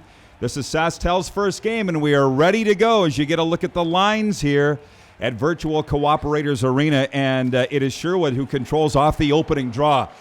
I'm trying to remember, what do they expect for play-by-play here, Dukes? It's just so much fun, but we don't really know what we're doing as a goal mouth scramble thwarted by Team SaskTel, and here we go on a break the other way. I'm surprised there's not as many Kaboom! Sorry. pink jerseys in the crowd. A lot of blue, a lot of yellow. Head hunting early on here. Tanner Marshall, look at this. End to end, and Marshall comes up with a big save, and he's going to hang on. There's our first stoppage. A minute 21 into the opening period here as you get a look at the bench for Team SaskTel. Yeah, Matt Hare trying to get that group dialed in and get them off to a good start. Stuckless versus Haygarth on the draw. Scrambled draw, as Gord Miller would say, but it's SaskTel that rushes up ice with a puck at another break. Look at this beauty! Scoring attempt out front, and Pacenti up to the challenge. Man, they're rocking, socking out here. You can tell, right? There's a lot on the line. Oh, yeah, and it's been a while, right? They want to get back on the ice. Pacenti, he came right out to the top of the paint to make that save. Chase Haygarth can't get a shot to the goal. Bodies rattle in the corner, and now it's SaskTel trying to bring it out, but they can't get that outlet pass. Dupes. Great defensive play here, I got to say, by Mike Reagan, the coach of the Flin Flon Bombers, who's in coaching Team Sherwood. Now we go with another break the other way. Now, nice breakup by Haygarth. Beautiful defensive effort there, and not taking any chances whatsoever is Matt Pacenti. Looks like he's got a neck problem early on. Yeah, here. stretching out. He's trying to get loose a little bit, but, a smaller goaltender, just 5'10", he's trying to get the eye of the scouts here. Griffin Ashimura is the draw man here for SaskTel, but it's moved out by Team Sherwood. I want to say it's a defensive struggle so far here, Darren, but maybe not. I'm still feeling them out, let alone the teams. Yeah. Tonight's officials are, do we know? They're doing a great job, I can tell you that. Ashimura's Estevan product trying to make a move along the wall, and there's nobody in front for him, and now Sherwood moves it out the other way. Great tag up at the blue line there. Look at the moves! Right wow. front. What a stop by Tanner Marshall, but they can't clear the zone. And here we go. No power plays yet. I'm wondering if that'll be a factor. It was a factor in the SJHL Sim playoffs, as I recall. Yeah, they called it a lot tighter. They did. Power plays were a factor, and now this Sherwood team, they're really putting on pressure. Well, who needs a power play? Because it looks like they're controlling it like a power play here right now. It's a tired group on the ice. They need a change in the worst way. That's those Melfort Mustangs defensemen. 3 of them for Team Sherwood. Hey, there's what's the Mustang? Charlie Horse. Charlie Horse. He's in the corner. He's showed up here tonight. Ashim Moroz, again, can't get his stick free to get a shot away. And again, great work by Sherwood, collapsing in front of their net and shoveling it down the ice. And we get another whistle here, 6:30 into the opening period. Still looking for our first goal in the pink and white game. Well, another really good chance. Tanner Marshall, the goaltender out of Kelowna, he's just doing a great job weathering the storm. It's been all Sherwood early on. Namath versus, was it Shell off the draw? And another draw win by Team SaskTel coming in on the rush, but a tremendous defensive effort there, broken up, and Jake Linsishin will chip it out to center ice. I'll tell you what, they're quick in transition. Doesn't take long to get a scoring opportunity underway as Tanner Marshall here is going to hang on again. No interest in playing the puck here in the early going for Tanner. Yeah, not so much. He's just going to cover up as much as possible, and we'll see this attack again. Linsishin walking right into the slot, but there's Marshall again. He's been really busy. We don't have a shot count early on, but he's been busy early on. Well, I want to say hey to the Tanner Marshall family watching from Kelowna. He, of course, of the Humboldt Broncos, watching our broadcast from Twitch. Tell all your friends, everybody. Look up SJHL Hockey on Twitch to watch all these wonderful virtual showcase games all weekend long. Ford in front has his pocket picked, and it comes out to the line. Narrowly held onside here, and look at them plugging up the middle, not allowing any shots. Tanner Marshall's getting a lot of help here in the early going. Cron now, look at them. It's like he got a nail in his stick, but he can't get a shot away. He just wouldn't go for him. Jonathan Cron of the Melville Millionaires. Tremblay to Jake Linsishin up on the wing. We're approaching the midway point here. The opening period. Still looking for the game's first goal as Tanner Marshall stops a shot from point-blank range. And here comes Team SaskTel the other way. I think they made a line change on the way. Slithers through the low crease, and there's a battle for it in the corner. And another one-time shot from in front is just wide. Is that Hagarth with a pass to the other Hagarth? Easton now into the middle to Chase. Makes a move, breaks free, and he can't get a shot away. Got his stick lifted right at the last second. That's great defense. Yeah, we're seeing some tremendous defensive efforts here. Here's Hunt down deep in his own zone. Andrew Hunt, the Vancouver product of the Melfort Mustangs. The Sim champion Melfort Mustangs, I might add. We are playing this in the virtual Cooperators Arena, are we not? That's what I thought. Did they put up a banner for the Mustangs? Is it hanging proudly here? Where is that banner? All that pandemic time, they did expansions to the Cooperator Center. It looks fantastic. Man, are they rocking bodies out here. Oh, nifty moves, and Matthew Pacenti equal to the task. A little rough stuff here after the whistle. Do you expect it to get rough here? You know what? It's the Be Kind online game. It shouldn't be. Anti-bullying. We should not be getting rough in this game. I hope they can control the temperature. Wonderful work on the replays. Great work there by Munns Media. Shell versus Stuckless on this draw deep in the Sherwood zone. By the way, we're going to have Moneyball Watson coming up in the first intermission from the SJHL. He's going to talk about the player rankings and how we got to this point. Very curious how you rank the players, right? You haven't played in a while. Do their sim stats from the playoffs come into effect to boost the rating a little bit? Keep your eye on Luke Nkwama on the left wing there, pride of the Melville Millionaires. By the way, they've got their progressive jackpot draw that they're doing. I want to talk about that a little later on here. Fundraiser for the Melville Millionaires. There's a little bit of a crease crash situation there, but Pacenti stands tall. Still scoreless here. I did not expect that in an all-star game. No, but it's what you wanted. You wanted the goaltenders to play well. Oh, Chitwa now with a pass up on the left wing, and Shell gains center. Stick checked at the line. Still moving with it. Centers, and Marshall, another tremendous stop. He's stingy here tonight as he stops Nobes from in tight.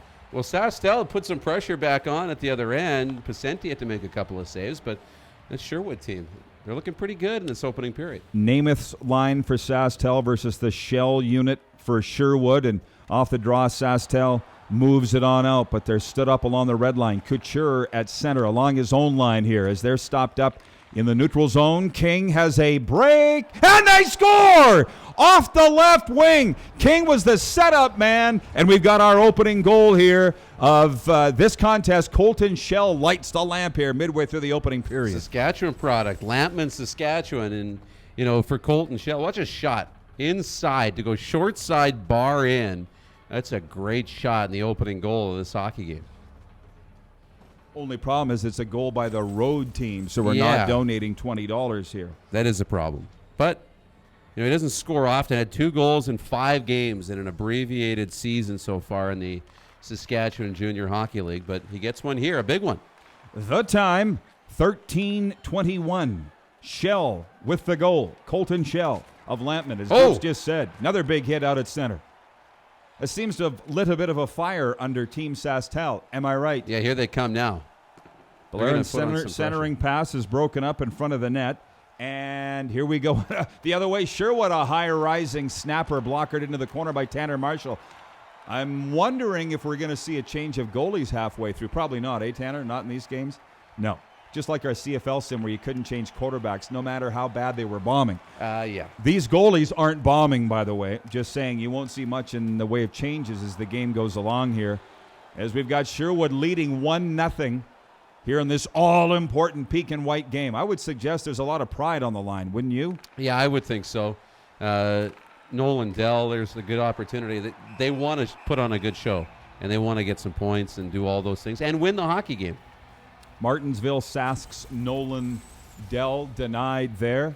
Is my good friend Kevin Kaminsky in the crowd here at the virtual Cooperators Arena? I know he was down last year coaching at the actual SJMJ showcase.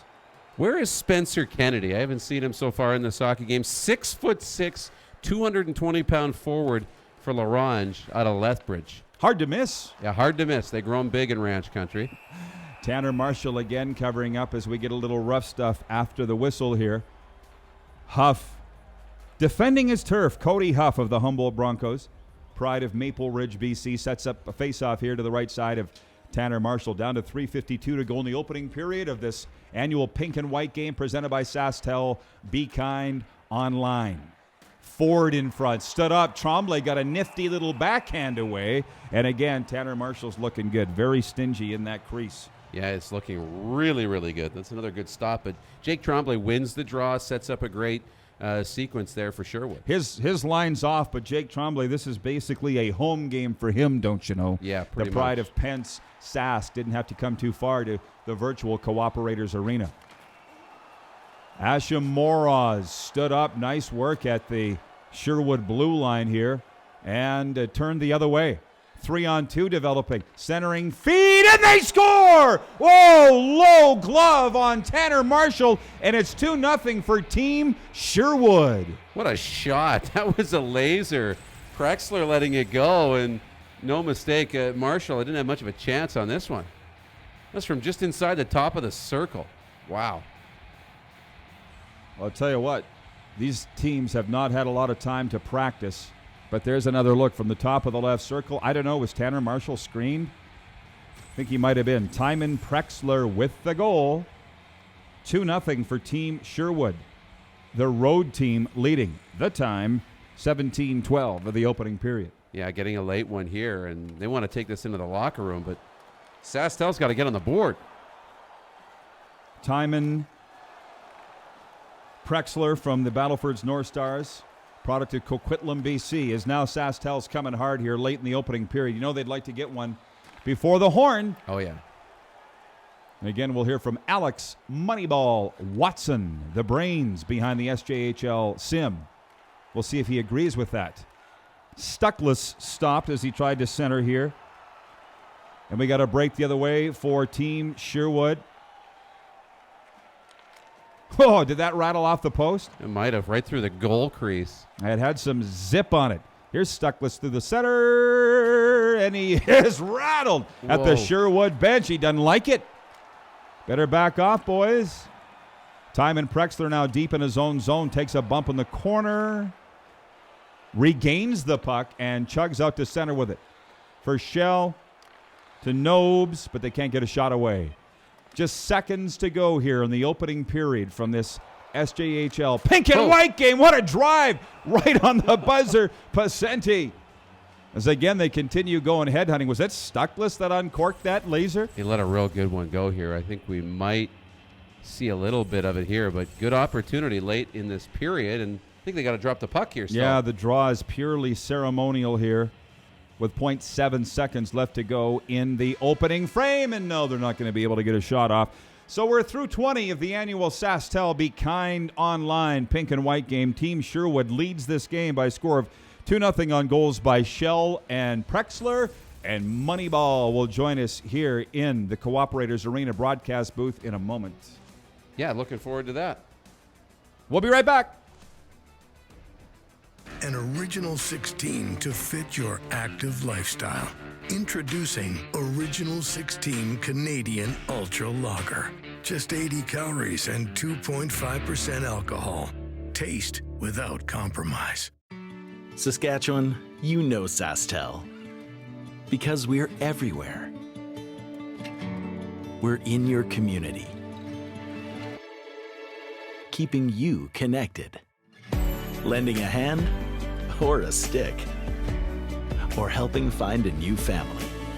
SaskTel cares. Always has, always will. Because we're dedicated to our home. Stuck in the snow? CAA memberships start at only $10 a month. It's time to trade and upgrade at Capital GMC. We continue to follow strict COVID-19 guidelines, but we've also made it easier than ever to skip the showroom and shop online. Trade up to an all-new 2021 GMC Yukon, Sierra, or Buick Encore GX and get super low payments and super high trade-in values all month long. Plus, shop online or in-store and shop worry-free with our great selection of certified pre-owned vehicles. It's time to trade and upgrade at Capital GMC in Regina.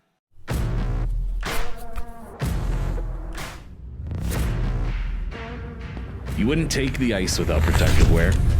So why would you take to the job site that way? The SCSA is proud to partner with the SJHL. Mayfair Diagnostics Regina, located at Albert and Dewdney, a compassionate and local medical imaging team offering X-ray, ultrasound, and MRI services in Regina since 2011. Walk in for X-ray or call to book ultrasound and MRI. You need to adapt and you need to move forward. You can't be stuck in 1920. Direct West is on the top of their game. They know what they're doing, how they're doing it, and when you work with Direct West, things are good. There's no going backwards, they're moving forward. My business would not be where it is today without the help of Direct West to help me with my website and my Facebook and all my online presence. I've worked with Direct West for about 10 years, and it's been a great experience. Go back to the virtual Cooperators Arena, everybody. We're through one period of play of the annual SaskTel Be Kind Online pink and white game, and Team Sherwood leads this contest by a score of 2-0 over Team SaskTel. It's our honor to be joined by our longtime friend, the SJHL's Director of Analytics, Alex Moneyball Watson. How you doing, Moneyball? I'm doing great, Rod. Great to talk to you again. Yeah, it absolutely is. Now, I said that you were, before you came in the room, I said that you were the brains of the sim. You would humbly say, maybe that's not the case, or maybe you would agree with that. I don't know. Oh, no, that's not the case. That goes to Tanner Gates and the Munns Media crew. Okay, there you go, Tanner. You're welcome. But listen, you did put in the rankings, correct? You inputted the players. So let's talk a little bit about, was this process for the showcase exactly the same as the playoffs last year? It's a similar process, but it was a lot difficult this year given the small sample size. Because, of course, the regular season got canceled, so we didn't really get to see much games of these SJHL players. And in particular for the young guns, it was quite difficult because they weren't getting as much playing time as is, and the short game schedule made it very difficult to judge them. Right. Well, these games are all airing on Twitch, so I'm excited to see what the young guns can do. We're lucky to have, I think, two veteran rosters here in the pink and white game. But can I ask you this? What's the actual players' reaction been to the rankings? Has there been much talk about that? I'm sure there's some trash talk going on amongst the players. I haven't seen any online, but I'm sure there's some guys who feel that they've got a better rating than what they deserve, and there's probably some players who are pretty angry with their ratings.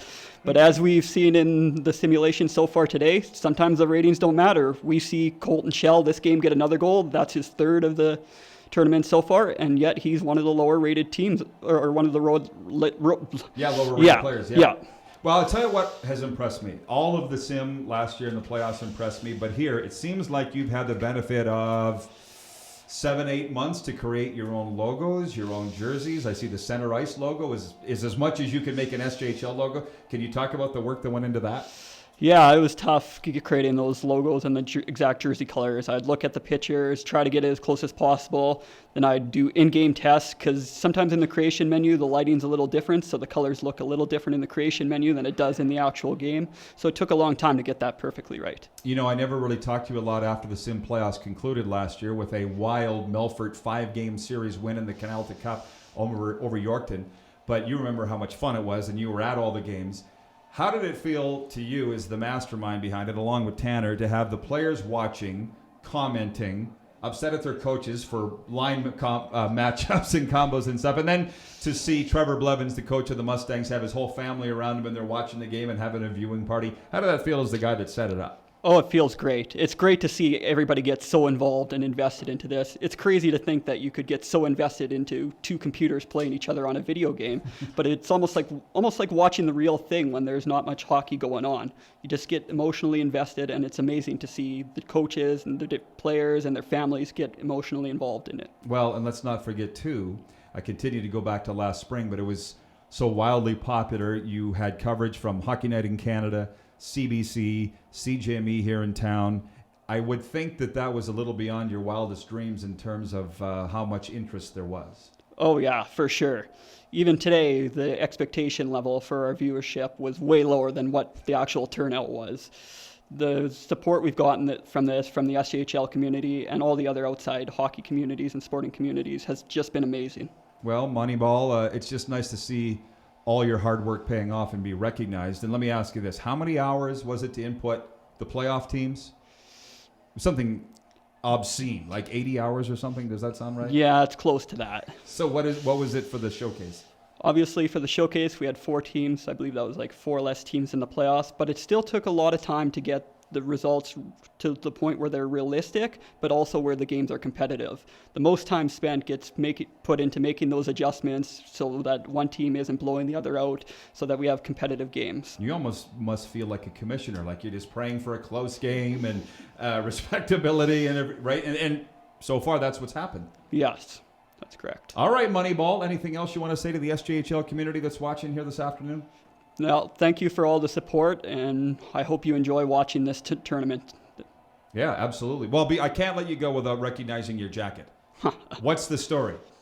Well, I made my grandmother a promise that if I would get interviewed, I'd wear these crazy jackets. So given the unfortunate circumstances of COVID, I figure I better start living up to that promise. What else do you have in your repertoire? I have one jacket that looks like the Ace of Spades, King of Clubs, different cards. I have a Rider jacket, and I'm looking to add a Pac-Man and Mario Bros jacket to my collection. Sounds good. Well, let's get this man on again.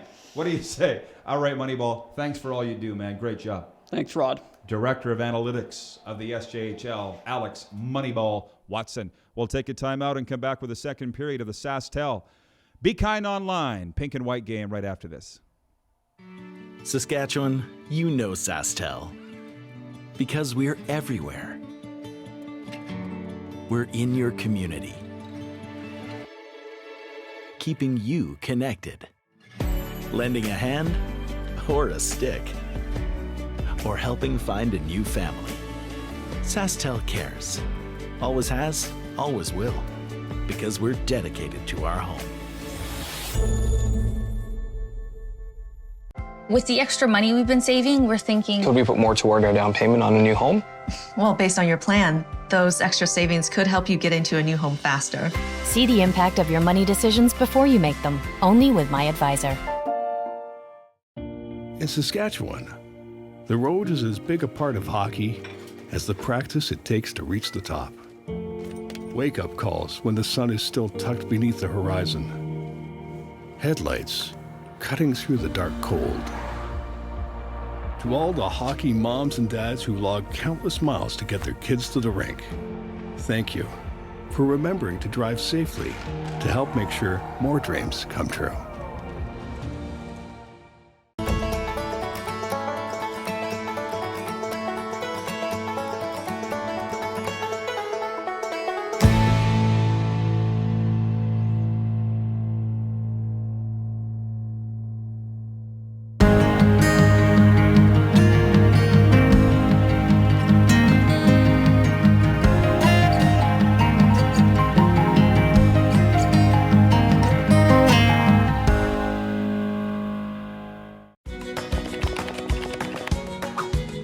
You need to adapt and you need to move forward. You can't be stuck in 1920. Direct West is on the top of their game. They know what they're doing, how they're doing it, and when you work with Direct West, things are good. There's no going backwards, they're moving forward. My business would not be where it is today without the help of Direct West to help me with my website and my Facebook and all my online presence. I've worked with Direct West for about 10 years and it's been a great experience. Healthy, well-cared-for cows produce high-quality milk, just like a well-coached team produces quality hockey players. So when you're buying dairy products, check to ensure it is 100% Canadian. You'll be helping out all Canadian dairy farmers. It's time to trade and upgrade at Capital GMC. We continue to follow strict COVID-19 guidelines, but we've also made it easier than ever to skip the showroom and shop online. Trade up to an all-new 2021 GMC Yukon, Sierra, or Buick Encore GX and get super low payments and super high trade-in values all month long. Plus, shop online or in-store and shop worry-free with our great selection of certified pre-owned vehicles. It's time to trade and upgrade at Capital GMC in Regina. Welcome back, everybody. Look at this. They're on their feet in the virtual Cooperators Arena for the second period of the SaskTel Be Kind Online annual pink and white game here on the SJ Showcase. It's Cron's line against Team Sherwood's Tremblay line, and we are underway as SaskTel claims the puck, and we got a chance already here as SaskTel's come out flying. They trail this game 2-0 here to open up the second period, but that scoring chance goes for naught. Cron, great defensive effort, great back check. You know what they say, dupes? Forecheck, back check, paycheck. There you go. Did you know that? Yeah, I just didn't know which one you were going with Oh, there. and another shot, and Pacenti repels it with his arm. He's got the... Oh! And another one! What a stop by Pacenti! What a start to the second period here. Unbelievable. At the Cooperators Arena here, and the team, Sherwood, can't get it out of the zone. Nobody can find the puck. Trapped up, I think, in some water left behind by the Zamboni. That tends to happen, you know. Yeah, coming out of the break, it's disappointing, but... SaskTel, they come to play. Yes, they have here in the second period. McMillan in front of his net. They feed out to center ice. The bodies continue to crash. Tremblay skating in down the left wing. Stops, drop pass. Henry out front, and they can't get a shot away. Now here's another, and Tanner Marshall. Wow, look at the skills on that kid. Love his positional play. We got a 2-on-2, 3-on-2 breaking at the other end, and Cron gets stood up, hustling toward the Sherwood goal. Man, we are 3 minutes without a whistle here to start this second period. Now here's some zone time for Sherwood in the SaskTel end, but the puck is plucked free, and here's a break the other way and a 3-on-2. Luke Nkwama drop pass comes out of the zone, and Jansen has to rag. Now we got a delayed penalty upcoming here. Jansen ragging it through center to Stuckless in the middle. Gallagher drop pass. Jansen, look at spot of 4 unloads. And Pacenti makes the save. We got a tripping call here, and we are going to see a power play as Couture is heading to the box. Yeah, Couture's going to head off. We're going to get a look at it. Just got him up against the wall. He doesn't like it. Playing to the crowd a little bit, but we'll get our first power play of the hockey. Nipawin Hawks, McKellen Couture, pride of Pilot Butte. He's playing basically a home game for him. As Penner now stands in front of the net, can't get a shot away, but Pacenti gets a glove on the long-distance drive from the blue line. Ashim Moroz is the centerpiece here of this power play for Team SaskTel. Nice job, Jared Penner, getting that puck back to the blue line, allowing the shot to get on goal. Just past 4 minutes into the second period of the pink and white game. You're watching on Twitch as Sherwood is allowed to fire at the length of the ice surface. Norum back for Team SaskTel. It's an errant pass through center, and this is, wait a minute, no icing called on that? I guess not. This is like a game of Pong. Sending it. Are you old enough to know Pong? Oh, yeah, back and forth. Yeah, back and forth, Tick. back and forth. Tick. Anyways, here's a break now on the power play, but a nice break up in front of the Team Sherwood goal. Ashim Moroz handles the puck at center over for Norum. What do we got left here in the power play? Stuckless out front, Spadafora, and Pacenti decides to play the puck here on the penalty kill. What a time to do that. But Team Sherwood's able to clear the zone. Jared Penner, what is with that move at the blue line? That is a cardinal sin there. Jared Penner of the Humboldt Broncos forces an offside. This is like over the blue line back. I'm just going to play around with it, draw you offside. You don't see that very often. Not very often. Thankfully. Penner stays out there on the power play as they bust in. He's got it on the backhand in front, and he slipped it through, and Pacenti got a piece of it. Puck battle in the corner. Pried out and lifted down the ice here as the power play, I believe, has expired, and Team SaskTel goes 0 for 1 on the man advantage. Luke Spadafero, an SJHL star, down the right wing centers. It's broken up. Ashimuros hammers the shot wide. Penner along the left wing boards. Have these guys come off? Are they still out there? Yeah, they're still out there. Luke Spadafero. It's a long shift, but it's been a good one. Kennedy steals the puck in his own zone but is unable to clear. 12.5 to go in the second period. Sherwood still leading 2-0. Ford busting down the right wing. He's squeezed off. Spadafora back. Steals it inside his own zone now for Stuckless at center, and they've got a break. They're stood up, however, coming over the Sherwood line. Ochitwa. Pass across in his own zone. Nifty move there. I think that was King. Couldn't get it out. Here's Shell, who's got a goal here tonight. Muscles it across through center ice as we're back to 5-on-5 here. Stood up at the SaskTel blue line. Here's Jared Penner the other way. Man, they got to be tired. Do they have the... Spadafora again? Yeah, these guys... Why come off the ice if you're getting scoring chances like that? Yeah, I mean, I wouldn't. They had an Esposito famous for the 3.5-minute shifts. Oh, yeah. Same thing. It's like, no, I'll try to score again. But Colton Shell, you saw him earlier. 3 goals in the showcase so far. He's kind of got it dialed in. Well, it was unfortunate that last year's playoff got cut short, of course, but you're seeing some of these SJHL stars here now finally getting their due with the opportunity to show their abilities. Gray Eyes stood up in front of the SaskTel bench as the puck trickles down into the SaskTel zone. Jansen across through center ice here. Luke Nkwama down the left wing, a zinger, a high heater handled by Matthew Pacenti. And he will hold on. The Saskatoon kid stood tall here tonight. And Eddie Gallagher right on top of the goaltender, waiting for any chance, trying to get in his face a little bit. Sherwood or SaskTel can't solve Matthew Pacenti. No, and you look at Luke Nkwama there. You and I had the good fortune to call the last game of the regular season last year. Remember that? That's Humboldt right. and Melville for reals at the EPA. Yep. And Melville, of course, was bound to miss the playoffs. Humboldt eventually was swept by the Flin Flon Bombers. Humboldt actually got their season in. Yeah. Right? They and, finished. Big things were expected of the Humboldt Broncos here this year, and we're hoping that this season will, in fact, get onto the ice and see if they can achieve that number or live up to their number 1 CJHL ranking. Yeah, that's what we're all looking forward to. Get back on the ice and do it for real.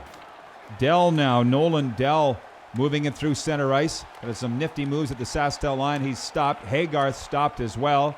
Simpson now trucks in down the left side. Low shot. Tanner Marshall, whom hasn't been called upon a lot lately, makes a nice right toe save.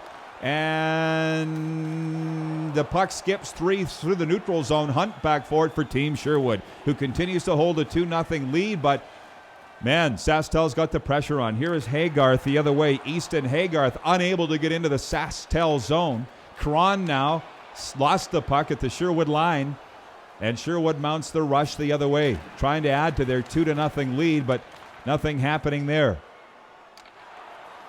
This is Norman over the Sherwood line. He is stick checked. Now here's a break for Shell, looking for his 4th of the tournament. He got a wrist shot away. Blocker save made by Tanner Marshall. That was a great opportunity to walk right in, but a defenseman all over him. Nobes back to the line, and the drive is tipped wide. I think Marshall got a stick on it here. The crowd is into this one. 6 minutes to go in the second period. Sherwood leading 2-0 and looking for more, but Tanner Marshall puts up the plywood here, and SaskTel moves it out through center ice. Free puck in the right circle. Ochitwa back for it. Picks it off at his own zone, but Namath steals it away to Nkwama, who's upset down in the corner. Puck comes free into the circle. Norum upwards for Ochitwa, and he's unable to clear. Remember, these are the 2 veteran rosters for Team Sherwood. That's the North veterans for Team SaskTel. That's the South vets, and we've been treated to a dandy here as Sherwood walks in offside at the SaskTel line. A look at McKillen Couture out of Pilot Butte, the Nipawin Hawks defenseman. Him and Lucas Ochitwa, they're playing pretty tough, pretty physical. I like the way the Sherwood team is locking it down. Spadafora is out there patrolling the left wing of this SaskTel line. Keep an eye on him. Neutral zone draw, and there you go. Ashimoros has stood up coming into the zone. He took a nifty feed there from Spadafora, and now Luke got the shot away. Blocker save made by Matthew Pacenti. This has been SaskTel's best line. And no doubt about Tremblay, though, the other way. He's stopped at the SaskTel blue line. Puck free at center. Here's Knights in, and he is checked. Luke Spadafora back for it. He has been all over the ice. Hasn't had any points to show for it. Jared Penner tied up down deep in the corner. Now he gets free. Jared Penner of the Humboldt Broncos stick handling his way right wing of center. Shoveling it in. Rattles around the Sherwood goal. O'Dowachuk taken out hard on the end boards. Bodies are flying now. Here's Fordle on the right wing. He's squeezed off in front of the Sherwood bench. Shuchuk the other way. In front, and they score! SaskTel is on the board. Kron with the goal. Tristan Shuchuk set this up, but Jonathan Kron with a great finish. There's the play. You get it down low and just beat him short side. Got Pacenti coming across the crease. It's the captain. And that's $20. Yeah. $20 for Sask Energy's Goals for Kids Sport as the home team's on the board. Jonathan Kron lights the lamp. The time, 13:22 of the second period. Great work on the replays here by the Munns Media crew. Here's Kirky now. Nifty move at the Sherwood line. Ducks along the right wing boards and gets held up along the wall. Fans want a penalty, as you can see. Not happening. Jansen down along the left wing board. Shuchuk in front. The one-timer's handled by Pacenti, and he juggled it there on that SJHL pink crest, but enough to get a whistle. Yeah, nice job. You saw, Gabe Adawachuk right there. Big body into the corner and then sits on top of the goaltender. Not that big. It's 6'1", 187, but he throws his weight around. Look at the energy levels. We may see a goal here on this shift. Gabe Adawachuk, I believe, is still out there. Winnipeg product. Long shift here for Team Sherwood as SaskTel goes after the equalizer late in this opening period. Tristan Shuchuk tied up along the wall. We had the opportunity to interview Tristan, as you recall. Yes. At that game at the EPA. Such a solid young man. And now it's Nkwama with a pass to center. They're folded up. Simpson back in the other way for the Sherwood. Drop pass. They can't get a shot away. And it's squeezed off through center. Kennedy back in the other way for Sherwood. Ducks under a check and centers. They can't get a shot away. Wagner from in front of his goal. Hardy Wagner, Regina kid, starting the rest the other way. It's centered, but Prexler takes it away. He's got the go-ahead goal right now. Timon Prexler for Team Sherwood as time runs out. Late shot on Tanner Marshall, but he stands tall, and it's down to a one-goal game here through 40 minutes of the SaskTel Be Kind Online annual pink and white game. It is Team Sherwood 2, Team SaskTel 1. As we get another look here, some of the tremendous saves by Pacenti at one end. Look at that. What a game! We'll be right back with a second intermission after this. All right, well, here with Jody Smith of SaskTel. Jody, thank you so much for doing this today. My first question for you, we got this Be Kind Online pink jersey on right now. What is the message that SaskTel is trying to send through the Be Kind Online initiative? Well, we're trying to bring awareness to cyberbullying, and we always have. It's especially come to the forefront with this pandemic and people relying more on social media for communication. So we just want everyone to be aware of their online behavior and to do whatever they can to promote kindness. Yeah, absolutely. It was a lot of fun last year, being around, being a part of that game with the, as I mentioned, these jerseys, which were worn, and just tons of milk being handed out. How do you feel like it went? How do you feel like it was received last year? Well, we were so excited to be part of it last year, and we brought all those school kids in to watch the game and then listen to a guest speaker on cyberbullying and other initiatives that relate to being kind. And it seems like it was so long ago, given that our world has changed so much, and I can't wait till we can get back to that and be able to have a rally like that again.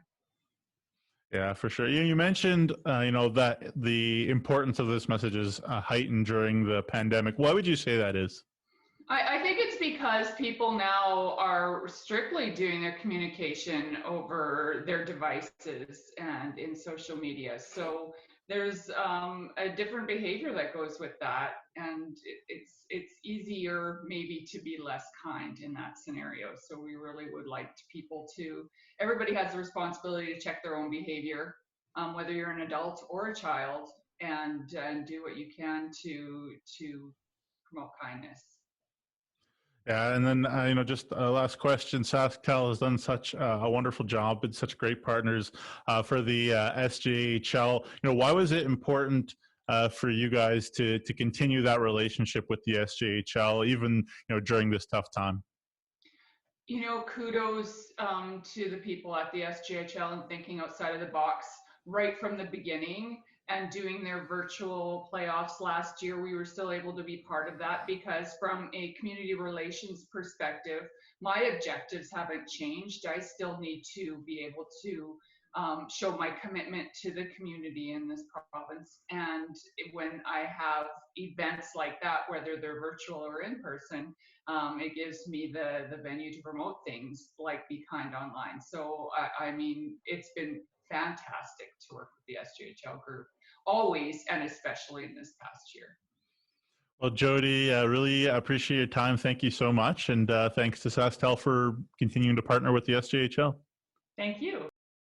An original 16 to fit your active lifestyle. Introducing Original 16 Canadian Ultra Lager. Just 80 calories and 2.5% alcohol. Taste without compromise. Saskatchewan, you know SaskTel. Because we're everywhere. We're in your community. Keeping you connected. Lending a hand or a stick. Or helping find a new family. SaskTel cares. Always has, always will. Because we're dedicated to our home.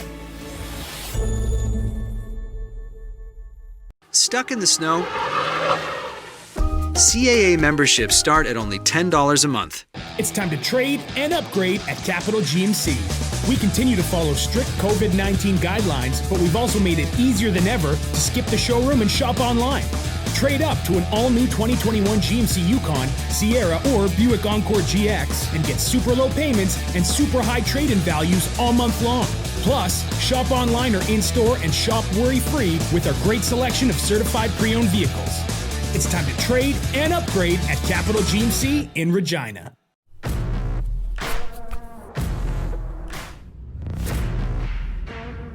You wouldn't take the ice without protective wear. So why would you take to the job site that way? The SCSA is proud to partner with the SJHL. Mayfair Diagnostics Regina, located at Albert and Dewdney, a compassionate and local medical imaging team offering X-ray, ultrasound, and MRI services in Regina since 2011. Walk in for X-ray or call to book ultrasound and MRI. You need to adapt and you need to move forward. You can't be stuck in 1920. Direct West is on the top of their game. They know what they're doing, how they're doing it, and when you work with Direct West, things are good. There's no going backwards, they're moving forward. My business would not be where it is today without the help of Direct West to help me with my website and my Facebook and all my online presence. I've worked with Direct West for about 10 years, and it's been a great experience. Shots were 11-4 that period for SaskTel. That's the team in pink. After getting outshot 10-5 in the opening period, they flipped it, got one on the board. What else really jumps off the table? The hits. I mean, we're looking at 40 hits in 2 periods of play. That's pretty good. But SaskTel, the pink squad, 15-8 in the face-off circle. That's the big key, and just one penalty call the whole game. So we'll see what happens in the third period. Well, it's echoing in my mind, Moneyball saying that he's just praying that the games are close and the player rankings are somewhat on point, and they are. What more could you want than a one-goal game going to the third period? It's exactly what you want, and just one penalty call. Let the players decide it. I'm looking forward to the third period. I'm really excited. I just want to mention the SJHL the reason for the virtual showcase. The league recognizes that the supply chain for hockey players has not stopped as colleges are still looking to fill roster spots. So this initiative has been created to help provide some added exposure for the great young talents in our league. This will give scouts and fans the opportunity to familiarize themselves with some of the top players in the SJ. Yeah. Ready to roll? You can hit the game back in and look at that on their feet. I love it. What a wonderful crowd here at the virtual Cooperators Arena. Kron's line for Team SaskTel against Team Line Tremblay for Team Sherwood. And Gabe Odawachuk takes it off the draw for Knights, and they're coming early. Knights with a shot, and Tanner Marshall's going to hang on. Marshall's been busy. He's made another great stop. I'm really liking that new alternate SJHL logo at center ice. That might stick around. It might be worth it. Another great job by the Tech guys here. Whoa, what a beauty. Draw win there, and SaskTel's going to move it out. Huff to center ice for Kirky. Into the middle, Tristan Shuchuk is stick check coming over the Sherwood line, and Tremblay back. See some daylight here, chugging up over the SaskTel line. He's stick check. Tristan Shuchuk back to peel around his own goal. Looks up ice, sees nothing. Look at the nifty stick work there. Now for Jonathan Cron, who had the goal for Team SaskTel in the second period to get him on the board. Keeps trucking down into the corner, but he gave the puck up. Ford now throws it right up the middle. Knights at center for Team Sherwood, and he has his pocket pick coming over the SaskTel line. We are 2 minutes into the third period here, and still don't have a whistle. Jake Linsishin centers, and it's knocked away from in front by McMillan. And now Team SaskTel skates it out. 2.5 into the third period. Still 2-1 for Team Sherwood. Whoa! The moves! We got to get a replay on that. We've got a tie game here early in the third period. Well, great goal. Cade McMillan. Watch this move. Goes inside, outside, and short side. Shelf. Filthy. Knocked a water bottle off the top of the net. That's unbelievable. Great play. Look at it one more time. Look at these hands. Oh, great work by the cameras, too. Cade McMillan with the goal. Da-da-dun, da-da-dun. Oh, yeah. Highlight of the night. You'll see that a few times. I'm sure of it. The time, 2:31. Cade McMillan, the Estevan Bruin from Caryville, Saskatchewan, has tied this game up 2-2. I'm falling in love with the SJHL showcase, getting a look at the skill out here and just hearing these names again. Absolutely. The shift before was a great shift by Tristan Shuchuk. I was going to mention him. I mean, he comes in at just 5'5", but he had 30 goals last year, 10 points in 6 games to start off this year. You know, good things can come in small packages. Well, let's remember this is Sherwood's second game. It's SaskTel's first. It's taken SaskTel a little time to get into it, and right now they are the aggressor in the game as Jansen fires a pass up the middle, finds Gallagher 1-on-2. Down the left wing, this is Luke Nkwama, feet in front, and Pacenti gets a hand on the sizzler. Puck comes down into the corner. Almost 5 minutes gone in the third, and we're in for a hot finish here. Easton Haygarth in his own zone. Lloydminster kid squeezed off, but now the puck is brought to center, and Sherwood stood up at the SaskTel blue line. Puck free in the center ice faceoff circle. Adele Prexler now. He's got a goal here, Timon Prexler. Puck comes free behind the SaskTel net. Now Kennedy along the left wing boards, out to the line. Ochitwa, the drive, hit a leg, and it caroms off the side of the SaskTel goal. Asham Moraz with it along the boards. Pinched off. Jarrett Penner, though, will gain center. He's belted, but the puck trickles down into the Sherwood zone. It's a giveaway by Prexler. Norm's drive from in tight, and Pacenti got a shoulder on it.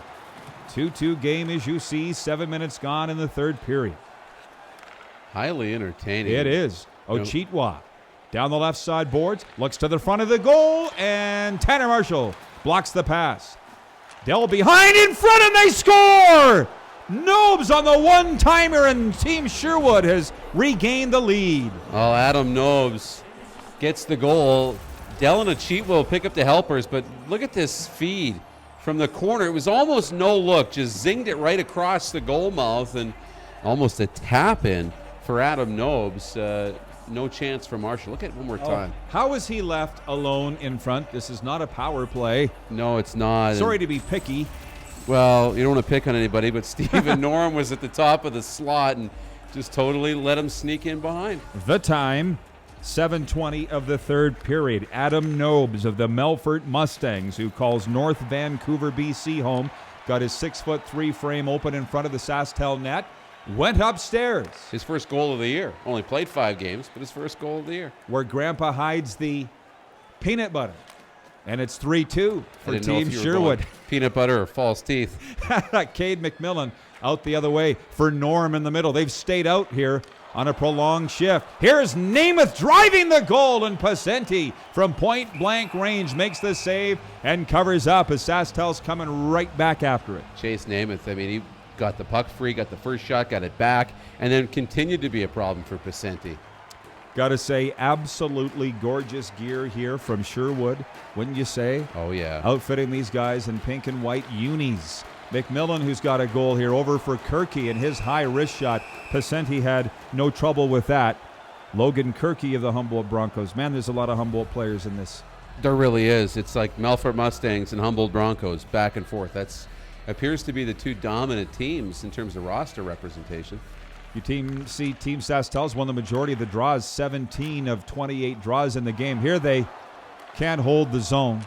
Huff now through center for Tristan Shuchuk, burning down the left wing. Zato Dowachuk was having none of it, I think, stood him up. And here's Tremblay the other way. For Knights, looks to the goal, keeps moving, lets it fly, and Tanner Marshall makes the save and flops on it for a quick whistle here to face off upcoming in the SaskTel zone. Well, one more for Team Sherwood might be enough. You don't want to let the next one in if you're Matthew Pasenti. Well, Marshall. 10-17 to go here in the third period. I'm happy to see Tanner Marshall here tonight, but I'm a big fan of Joe Young of the Weyburn Red Wings, which is basically my hometown team. But we'll see him throughout this weekend as Jonathan Cron was looking for his second of the game, but Pasenti stood tall in goal, and the face-off will be in the Sherwood zone. Crowd's into this one right to the end, and they're treated to a really good game in the Be Kind Online Pink and White game. Stuckless's line against the Tremblay unit for Team Sherwood. Off the draw, Gallagher punches it out to the line, and here's a quick shot from in tight, and Pasenti's just putting up the plywood here in the third period. Luke Nkwama can't believe that he was robbed. Well, just gets the arm closed in time. Thought he might have got that underneath. Face off to Pasenti's left. Stuckless versus Chase Haygarth. Another Lloyd Minster product. Plays for the Flin Flon Bombers. He's probably happy to look. Whoa, look at that. Did that go wide, or did Pasenti get it? Again. He might have got a tip of the glove on it. Wow. And now a rush for Sherwood up ice. Odawachuk for Gray Eyes, and he's stopped from in tight.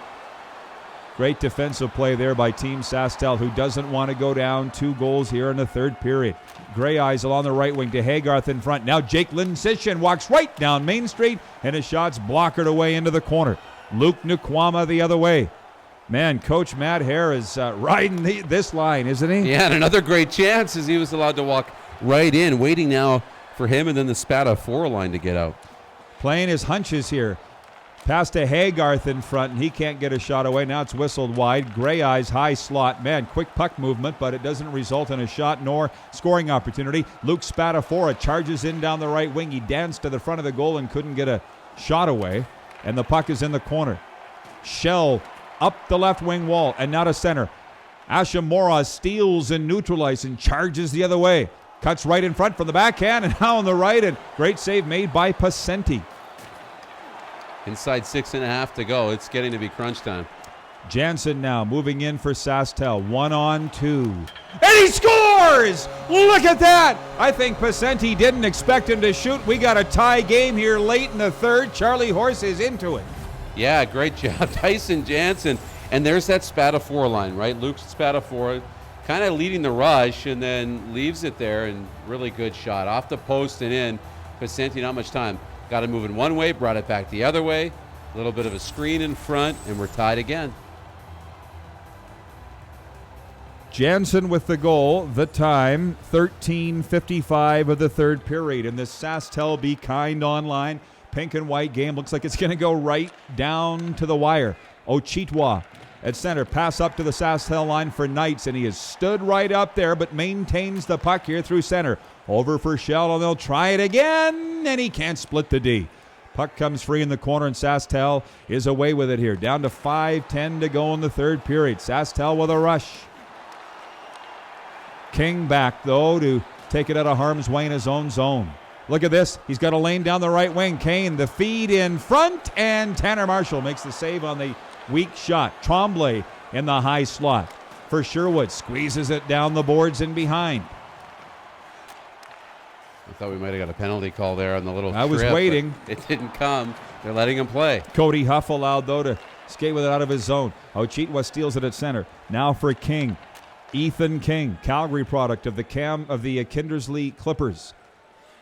Over the line on the left wing wall, right down to the corner, and Cade McMillan takes it away. Couture gets free in front and pounds it wide with 3:19 to go. Could we see overtime here in the pink and white game? Ochitwa down to the corner for Nobes, for Tremblay. In front, Kennedy can't get a backhand off. They're coming after it here. Tremblay in the right circle in front, and the one-timers handled by Tanner Marshall. Kennedy for Couture. Moves right in. Should have shot, Dupes. Oh, yeah. Got the stick lifted. He waited too long. Cade McMillan the other way. The Estevan Bruins stopped at center, and the puck slides back free into the SaskTel zone. They got to get it out. Huff up for Jonathan Cron. Crosses center. He's pinched off at the Sherwood line. $1.50 to go in the third. 3-3. Kennedy in his own zone. Spencer Kennedy of the L'Orange Ice Wolves unable to clear. Boy, very close to a too-many-men penalty, but they're going to get away with it. Cron has his pocket picked by Tremblay at the almost SaskTel again. line. Look at all the guys. Yeah, Couture trucking in on the right side. In front for Knights, and Tanner Marshall with a game-saving stop there, and he'll hold on as he robs Holden Knights. I don't know if we're going to see that, but it was literally everybody out of the car at once. I think they all jumped over at the same time. It opened up that little shooting lane and turned into a great scoring chance. McKellen Couture tried to end this game with a minute to go, but Tanner Marshall had other ideas. Asham Moroz wins the draw here for Team SaskTel with under a minute to go in overtime. Here's a feed in front, and Tremblay is stopped by Tanner Marshall. Tremblay again, as they won't let it out of the zone. Down to the left-hand corner, he's pinched off. Puck comes free, and out comes Team SaskTel on a break. 30 seconds to go in the regulation time. What is this? They let him walk right in. I know, rifled over the net. Tremblay picks it up in the corner. Pass in front of his own goal for his teammate Hunt. Andrew Hunt to the Milford Mustangs. Now up for Holden Knights over the line, and he is stick checked in front. We got a call here and a late power play. Oh, the Stones on that call. Yeah, really. It was looking like a scoring chance, and I think that's why you call it feet. Get tripped up there by the stick, and Nolan Cunningham goes off. 22 seconds of power play time. It'll transfer into overtime, but this is a chance to win the game. Nolan Cunningham, the pride of Great Falls, Montana. I wonder if he's watched the show Yellowstone. Oh, another penalty. No, in your own bench you can't. The one thing about these is that SaskTel, they win all the draws, so they're going to win the face-off. You know that. So you can almost chalk this up to overtime. Seconds to go in regulation time here. Asham Moroz against Tremblay. To the right of Tanner Marshall on the draw. Look, they're not done. Holden Knights in the right circle. Chase Haygarth right in front, and forward was tied up there. Holden Knights from the line lets fly, and Tanner Marshall with 8.3 seconds to go. Listen, I'm not really cheering for anybody, but did they slow that clock down? Oh, yeah. It's taking forever. I know. They play it in fast forward and in the final minutes in real time. So this is going to be a real 8 seconds. 8.3 seconds to go here in regulation. Face-off to the right of Tanner Marshall. It's a face-off win by Team SaskTel. Dayton Deeks trying to freeze it in the corner. Now Penner will flip it down the ice, and how do you like that? Where's Matt Barrett? Don't it feel good? We're going to overtime here in the SaskTel Be Kind Online pink and white game. As you get a look at some of the highlights here. That was Cade McMillan's goal, I believe, at 2:31 of this third period. Wow, what a game. Unbelievable. It's just what you want, right? You know, the Be Kind Online game, pink and white. We're going to be tied going into overtime. Let's go. Are we taking a break? All right. Yeah, I'm going to take a break. Why not? Let's take a break and be right back. We'll be right back with OT. Saskatchewan, you know SaskTel. Because we're everywhere. We're in your community. keeping you connected. Lending a hand or a stick, or helping find a new family. SaskTel cares. Always has, always will, because we're dedicated to our home.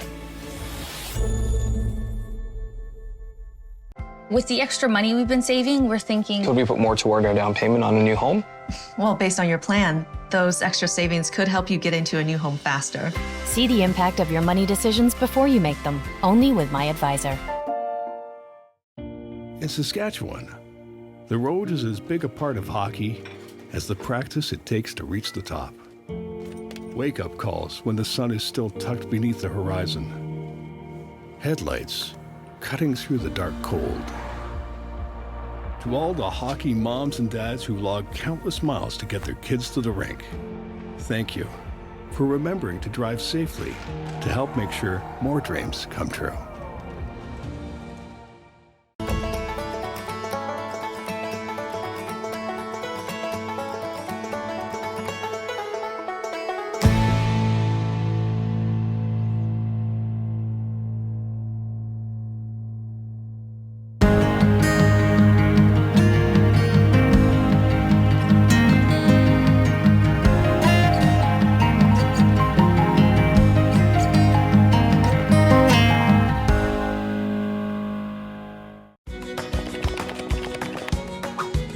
You need to adapt and you need to move forward. You can't be stuck in 1920.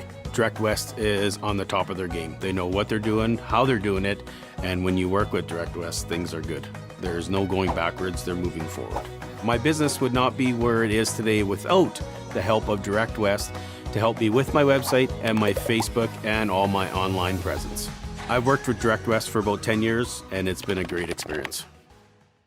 Healthy, well-cared-for cows produce high-quality milk, just like a well-coached team produces quality hockey players. So when you're buying dairy products, check to ensure it is 100% Canadian. You'll be helping out all Canadian dairy farmers. It's time to trade and upgrade at Capital GMC. We continue to follow strict COVID-19 guidelines, but we've also made it easier than ever to skip the showroom and shop online.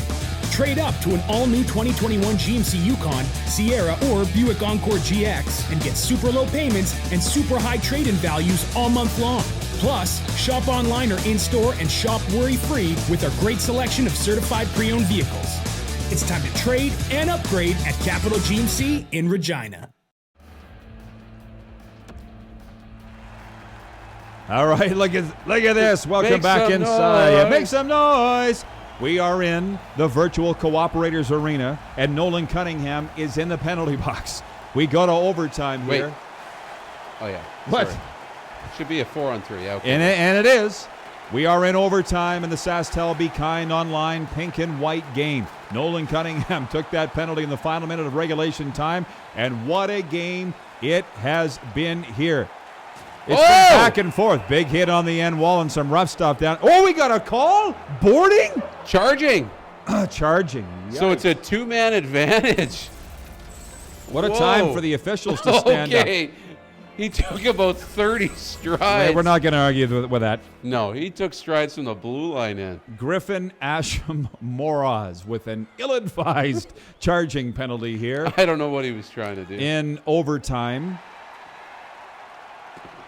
So let's figure out what's going on. Kennedy back forward for Sherwood, who are on a, 4-on-3? 5-on-3. Oh, boy. Oh, boy. Stuckless, though, steals it for SaskTel in his own zone. Ethan Stuckless of the Notre Dame Hounds fires it all the way down. Gabe Odawachuk quickly out with it. Up for Nobes, crossing center here in overtime. Stood up, though, at the SaskTel line. Odawachuk gets it back. Winnipegger in down the left wing, feeds the side of the net, and they can't get a shot away. Comes on the left wing boards. Here's a break out front, and Tanner Marshall, he can't squeeze it. Dell from the side of the net, and Marshall will hold on to this one here. Nolan Dell denied very early on in overtime. Well, and courageous, too. I mean, they didn't even try and pass it around. Just let's go right to the front of the net and try and end this early. Ford on the face-off here for Team Sherwood in the offensive zone. They've got the power play here, but Cunningham, who's out of the box, sneaks up, picks it up, and slithers the puck all the way down the ice here. Gray Eyes back for Team Sherwood. for Dell now. In down the right wing. Pass in front. Was that O'Dowachuk with the shot? The D-man up on the rush, and Tanner Marshall had other ideas. Yeah, he found the trailer, and it almost worked out. Puck behind the SaskTel goal, and Tanner Marshall covers up on the short side attempt here. This is, I'll tell you what, if SaskTel wins this game, my first star is Tanner Marshall. Well, has to be, especially the pressure he's facing now. Down 2 men, and the shots he's had to save. He's been really good. We're in overtime of the SaskTel Be Kind Online pink and white game here. Are we to 3-on-3 finally? Here's Tremblay behind the net, sends it in front. Haygarth is robbed. Easton Haygarth went up top with that shot, and Tanner Marshall was equal to it. 4-on-3 still, so still a little more power play time. I don't think much, though. Now they're down to 3-on-3. So that was just the very end of it. Jonathan Cron versus Tremblay on the draw. Team SaskTel wins it, and there's a puck battle in the corner. Tremblay comes up with it here. Jake Tremblay, the Pence product, try to backhand it to the... Oh, we have a breakaway! Tristan Chuchak! He's in, and he can't shoot! What are you doing, Tristan? What are you doing? And Pasenti here just covers up on a long-distance wrist shot. I can't say I've seen that. What did we just witness? You witnessed the misplay of the day. Cut that highlight, Hope Tanner. the scouts were still getting popcorn. Yeah, no kidding. The beautiful chance to end it goes for naught. Gabe O'Dowachuk now steps up down the right wing, and he's pinched off by Gallagher at the SaskTel line. 1.5 minutes to go before we head to a shootout. Ethan Stuckless for Huff in front. His shot is blocked. Puck comes out toward the line, and it's held. No, Tremblay now dancing out. Thought he was going to go one-on-one, but he was waiting for teammates. He's stopped. Ethan Stuckless back in the other way, and he stood up along the wall. Great work there, and Holden Knights is away. 1-on-2. He's free along the blue line now for Tremblay, and he is stick checked by Gallagher coming into the SaskTel zone. Man, end-to-end action here in overtime as Pasenti comes up with a big blocker shot. A stop. Now out of the corner, Gallagher can't get a shot away. Holds it, though, in the slot. Back for Jansen. He's tied up.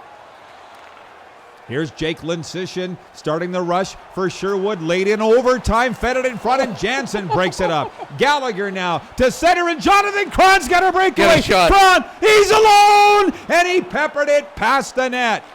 Pasenti got a piece. Now in front, and it's pounded wide. Whoa, what an end to overtime here. 1/2 minute to go. Tristan Chuchak. Willie atone for the earlier stubbing of his toe for Jansen in front, and he can't get a shot away. Oh, man, what action. 20 seconds to go in overtime. Holden Knights up ice. They got a 2-on-1. Pass for Lincician for Knights, and he's robbed by Tanner Marshall. I thought it was Chuchak. Doing what? Getting the breakaway feed. Oh, look at this. Behind the back pass, and Pasenti got a piece of it, and he drops it down behind the net. 3 seconds, 2, and we're going to a shootout. I love it. Don't it feel good?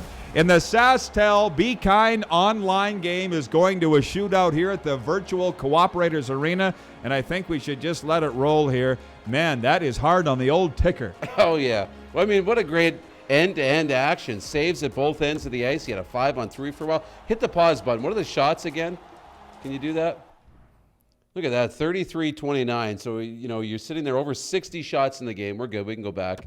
But interesting to see who shoots. All right, Jake Tremblay, the first shooter in the shootout, and he is stopped. Give Tristan Chuchak a chance, please.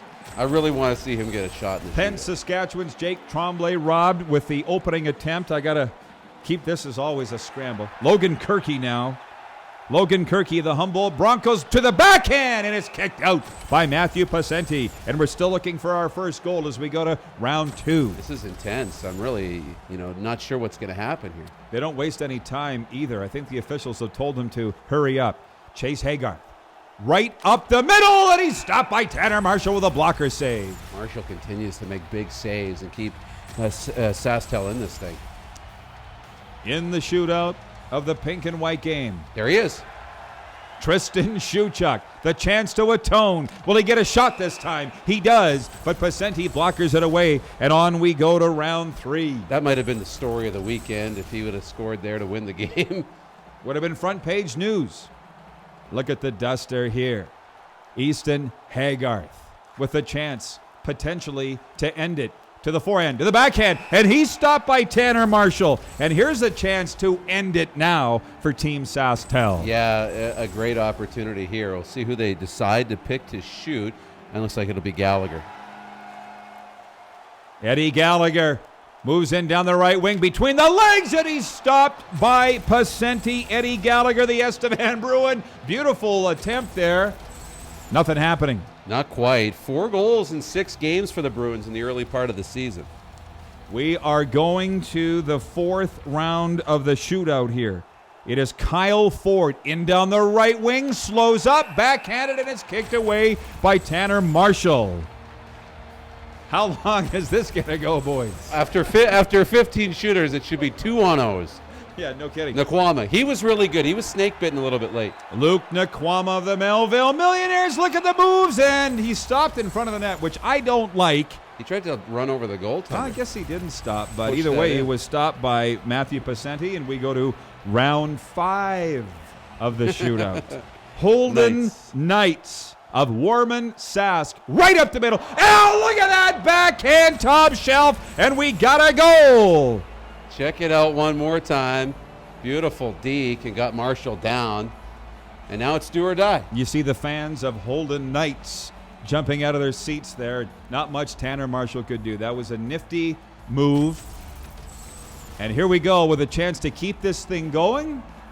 Or maybe it ends here. Ethan Stuckless is the shooter for Team SaskTel. From St. John's, Newfoundland, he's stopped by Pacenti as he went to the backhand, and that is it, dupes. Team Sherwood wins here tonight of the SaskTel Be Kind Online Pink and White game as Matthew Pacenti celebrates lustily, and I would suggest he should. 5 rounds of a shootout we go before this one ends. Here's another look at it, by the way, from Stuckless and from the backhand, and Pacenti was having none of it. And the most exciting game of the showcase so far ends in a shootout.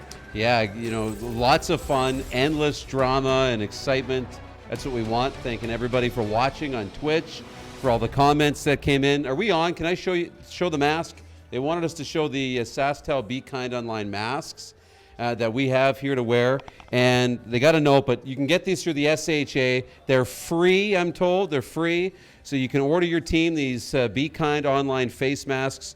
Take photos with your mask, and you can win some prizes. So check that out through the Saskatchewan Hockey Association. It's been fun. Tons. We'll see you back throughout the weekend here on the SJHL Virtual Showcase here tonight in round 5 of the shootout. Team Sherwood knocks off Team SaskTel by a score of 4-3.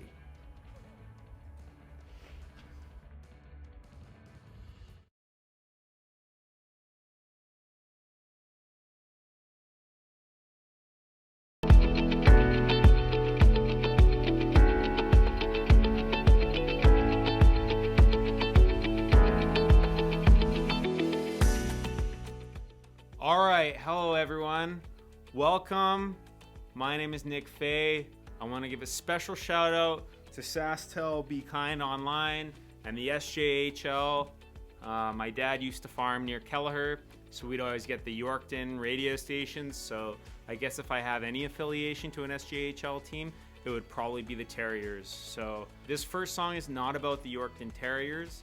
It is about, it's about the Leslie Ice Skating Rink, the outdoor rink in Regina, Saskatchewan. And it is a fictional story, it totally didn't happen to me, about someone getting stood up for a date. And it is called You Make Me Wait.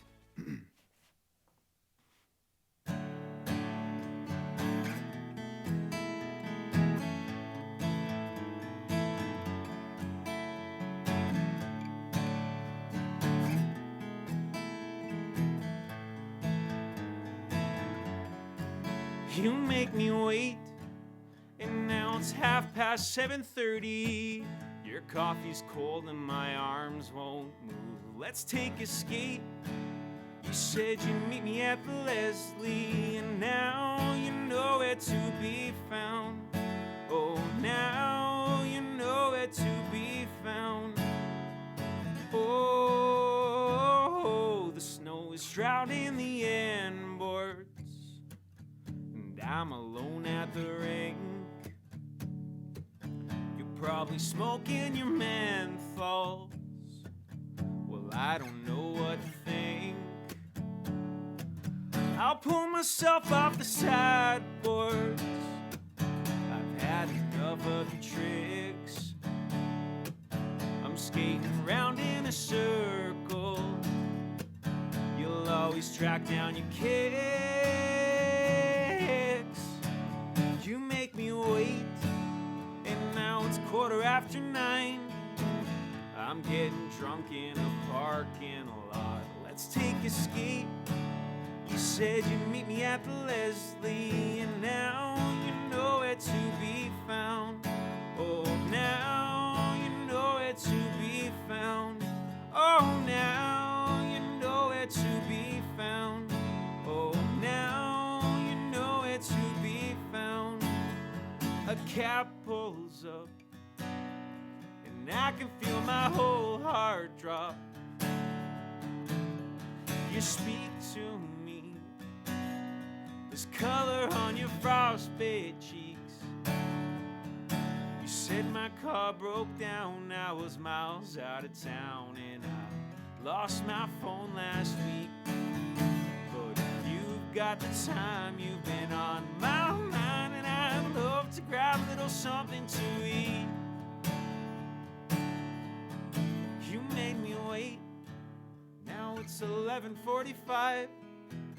We're drinking chocolate at the coffee shop. Let's take a skate. You said you'd meet me at the Leslie. And now just look at who we found. Oh, now just look at who we found. Oh, now just look at who we found. Oh, now just look at who we found.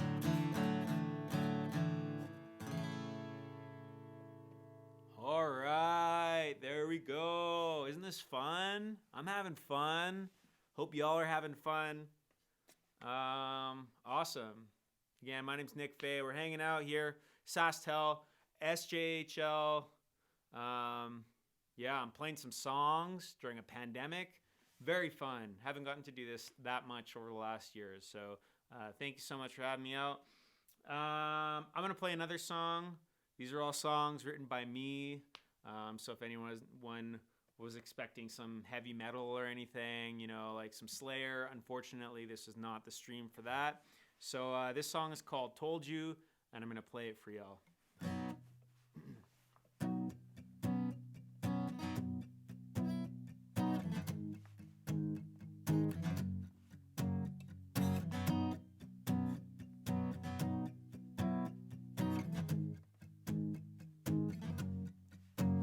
Because I'm your other man.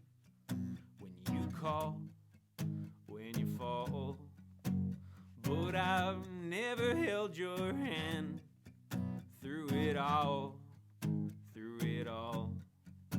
When you're calling me back, I can't get away. Always calling me back again. When he left you on those steps, when you called, well, I was trying to get some rest, but I picked you up and I drove you. You're still calling me back, I can't get away. Always calling me back. When I told you that I loved you on that night, I told you that I loved you on that night. Oh, I told you that I loved you on that night. Well, I was feeling bold the night he left you on the ground. So I stepped up and I felt your fiery gaze and I laid you down. Well, I was thinking I could call you up and talk a while. I was thinking I could swing on by and spend the night. When you're calling me back, I can't get away. Always calling me back.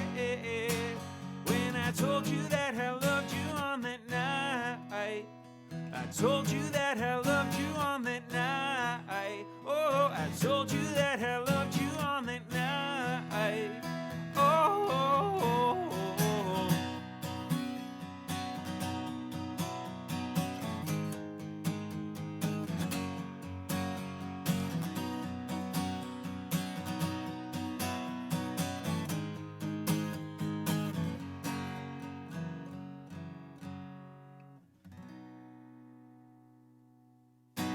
Awesome. Right on.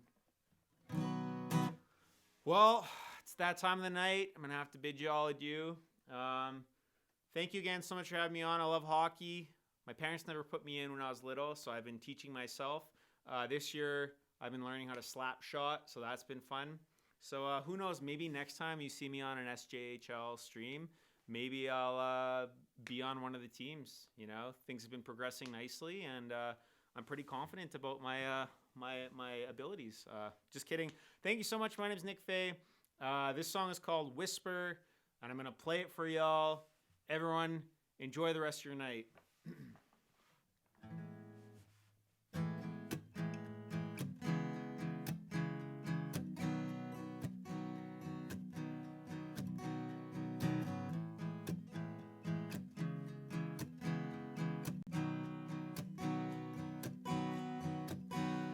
Dream, do you paint a perfect picture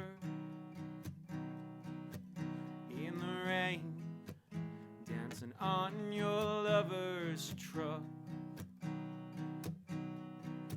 Summer days spent drinking in your backyard. It started with a whisper.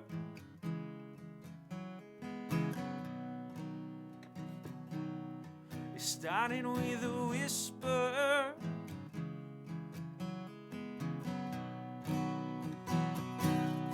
It started with a whisper. Now I'm on the other side.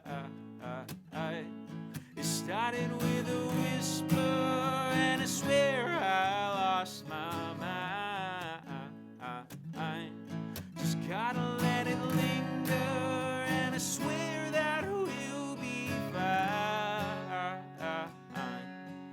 we'll be fine.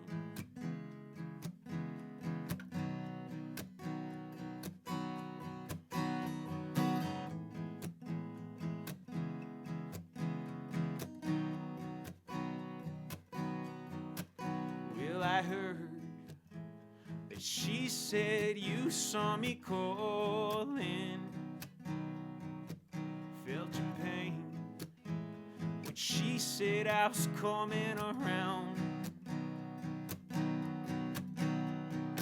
And I just gotta be strong, I can feel your fear. It started with a whisper.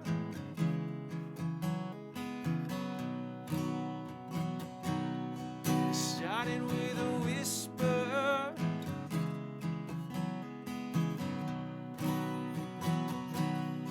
Starting with a whisper, now I'm on the other side. Starting with a whisper, and I swear I lost my mind. Just gotta let it linger, and I swear that it will be fine.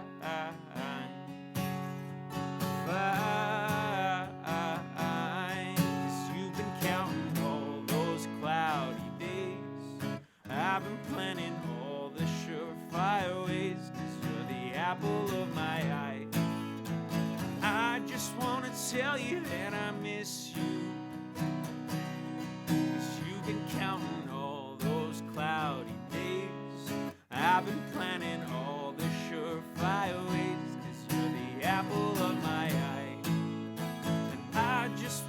tell you tonight. It started with a whisper, now I'm on the other side. It started with a whisper, and I swear I lost my mind. Just gotta let it linger, and I swear that we'll be fine. It started with a whisper, and it's coming on so strong. Thank you so much, everyone. Have a great night. Woo! Hockey. Optimum in-home Wi-Fi from SaskTel. It's time for us to start talking the real, man. We've been sugarcoating too much. We've got to start calling everything out for what it is. Start talking the real. Yes, you're going to have people turn their backs, but it's time for us to keep it real. Just keep talking that real, bro. Do what you do. I know what you do. So keep doing that. Talk the real. Talk the things, them. The GP will see you now.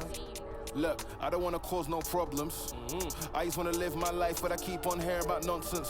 Me and my dons ain't mobsters, but you know when you see imposters. We know how to read them faces, same way you know how to read them comments. If you want to talk, let's talk, but around here, make sure you walk and your talk is constant. Hey, I seen it all before I heard chat that they all adore. 1 week looking like they all aboard. Next day, they don't even walk the walk. I've been here since a bust down aqua, cutting through after, all black master. Now I'm too grown for acting gaffer, trying to pay off my Madre's gaff cuz. Took the wife and there's a rotti that speak. Add the spice to calamari, that's me. My advice off the order I seen. Christ alone, he don't promise you. Don't say that. You know that man don't pay that. Trying to stunt in your rentals. I too wanna cry, get a Maybach. I don't wanna cause no problems. I just wanna live my life, but I keep on hearing about nonsense. Me and my dons ain't mobsters, but you know when you see imposters. We know how to read them faces, same way you know how to read them comments. If you wanna talk, let's talk, but around here, make sure you walk and your talk is constant. What nonsense? I don't wanna hear about guns, I know you ain't here like the post was sponsored. You ain't never been down junction, you ain't never hit no truncheons, you ain't never hit no blocks in your mouth rub, you ain't never peeled no onions. You don't really look so G to me. Fly Wi-Fi for the scenery, go Blue Jays for the eatery. Then I come back where I need to be. A black man who ain't move so easily. One grievance is the money or God that you're preaching. You ain't talking that poor Lord Cephas. You don't know peace if you don't know Jesus. I live in a place where we all got mashes, no permit, and we all could back it. Even a hermit under his jacket, still that peace couldn't conjure a challenge. No, my man looking like a savage soul. Still we don't know what he has to know. Ain't we men to be saving souls? Not them houses and faking loans. T-3 minutes. Go tell mom that I'm writing again. I don't wanna hear you right in the end. Wrote this here for my guys in the ends. Those still stuck in that social housing know that they won't stifle the pen. You ain't gotta fall for them imposters, then nonsense will come to an end. I don't wanna cause no problems. I just wanna live my life, but I keep on hearing about nonsense. Me and my dons ain't mobsters, but you know when you see imposters. We know how to read them faces, same way you know how to read them comments. If you wanna talk, let's talk, but around here, make sure you walk and your talk is constant.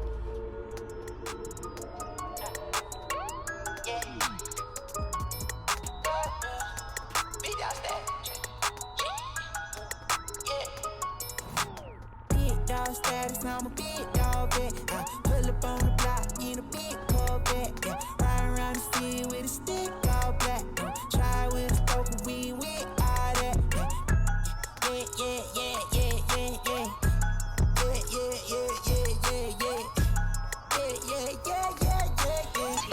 T-2 minutes.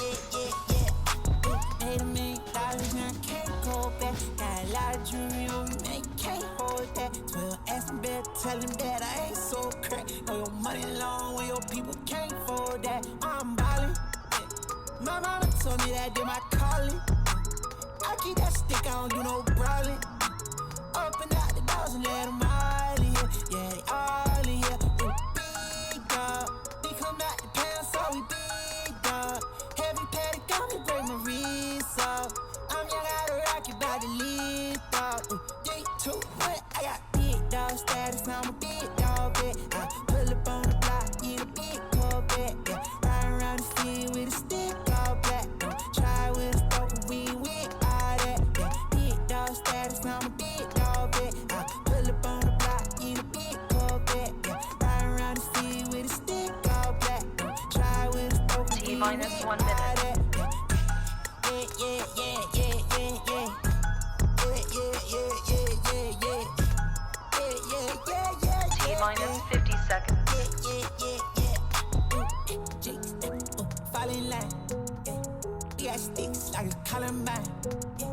T minus 40 seconds. Ain't no hiding from them hollow cats. Bring up like the Taliban. That's my paper, don't you bother T minus 30 seconds. break my wrist off. Lift off. I got big dog status, I'm a big dog. T minus 20 seconds. Ride around the city with a stick all black. Try with a poker, we with all that. 10, 9, 8, 7, 6, 5, 4, 3, 2, 1, 0. Choose caution. Stop that. Stop that. Can't believe it. Now to the middle. Stop that. Stewart's and scores! It's over! Stop that. Yeah, I hear him chat to the noise. Can't stop for the talking. I hear him chat with the boys.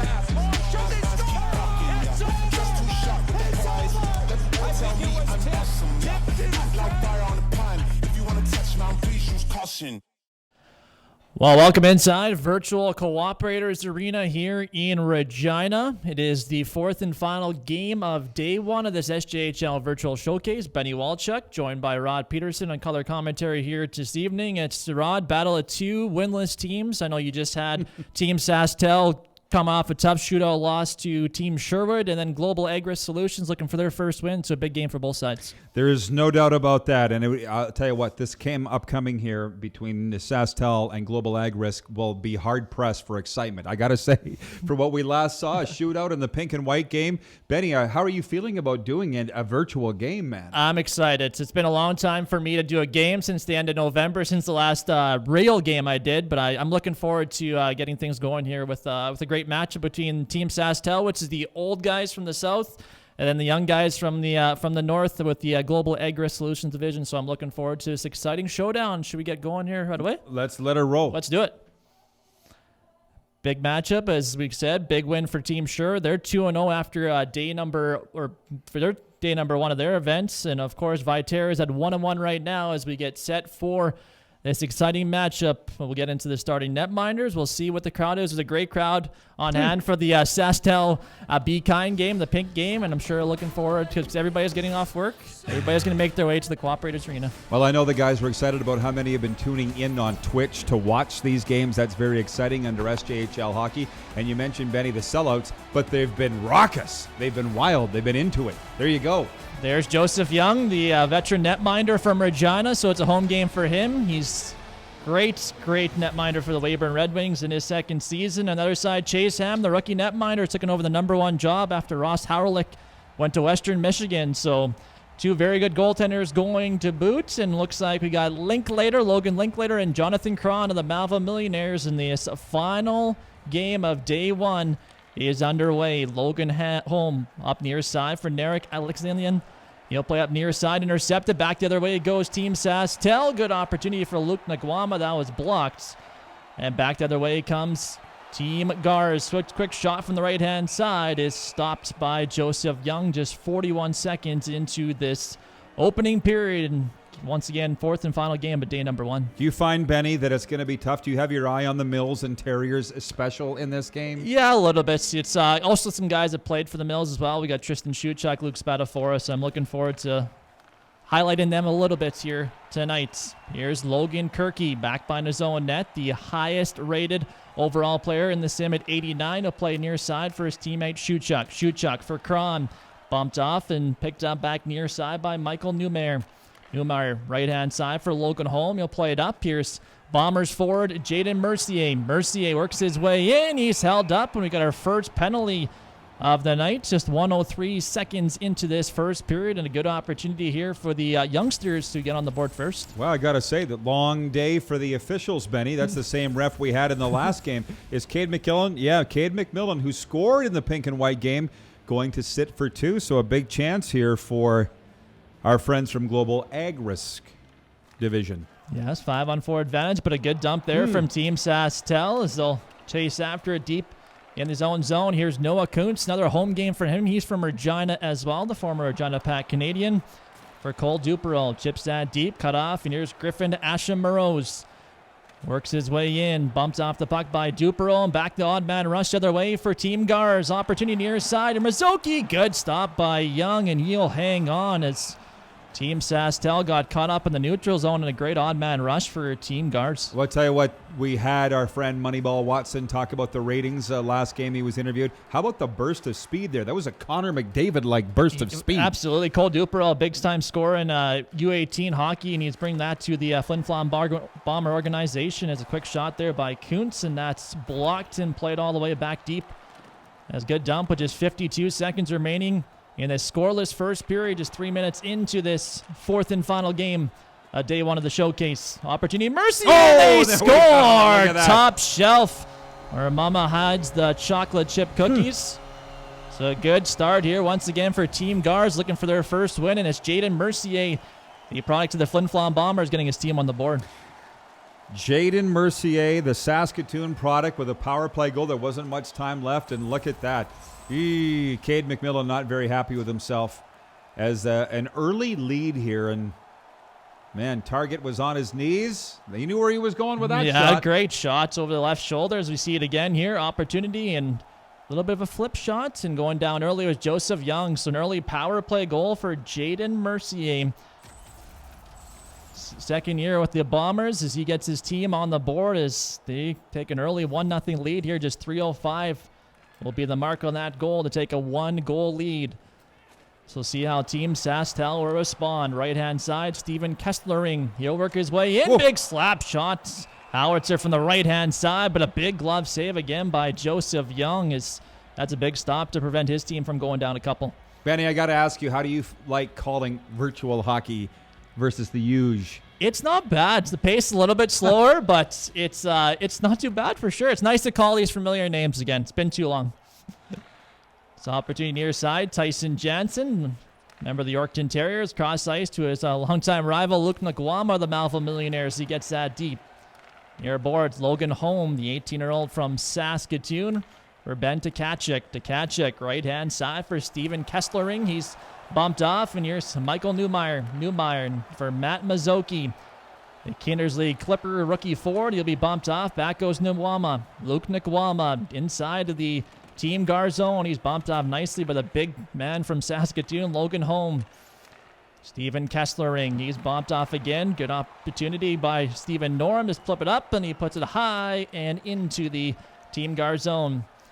14:30 to go in this opening period. Team Gars on a goal by Jaden Mercier have the early 1-goal lead. Off the bench, here's Dante Ballerin.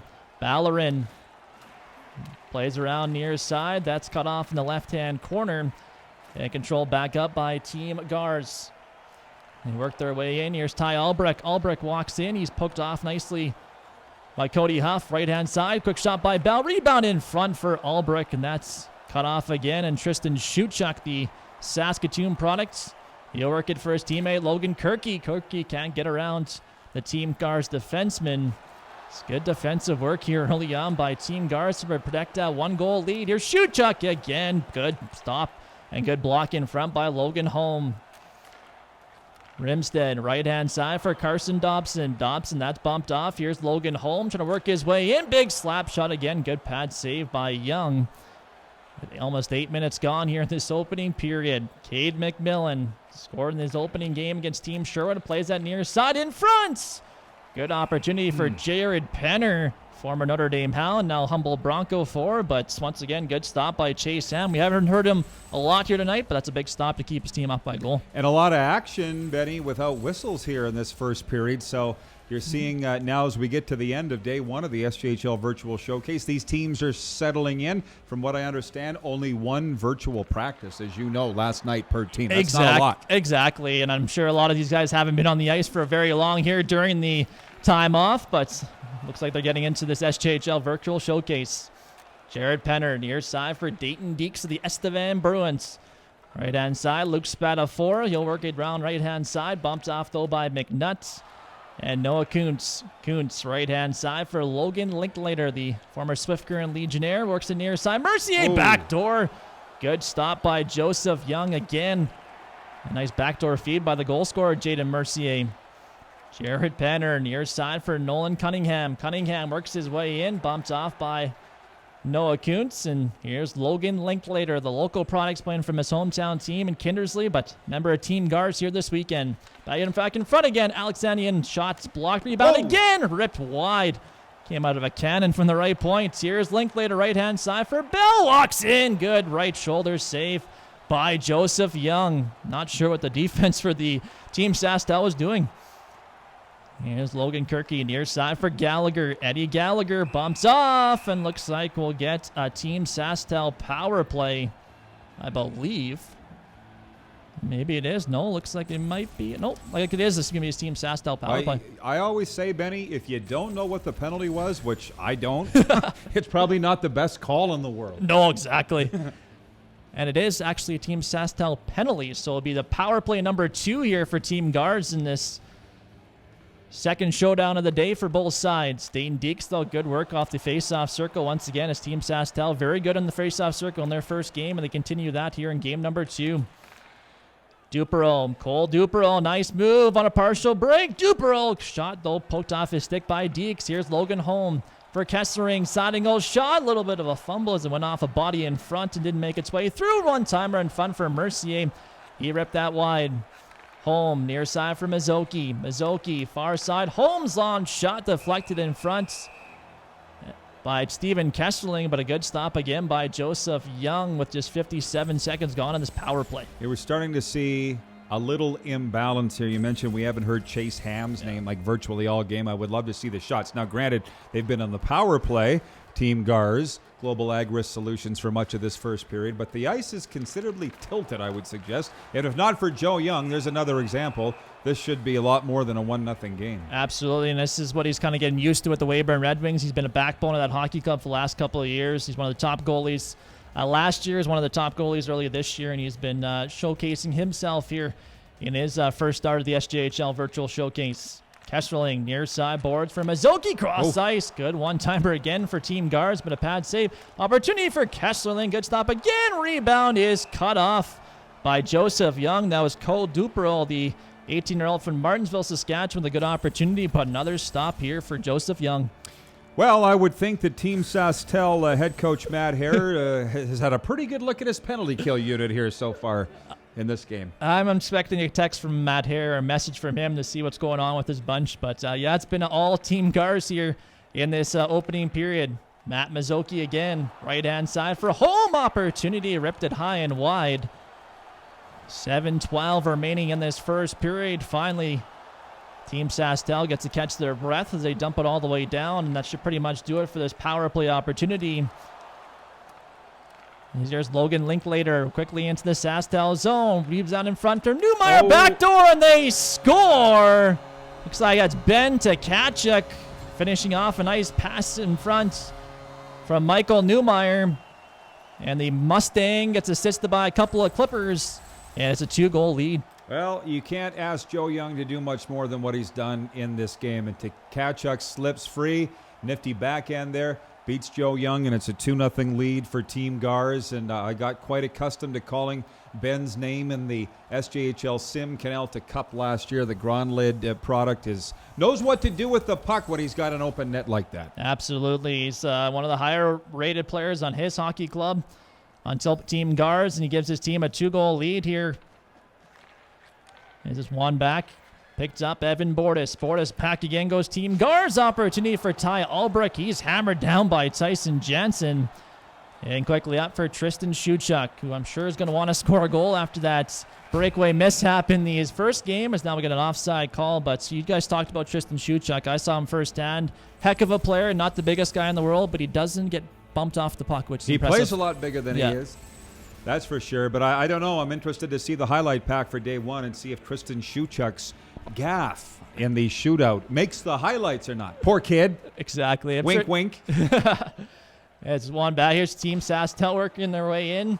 He bumps off. Here's Bordas. Bordas. The nipple and Hoxie played out to center ice. And Cade McMillan of the Estevan Bruins. Sees once again good forecheck here for Aiden Bangs. Bangs, right-hand side for Rimstad. Cam Rimstad of the Melford Mustangs and a delayed offside.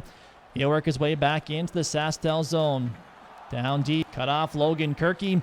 And Kirky working near side for Ethan Stuckless of the Notre Dame Hounds of Newfoundland and Labrador. Here goes Team SaskTel working their way in. His big hit on the right-hand side again. And now a huge hit by Logan Kirky, but looks like a delayed penalty coming up as he took a run at Cam Rimstead in the right-hand corner. And once again, penalties continue to pile up for Team SaskTel as they head back to the sin bin. Well, I don't know that we can really argue that one. Was it charging? I think it was hit charging. To the head. I look at this fan.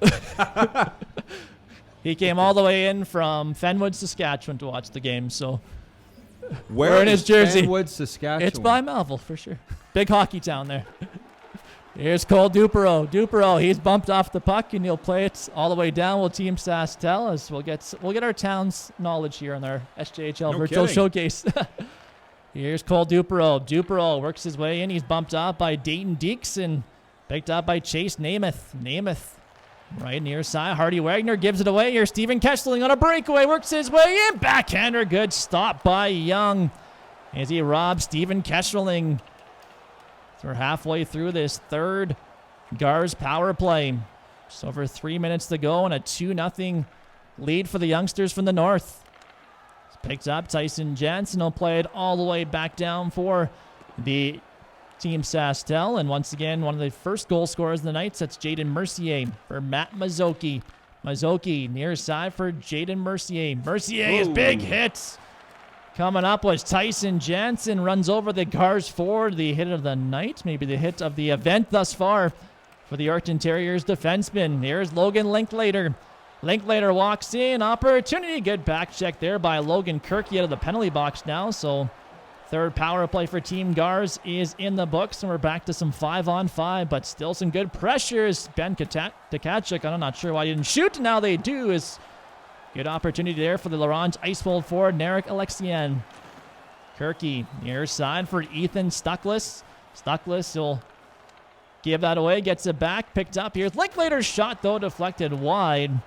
Here's Stuckless again. Ethan Stuckless spins away. He's hit hard in the sideboards. Did that not look like a high hit to you? I think it was. It's starting to get a little one-sided, if I may say.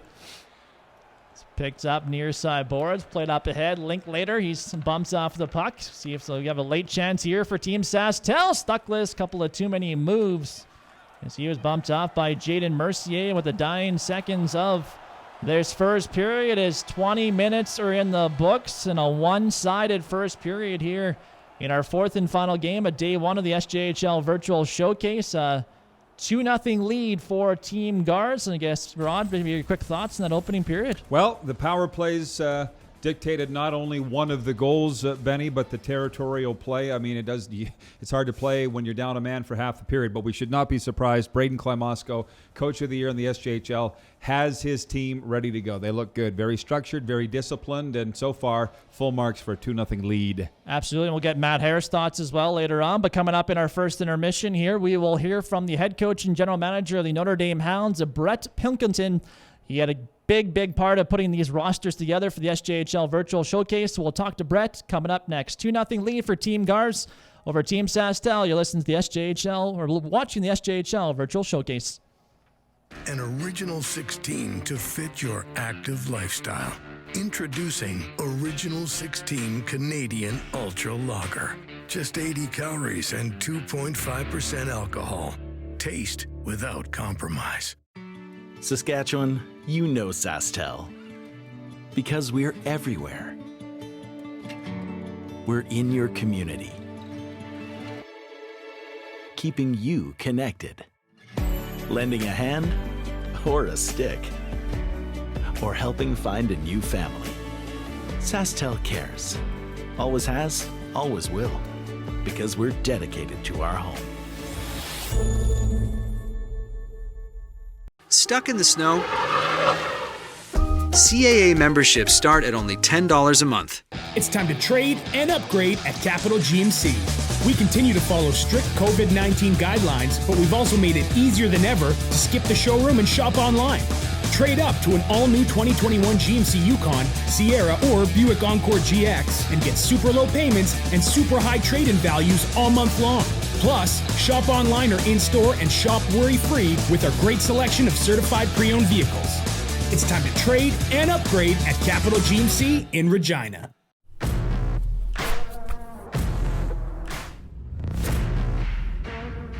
You wouldn't take the ice without protective wear. So why would you take to the job site that way? The SCSA is proud to partner with the SJHL. Mayfair Diagnostics Regina, located at Albert and Dewdney, a compassionate and local medical imaging team offering X-ray, ultrasound, and MRI services in Regina since 2011. Walk in for X-ray or call to book ultrasound and MRI. You need to adapt and you need to move forward. You can't be stuck in 1920. Direct West is on the top of their game. They know what they're doing, how they're doing it, and when you work with Direct West, things are good. There's no going backwards, they're moving forward. My business would not be where it is today without the help of Direct West to help me with my website and my Facebook and all my online presence. I've worked with Direct West for about 10 years and it's been a great experience.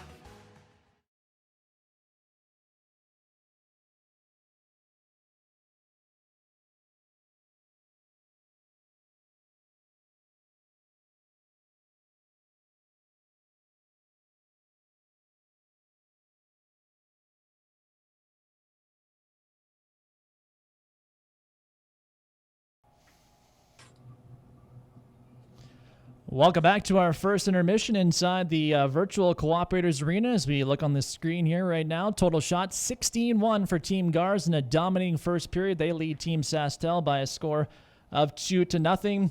Pleased to be joined by the head coach and general manager of the Notre Dame Hounds, Brett Pilkington. Brett, your thoughts on this showcase thus far? Have you been able to tune in here today? Yeah, I've watched a little bit here today, and it's interesting to see what's going on. And, it looks like there's some interest out there in the world today. How about your guys? Rathan Robbins had a good start in the opening game. Kevin Anderson had a goal, so nice to see your boys produce here. Yeah, it's always good when you see the hound guys putting in the effort there and scoring and keeping pucks out. So I know you had a big part of kind of putting these rosters together. I guess I know we've heard from a few coaches how it was put together, but just take us through how these four teams were put together. Yeah, so we had a group chat going there, and we came up with a few ideas on how it should look and who should be involved. And we all had a fair share of what guys from each of our teams would be in the showcase. And that's how we got to the final rosters. Was there a lot of maybe back and forth if one guy wants his player in to that player, or is it kind of pretty smooth? It was pretty smooth, but when it got down to the last spots, definitely a little back and forth, and this guy over that guy, and so on and so forth. But that's part of that side of the game always. Yeah, for sure. I know this. It's tough to have the pause with everything going on still with the start of the season back up here, still kind of in limbo. Hopefully by the end of March, I guess. Have you had a chance to have conversations with your guys and kind of just keep them upbeat? Yeah, for sure. Right now we do 1 or 2 Zoom calls a week with the whole group, and just go over where we're at as far as the government goes with the protocols and when potentially we can get going again. And, the odd time we do a team builder on Zoom. And, I know our leadership group is, keeping together with the group chat and keeping each other updated with what's going on in this province or that province or this state and that state, depending on where the individuals are from. So, our group seems pretty relaxed and knows where everything sits. And like everybody else, they're ready to go when we get the go ahead. I know this pause with the social media, seen a few commitments from your hockey club for Max Messi and a couple others as well. So it's going to be nice to get those guys a place to play. And that's what the goal is of this SJHL, is to get those guys to the next level. Yeah, for sure. Again, at at the junior level, the idea is to get as many as your players advance to the next level. And, it comes down to a lot of hard work from those individual players. And, from the team standpoint, a matter of picking up the phone and creating some, I call it fluff for your players, and using your network of people you've met through the game over the years. So that's a big part of it. And there's one guy, I know we mentioned him earlier, Kevin Anderson, commits to Princeton late last month. I guess I know a guy that's been in the Wilcox program in Notre Dame for a number of years, so I'm sure it's nice to get him into that spot. A smart kid and a very good player and a very good young player for you. Yeah, Kevin Anderson, he's what Notre Dame and the Notre Dame Hounds program is all about. He's been here a few years, and he's advanced his game and himself as an individual every year he's been here. And as with that commitment to Princeton, it shows, right? Not only is he a tremendous hockey player, but he's a tremendous student and even a better human being. So all three of those boxes are checked when you look at that commitment to Princeton. And just lastly, before we let you go, Brett, I know 1-3-1 start for you guys before the pause ended November. I guess I know you guys started off really young, then added some veterans back with Hardy Wagner and Riley Kohana coming back from British Columbia. I guess what did you see from your hockey club in those first 5 games or so? Yeah, so those first 5 games are kind of, feeling out the water there and see what kind of compete level your group has. And to be honest, our record doesn't show for how we played, but I'm pretty happy with the group we have here and can't wait to get back on the ice and start turning some of those losses into wins. Well, Brett, once again, appreciate taking your time to put these rosters together so we can have some fun here at the virtual showcase. Hopefully see you back at the rink here very soon. Thanks a lot for doing this. Thank you very much. That's Brett Pilkington, the head coach and general manager of the Notre Dame Hounds. On our first intermission, we'll take a break. We'll come back with period number 2 from the SJHL virtual showcase. It is Team Gars leading Team SaskTel by a score of 2-0. We'll be back right after this. Saskatchewan, you know SaskTel. Because we're everywhere. We're in your community. Keeping you connected. Lending a hand or a stick. Or helping find a new family. SaskTel cares. Always has, always will. Because we're dedicated to our home. With the extra money we've been saving, we're thinking, could we put more toward our down payment on a new home? Well, based on your plan, those extra savings could help you get into a new home faster. See the impact of your money decisions before you make them, only with my advisor. In Saskatchewan, the road is as big a part of hockey as the practice it takes to reach the top. Wake-up calls when the sun is still tucked beneath the horizon. Headlights cutting through the dark cold. To all the hockey moms and dads who log countless miles to get their kids to the rink, thank you for remembering to drive safely to help make sure more dreams come true.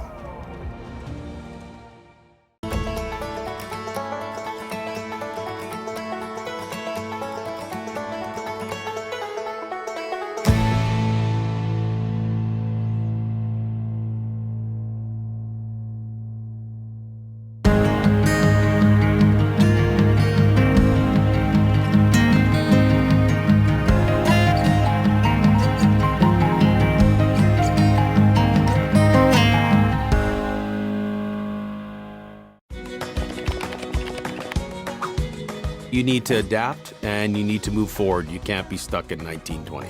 Direct West is on the top of their game. They know what they're doing, how they're doing it, and when you work with Direct West, things are good. There's no going backwards, they're moving forward.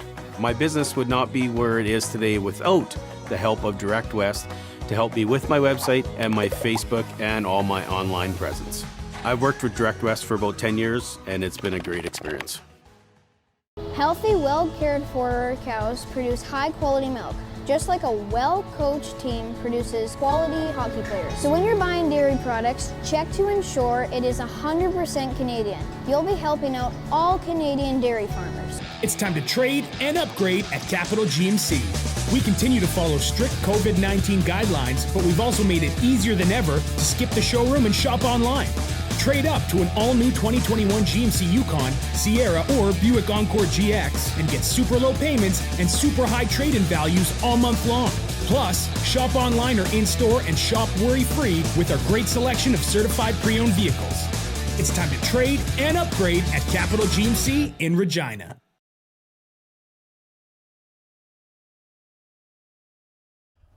Welcome back inside of our virtual broadcast booth here at the Cooperators Arena in Regina. Benny Walchuk alongside Rod Peterson. Team Gars, a 2-0 lead on Team SaskTel as Jonathan Cron, Logan Linklater in the face-off circle.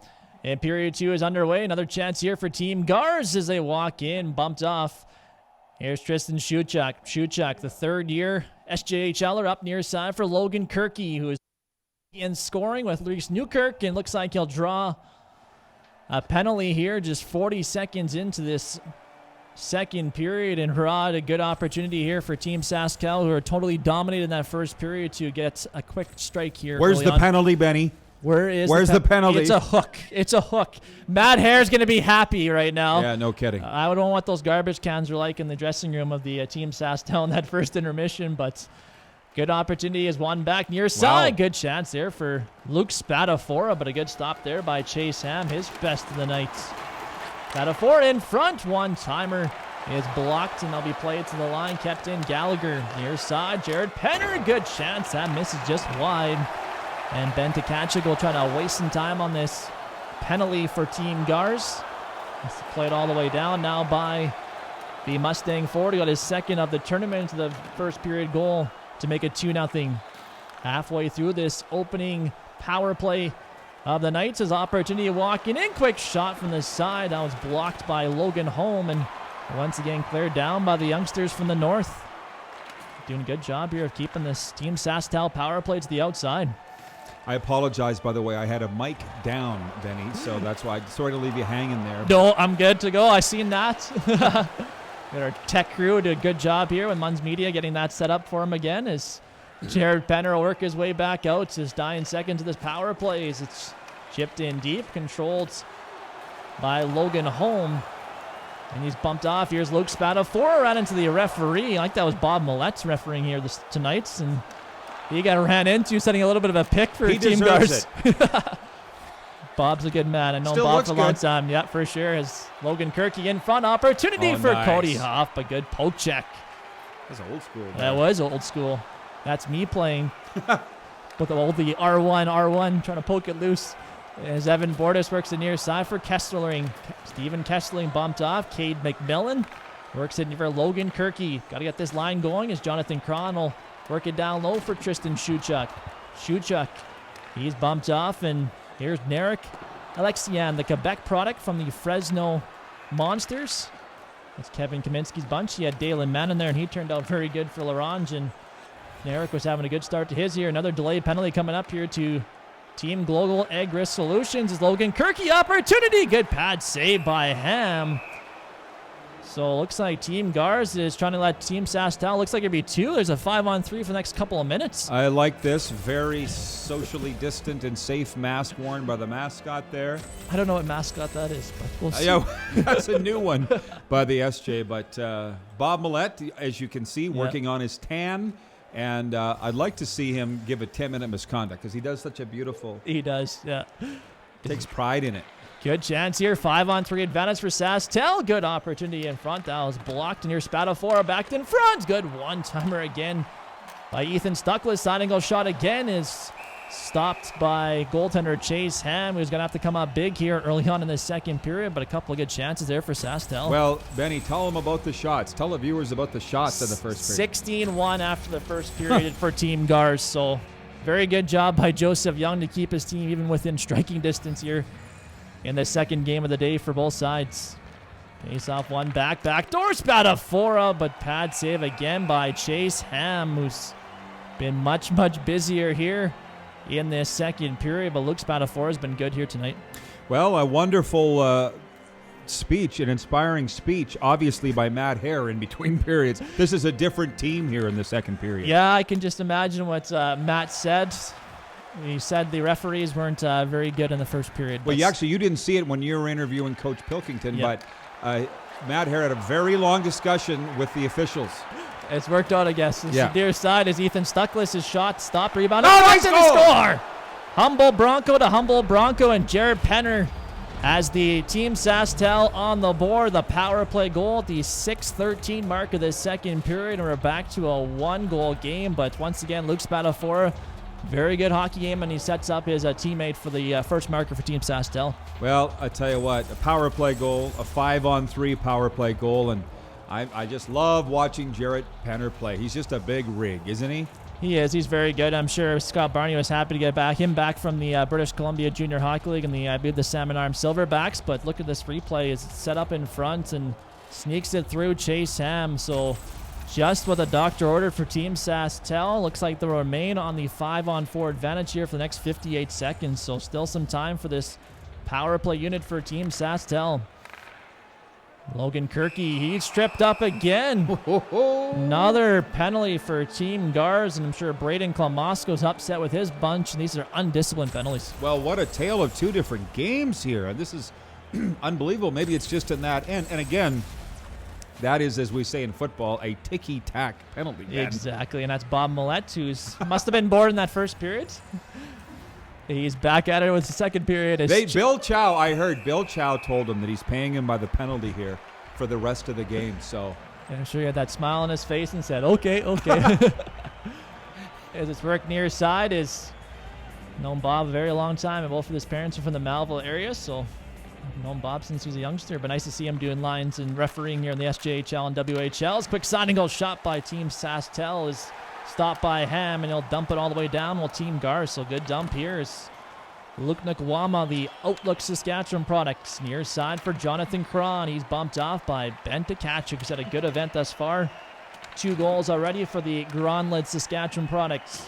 Opportunity run over as Jonathan Cron at center ice. Logan Linklater, as we're now down to a 5-on-4. Quick chance there by Linklater, is turned aside by Joseph Young. 7.5 minutes gone here in the second period. Are back to a 1-goal game and a goal by Jared Penner early on the power play in the second period. Linklater, he's bumped off. Control back now. Could have a 2-on-1 if they hurry. Opportunity right-hand side. Penner again. Shot those. Stopped by Ham.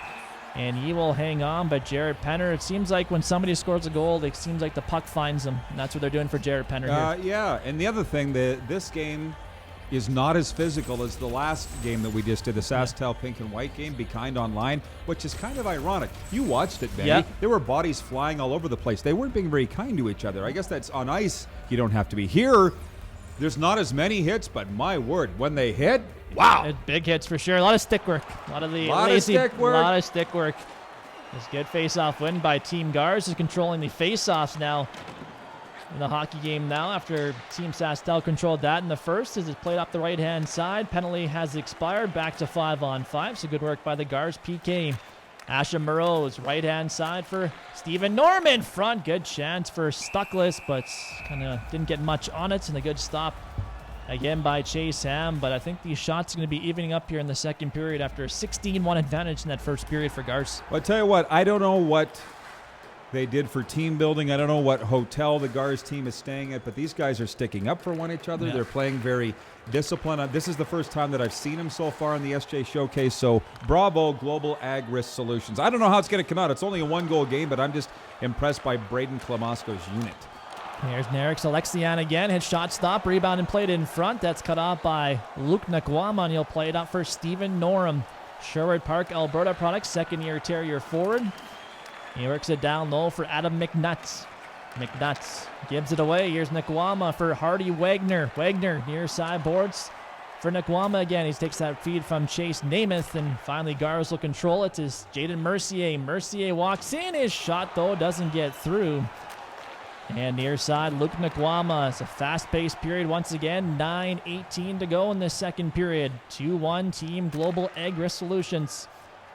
Chase Namath, he's rubbed off right-hand side. Noah Kuntz will pick it up. He'll play it for Adam McNutt. McNutt's trying to play it up the sideboards. Good job momentarily, but it'll be an offside here for Team SaskTel. And like you said, that message from Matt here, not sure what he said or what he offered up, but it's been good work here thus far in this second period. I have to apologize. I had to step out of the room when you interviewed Coach Pilkington, but did he say that they agonized over these rosters? I have to think that they did, and this is just virtual. I can't imagine what they really are like agonizing over Exactly. Yeah, no, he said there's a little bit of bounce back from here and there. Not too much, but you want to get your guys on social media. That's big here nowadays, is social media, Facebook, Twitter, with the guys doing a great job posting clips on that. So when somebody sees a name on that. It's been very, very good to see him on lines. Good opportunity in front for Chase Namath, but a good stop there again by Chase Ham. Well, we're getting a little more of an even game. Again, the shots were 16-1 for Global Ag-Risk Solutions after the first period. Unbelievable. Power plays or not, that's somewhat inexcusable, right? It is. It is. You never want to get, that's more like an Adam game or something like that. That's not a right. or U12 game. Is near side boards controlled again. Opportunity for Jonathan Cron, but that's a good stop again by Chase Ham as Jonathan Cron looking for his second of the tournament. The 19-year-old from Chilliwack, you see him there with a good opportunity, and he's almost like a barstool star. Have you seen him during his quarantine? He went on the road with his rollerblades, and you know those police radars? Yeah. He was up to 35 kilometers an hour or something like that on that, and he was all over the internet, so he takes credit for that for sure. So Jonathan Cron likes the TikTok. I'm not sure. Are you on TikTok, Ron? I am, but I deleted it. Long story. I am not on it either, so. Tristan Shuchuk bumps off the puck, and here's Ty Albrecht. Albrecht near side boards for Cron again. Jonathan Cron for Kirky. Logan Kirky. I'm sure Matt Hare wants to get this stud of a forward from the Humboldt Broncos going as he'll play it near side for Shuchuk. Tristan Shuchuk leads that for Deeks. For Kirky in front. Good opportunity, but blocker stopped by Ham. Near side boards again. Cam Rimstead. Rimstead near side boards will play it again, but he's bumped out by Dayton Deeks. With 5.5 minutes to go in the second period, a 2-1 lead for Team Gars. Shuchuk, he's hit hard by Ty Albrecht. And picked up again by Cam Rimstead. Shots is right open in the slot, but a good stop there by Joseph Young. I'm not sure how many shots he's had in the second period, but that's a good one. I wanted to point out earlier, too, that you mentioned you got your eye on some Mills and Terriers and former Mills and Terriers, and I got my eye on the Regina guys. You mentioned Cam Rimstad's name, and then Joe Young, who he didn't even really have a tough first period. Like, Steve was outshot 16-1, Benny. But here in the second, we've hardly heard from Joe. No, but I'm a fan favorite of his. He's a very good goaltender. He's a great part, and I'm sure it's a good opportunity for him to get his name out there for the Division I scouts, because he definitely has the talent to go to that next level. As falls Ross Howerlick of the Nipawin Hawks, who joined Western Michigan at the Christmas break. Kesterling near side for Adam McNuts, and Laurent Geiswol's in front. Good opportunity again for, guess who, Ben Tkachuk right in the slot area, but a good stop there by Joseph Young as keeps his team only down by a goal. As you see the replay there, nice blocker save, and that shot from the forward of the Melfort Mustangs. We'll get a face-off deep inside of Team SaskTel zone. Once again, this is day one. Day two tomorrow. We'll kick off with the SCSA intro show and a couple of semifinals, and then the Sask Milk Cup coming up at 4 o'clock tomorrow, the championship game of this SJHL virtual showcase. Tyson Jansen, right-hand side, will play that loose for Ethan Stuckless. Stuckless, right-hand board, so play that for Eddie Gallagher. Gallagher goes wide. Opportunity in front for Nick Wama, but kind of rolled off his stick and trickled right to goaltender Chase Ham, who makes a good stop once again as we see Luke Nkwama, the veteran forward, played lots of his minor hockey in Malville, then his U18 with the Prince Albert Mintos with a good chance in front of Chase Ham. Well, you talked about the opportunity of getting names out there and just playing in this showcase. I look at Burke, and I always say it wrong. Berkelev. Berkelev. I used to say it wrong. Berkeliev, I think I said. but last year, he was in this tournament, right? Yeah. And there were a lot of people that said, hey, poor Burke, he's playing on a last-place team. Well, hey, he was the goalie of the year, star of this tournament. Same thing had happened for Joe Young. Yeah, absolutely. And now Burke's down in the North American Hockey League with the New Jersey Teton and have a chance to get himself exposure. But see, a lot of his exposure came here with the SJHL goaltender of the year last year. A great young man as Burke, and wish him the best of luck going forward. But he's one of these beneficiaries, lots of them here from this SJHL showcase. Near side, Stephen Norm play near side for Chase Namath. Namath goes wide. Got to step on Logan Holm, and then Holm will take that away from him as he's bumped off, and we're working near side again. Opportunity here for Team Gars, who's trying to waste some more time left on the clock in the second period with just under 90 seconds to go, as Cade McMillan trying to rub out Jake Southgate's the battle for North Star forward. And near side, Logan Holm for Southgate. Right-hand side, Dupero in front, opportunity. But whoa, look at this. Okay, he snowed him. I'm like, did I see that right? And the crowd's like, ooh. And nobody went to defend him. Nobody went to defend him. Oh, boy. That'll be addressed in between periods here by Coach Matt Hare, I'm sure. Because they've had a great period otherwise. They have. Very good period. Got within one, and they're looking for more here in the final 40 seconds. Here's Luke Spadafora. A couple of too many dekes, but he gets it right back. Good chance for Luke Spadafora, and he stopped in front. And we see Luke, who's his second stint with Humboldt. Spent some time with the Malva Millionaires, so I got to know Luke, and he's a great young man, and hopefully for him, he gets some attention of some NCAA schools as well down south, and former SJHL Rookie of the Year.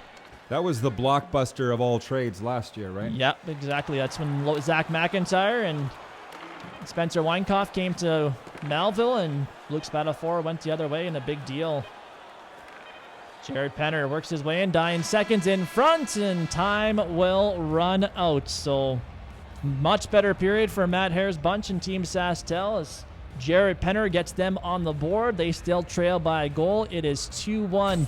Here after 40 minutes of play, as we see some highlights here, Rod, of this second period. Well, I'll tell you what, after a 2-0 lead after the opening period for Gars and a 16-1 shot advantage, I thought we were in for an onslaught, Benny, but bravo to Team SaskTel for coming back in the second period. We got a game going to the third. And we see some stats here on the screen here. Luke Spadafora, we called his name a lot. He's played a lot, so with an assist as Ethan Stuckless. Jared Penner, of course, with the goal as well, as Cody Huff's also played a lot for Team SaskTel as well. We go over to Team Gars. Ben Tkachuk with a goal and an assist in the hockey game. Logan Linklater with 2 assists as well. And Logan Holm, we've called his name a lot. Seems like guys we call a lot, play a lot of ice time with over 16 minutes for Logan Holm. And as we'll go to the main, we'll check out the breakdown head-to-head. The shots on goal, I'm sure it'll be a little bit more even in this hockey game. And it looks like, look at that, 17 shots on goal for Team SaskTel, only 5. So 17-5 are the shots on goal in favor of Team SaskTel in that second period. Time of attack is pretty even. Hits picked up a little bit in that second period as well. 17-11 for Team SaskTel. So we got ourselves a hockey game, Rod. We weren't sure after that first period if we were, but it's a hockey game. Well, yeah, you know what? I don't know specifically what Team SaskTel did in that second. I mean, it did kind of grind down into some mucky play, Benny. So maybe they got to win ugly. Maybe that's what they got to do. That's Braden Klamosko. He's a very good team, and he'll find a way to right the ship back in the right direction after that tough second period. But 2-1, Team Gars leads Team SaskTel. We'll take a break, and we'll come back with third period action here from the Virtual Cooperators Arena. It is the SJHL Virtual Showcase. Growing up with type 1 diabetes was not the easiest for a kid, especially back in my day. Right now, there's new technologies out, and there's more awareness around type 1 diabetes through JDRF and other organizations to help promote a cure for type 1 diabetes. But for me growing up, I had lots of people look down on me. I had coaches cut me from teams because they said I wasn't good enough due to my diabetes and that it would hold me back, even though I was one of the top players at the camp. I had many other parents and coaches tell me I should pursue other sports other than hockey because it was too competitive and I needed to have an easier sport such as tennis maybe or chess. But I loved hockey and hockey was my passion and I wanted to prove people wrong. So at the time there was no figure to look up to, and so I wanted to persevere, and my parents were a huge support, telling me that I can get through this with their help and believing in myself. For a child that has type 1 diabetes, I think one piece of advice I can give is to not let it stop you. There's times where you might be high or low with glucose levels and you really don't know what to do or how to treat it, but make sure that you take care of yourself first before you try doing other stuff, because if you can't take care of yourself, then you're not able to achieve other things. So you're not alone as well. There's lots of people out there with type 1 diabetes. Myself, other Max Domi, Bobby Clark. If you're looking into hockey figures, those are some people who have played hockey and live with type 1 diabetes and has not let it stop them. So I think that you can always pursue your dreams and passions no matter what. Trust the doctors that you see, trust yourself, and you're able to achieve your dreams.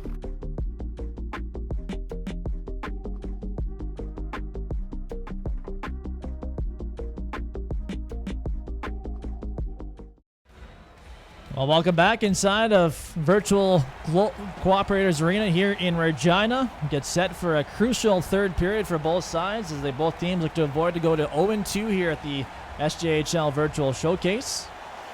Team SaskTel in blue, Team Global Agri Solutions in white. Has got opportunity in front for Jonathan Cron, but good pad save again by Chase Ham, and back goes Team Gars. Near side, Southgate bumped off, controlled by Cade McMillan of the Estevan Bruins. He's been hit hard by Michael Newmeyer right in front of the bench.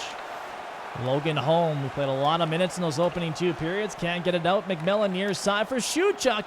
Can't get a shot off. Logan Kirky works it near side. Tristan Shuchuk. Shuchuk cut off though by Jaden Mercier on the Flin Flon Bomber forward, the product of Saskatoon, who scored in the first period here tonight. Will dump it deep into the SaskTel zone. Shuchuk, he's bumped off. Control once again by Gars. Home, cross ice for Kesslering. Kesslering over to Tkachuk. Shot though, good left shoulder save by Joseph Young to keep his team within a goal here. Just 2.5 minutes into this crucial third period. Kesslering, signing goal shot though, blocked again by Young, and he will cover up. Oh no, actually plays it out. Thought he was covering it up.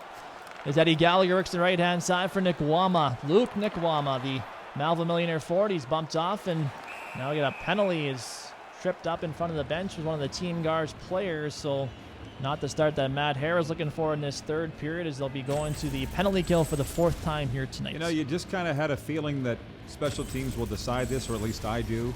And a goal here will be massive for Gars if they can pull it off in terms of nailing this game down. But you know what, Benny? You can basically call this an all-star game. Am I right? Yeah, for sure. An all-star game? Really, yeah. Could you imagine a fight in an all-star game? And I'm feeling that there might be one coming here. By the end of the weekend, I could see it for sure, which would be nice to see. Hopefully it's not. Bill's not watching, is he? I don't know if they get kicked out of the tournament or not. Probably. This is work near sides. Controlled by Jared Penner, and he will dump it all the way down. So good job by the SaskTel PK, as they've got a lot of work here in this third period. And in this hockey game, too. He's worked in near side. Here's Team Gars. Duperol. Duperol. Not sure what happened there. Too many moves. Looks like me out there coming into the attacking zone. Jaden Mercier. Mercier, far side for Kesslering, the battle for North Star forward in his second year with the SJHL club for Kuntz. Good chance there for the local product from Regina, Noah Kuntz, but a good stop by Joseph Young. It's played all the way down again. Jaden Mercier dying second to this power play for Team Gars. Then Tkachuk. Tkachuk bumped off, controlled by Chase Namath, and he will skid it out now for Team SaskTel. Cut off though by Logan Linklater, and the 17-year-old from Kindersley work it for Noah Kuntz. Kuntz bumped off, pressured hard by Ethan Stuckless. He'll walk out. Stuckless opportunity. That's blocked. Good work there for the 20-year-old Notre Dame Hound.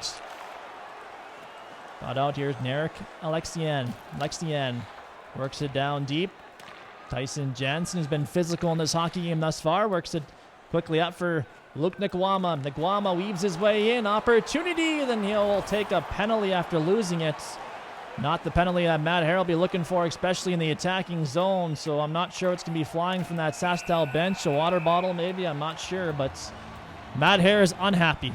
I can see that. It has been the penalty of the night. A lot of that same guy from Fenwood. From Fenwood, Saskatchewan.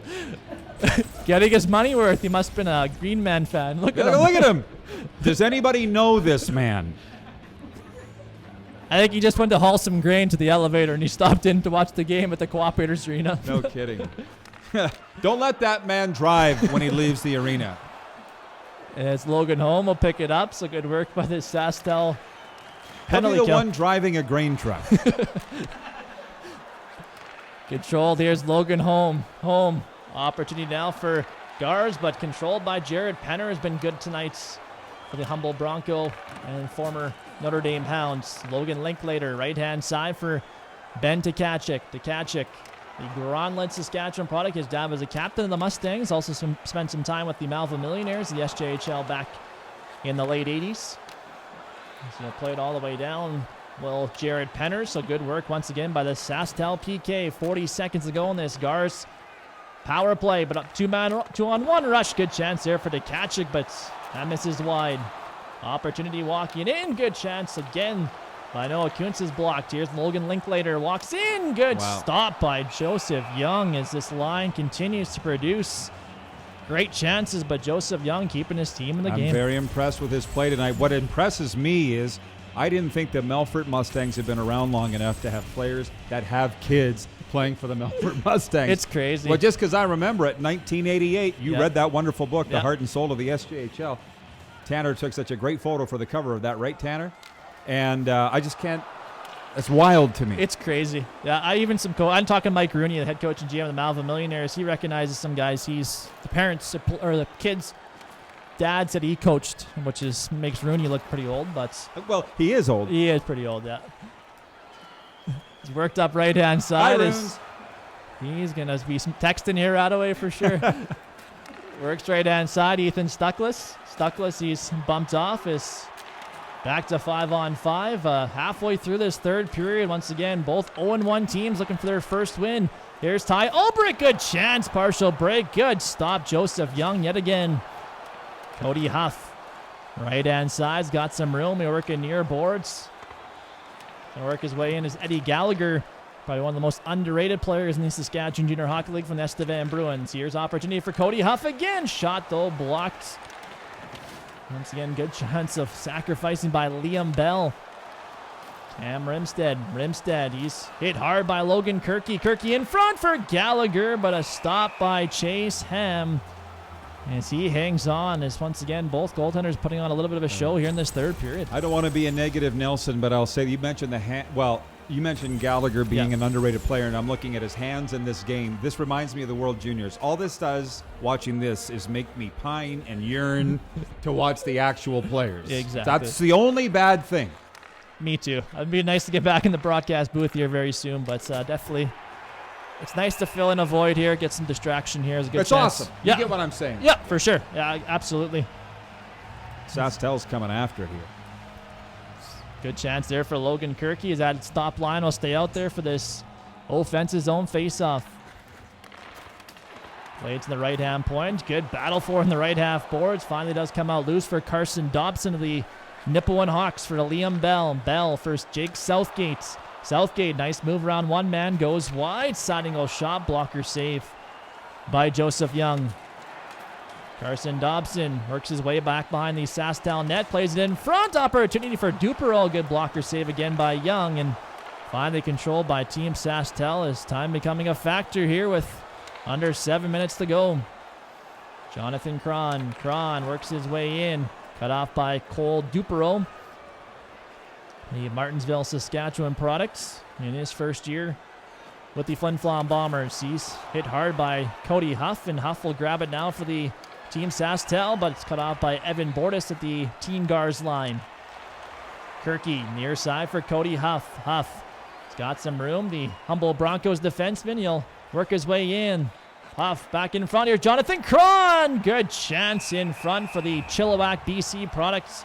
Looking for his second goal of the tournament. What a stop by Chase Ham in his SJHL showcase debut. Best scoring chance of this third period comes off the tape of Jonathan Cron, and we're not going to get a highlight of it there, but Cron, you mentioned, scored a big one in the last game here. I got to think maybe these guys are getting tired. Quick back-to-back games here for SaskTel. Sure it is. Got some oranges in them, some Gatorade, and one back near Noah Kuntz. Kuntz for Jaden Mercier. Mercier, right-hand sides. Got some milk products. Sask Milk, they're definitely a sponsor, a great sponsor of the SJHL. The Sask Milk Cup, which will be awarded tomorrow at 4 o'clock. And after this matchup, we'll determine our semifinal opponents, which will take place at 12 noon and 2 p.m. respectively tomorrow here at the SJHL Virtual Showcase. 4:58 to go. Face-off deep in the SaskTel zone control. There's Dante Ballerin of the Weyburn Red Wings. He's hit hard by Noah Kuntz, and Kuntz will grab it.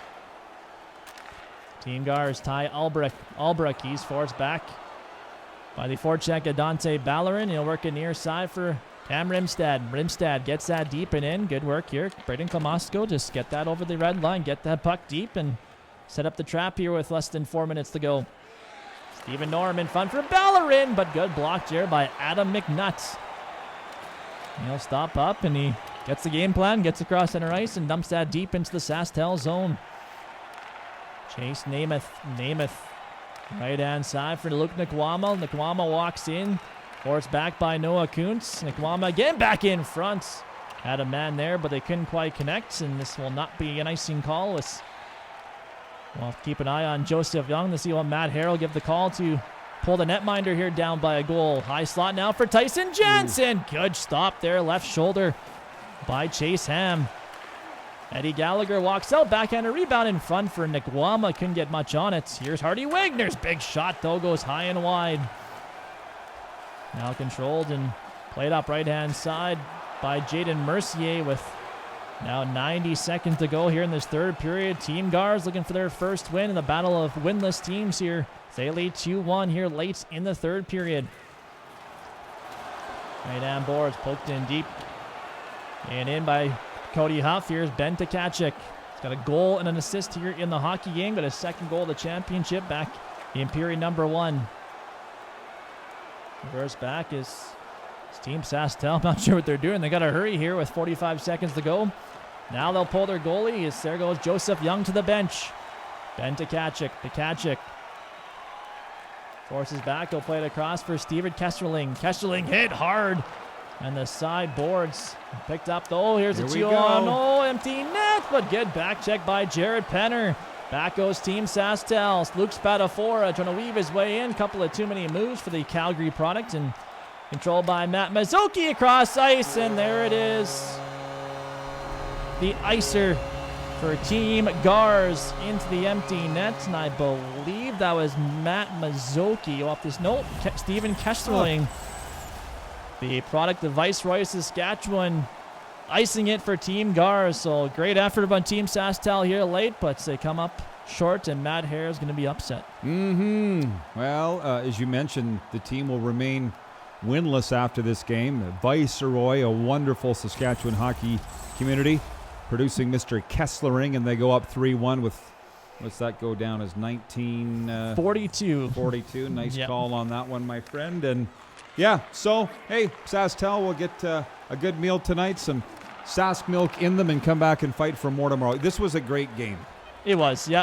After controlling first period for Team Gars, looks like they're going to pull their goalie in. It looks like, I'm not sure if point differential. It's not going to matter here to set up the semifinal opponents. His quick shot here as the buzzer will go. So our fourth and final game of day number 1 of the SJHL Virtual Showcase is in the books. It is a 3-1 win for Team Global Ag Risk Solutions over Team SaskTel. So they'll improve to 1-1. Team SaskTel will look to regroup. They will go to 0-2 and look at this celebration here. Well, that is interesting. Haven't quite. I thought they were going to give kayak. I thought they were going to give him the hot. That's what Braden Klamosko does with his post-game celebrations. We see some of the highlights here as the goals. Jaden Mercier got things going early in the first period. We thought it was going to be a rout in that first period. See some more replays. We'll get some quick stats right, and we'll get into the semifinal opponents. As our gurus back in the back, we'll get our semifinal opponents figured out. 3-1. Actually, we'll take one break. Take a break, Tanner. We'll come back and we'll get things set up for the for day 2 coming up tomorrow. 3-1 win for Team Gars over Team SaskTel. You listen to the SJHL Virtual Showcase. An original 16 to fit your active lifestyle. Introducing Original 16 Canadian Ultra Lager. Just 80 calories and 2.5% alcohol. Taste without compromise. Saskatchewan, you know SaskTel. Because we're everywhere. We're in your community. Keeping you connected. Lending a hand or a stick. Or helping find a new family. SaskTel cares. Always has, always will. Because we're dedicated to our home. Stuck in the snow? CAA memberships start at only $10 a month. It's time to trade and upgrade at Capital GMC. We continue to follow strict COVID-19 guidelines, but we've also made it easier than ever to skip the showroom and shop online. Trade up to an all-new 2021 GMC Yukon, Sierra, or Buick Encore GX and get super low payments and super high trade-in values all month long. Plus, shop online or in-store and shop worry-free with our great selection of certified pre-owned vehicles. It's time to trade and upgrade at Capital GMC in Regina.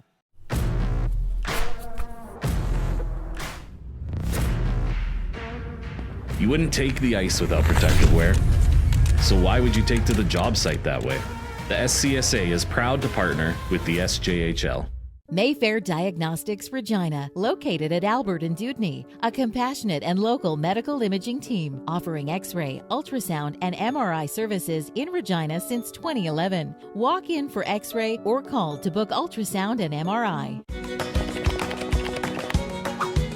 You need to adapt and you need to move forward. You can't be stuck in 1920. Direct West is on the top of their game. They know what they're doing, how they're doing it, and when you work with Direct West, things are good. There's no going backwards, they're moving forward. My business would not be where it is today without the help of Direct West to help me with my website and my Facebook and all my online presence. I've worked with Direct West for about 10 years and it's been a great experience.